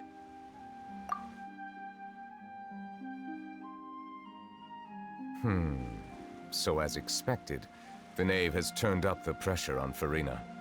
She's trying to feel her out. though I'm still unsure as to her motives. Permission granted.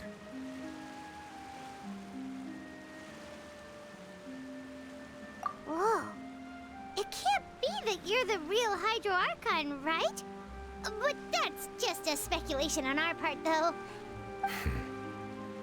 You can't tell us? Then that's okay. We can talk about something else. We won't try to force you. You guys in Fontaine are super strange. If by the phrase, you guys, you are referring to Farina and I, then although I'm not sure just what you are trying to imply, I must clarify that I do not share her positions on a multitude of topics. I believe so. The fortress has a long and complex history. It has seen much grief and suffering. And now, another catastrophe will soon be upon us. I mourn this turn of events. Huh? Why is it raining all of a sudden?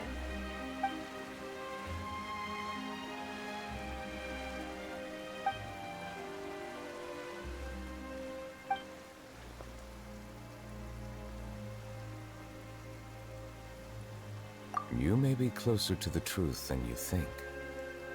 Oh? And what are you thinking? The dragon of... what? Huh? Please do not be so surprised.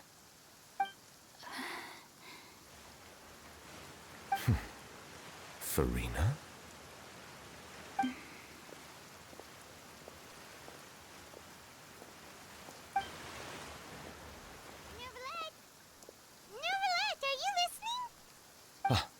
My apologies. We were just guessing randomly. We didn't guess right, did we? You're not actually the dragon sovereign of water, right? Well, if you don't want to confirm or deny... You guessed correctly. I sincerely hope you'll be able to keep this a secret for me. Right, of course. We'll definitely help you keep it a secret. There's still something Paimon wants to ask you, though. Please, go ahead. Well, if you are the dragon sovereign of water, and you were able to force back the primordial sea from the fortress, then since Fontaine's prophecy is all about seawater, couldn't you just use your power to solve the crisis? None of the currently living dragon sovereigns in the world, myself included, possess our full dragonhood. They say that when the first usurper arrived on Tivat, they seized a part of the dragon's power. Today, that stolen power is the basis of the Archon's authorities. There are 7 elemental Archons and 7 matching dragon sovereigns. The dragon sovereign of water who lived through that era perished a long time ago. As their successor, I know far less of that part of our ancient history. In any case, I believe I will not be able to do much unless the Archon disappears and returns their elemental authority to me. Given the status quo, however, I would recommend finding another way to deal with the prophecy. Oh, so even you can't solve it. I still have some urgent matters to attend to at my office. If you have any more questions regarding ancient history, you are welcome to discuss them with me at a later time. Please go right ahead. There's a place that Paimon wants to go too. Traveler, why don't we pay another visit to the Fortress of Meropide? Paimon is a little worried. We'll see you another time. Take care. You guys are back? Quisto! Macaroon! You guys didn't get caught and thrown back down here, right? Huh? No, not at all. And here I thought you'd managed to escape from jail during all the commotion. I'd held you up as legendary jailbreakers, but now you're telling me you just never left? We're sorry, but we just had some business to take care of. All right. There's no need to get caught up in the details. We're just relieved to see you. He was super worried about you, you know. Hey, it wasn't just me. Weren't you super worried as well? Something like that, yeah. I was also transferred to work in the kitchen a few days ago.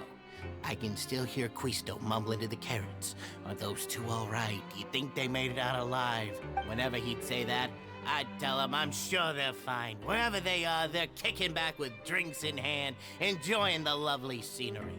Hey, there's nothing wrong with worrying about your prison pals, is there? I mean, considering how they always love listening to all my gossip. These two. They sure are a lot warmer and friendlier than when Paimon first met them. Oh, well, if you say so. I'll be watching you to make sure you finish every last bite. Sijwin! Traveler, Paimon, you're back! Are you still doing all right?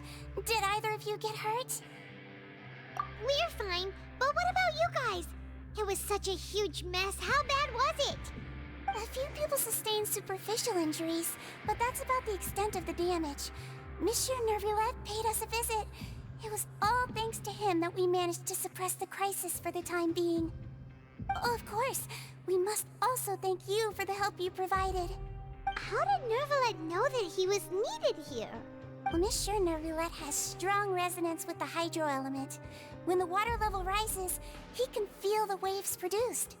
I ran into the bombshell bros while bandaging the injuries of the wounded. They were mumbling the whole time about how you just ran down without a word. I'm so relieved to see that you're both all right.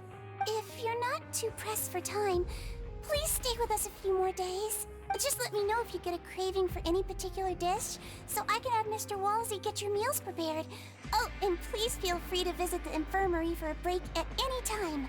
I'd like to take the opportunity to spend some more time observing your facial muscles as well. Your happy smiles are quite contagious, you know. They're so memorable, and I've missed them immensely while you were gone. Jurier, Miss Sijwin told me you still haven't eaten. Yeah, I was working on something, so I forgot. That's no excuse for... Huh? It's you two. Jurier, Lurvine, we're back! Hello there. It's been quite the mess here recently. How have you been? And you? Are you still taking the secret passageway from the infirmary to work on the ship? Yep. That is still top secret, though. So don't say a word to anyone. It can be a bit annoying when there are lots of people in the infirmary, but I still prefer taking that route over the one from the Duke's office. I mean, the infirmary does make it easier for you to slack off. Oh yeah? Then why are you also here so much? You two really are just using your jobs as a cover for your relationship, aren't you? Not at all!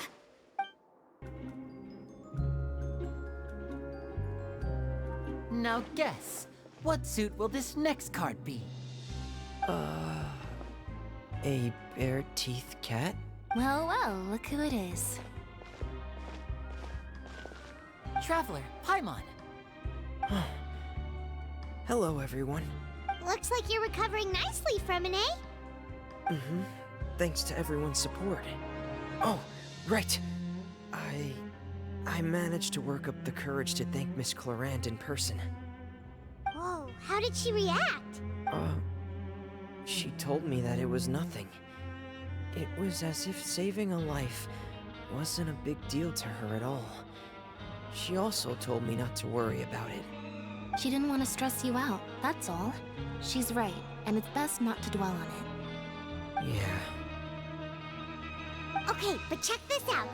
We went back to the opera house and we met the knave. You met Father? Did she say anything to you? She said a few things that were, a bit hard to understand. And also that she's looking forward to working with us in the future. Her attitude towards you is even better than what we'd imagined. That's fantastic. You should believe her. She has her own way of doing things, and she'll do everything in her power to help those she considers close, which now might also include you. Mm-hmm. Father is very capable, and also trustworthy. Oh, Paimon just remembered that she thought Linny was a bit too proud as well. She said that you should learn how to rely on others sometimes. Got it. Huh. That does sound like something that Father would say. Hey! Are you going to stay here for the next few days? Looks like it, yeah. Excellent. I will host a tea party. For real? Then Paimon wants another serving of cake. Another implies that you were already served some delicious cake while you were up there. How lovely. Well, next time, you're going to have tea and snacks with us. Do my eyes deceive me, or did I just see 2 inmates come back after making it to the surface? Some strange winds blowing of late. We wanted to see how the fortress is doing. Is everything still alright? We're fine, for the most part. Neuvillette came down and took care of the worst of it. If that's the case, why don't you just ask him to stay here? Oh, yeah, what a brilliant plan. Let's go convince the Eudex himself to exchange the Courts of Fontaine for a puddle of water in the middle of nowhere.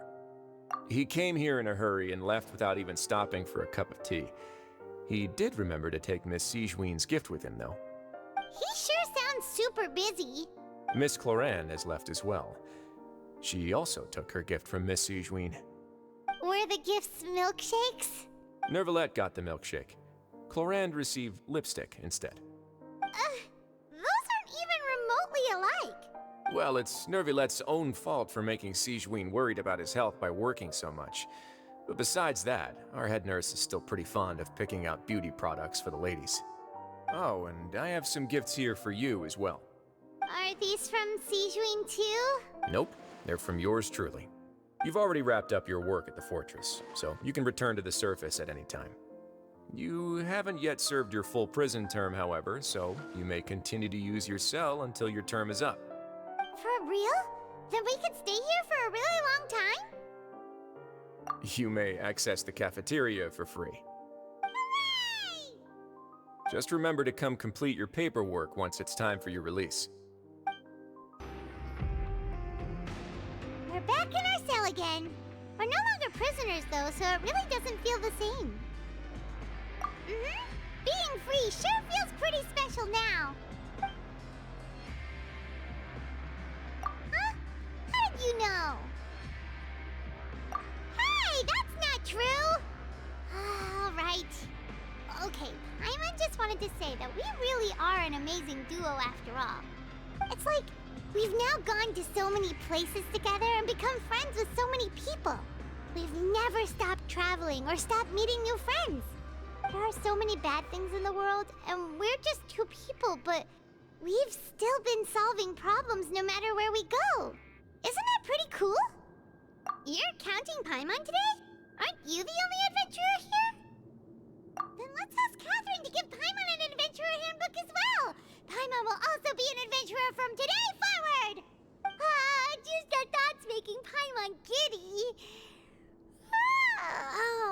Paimon's gonna crash, so you sleep soon too. The last time we fell asleep here, we woke up to a whole mess outside our cell. The primordial seawater nearly rose up. That was so scary. We should be safe now, right? All right then. Good night to you, traveler.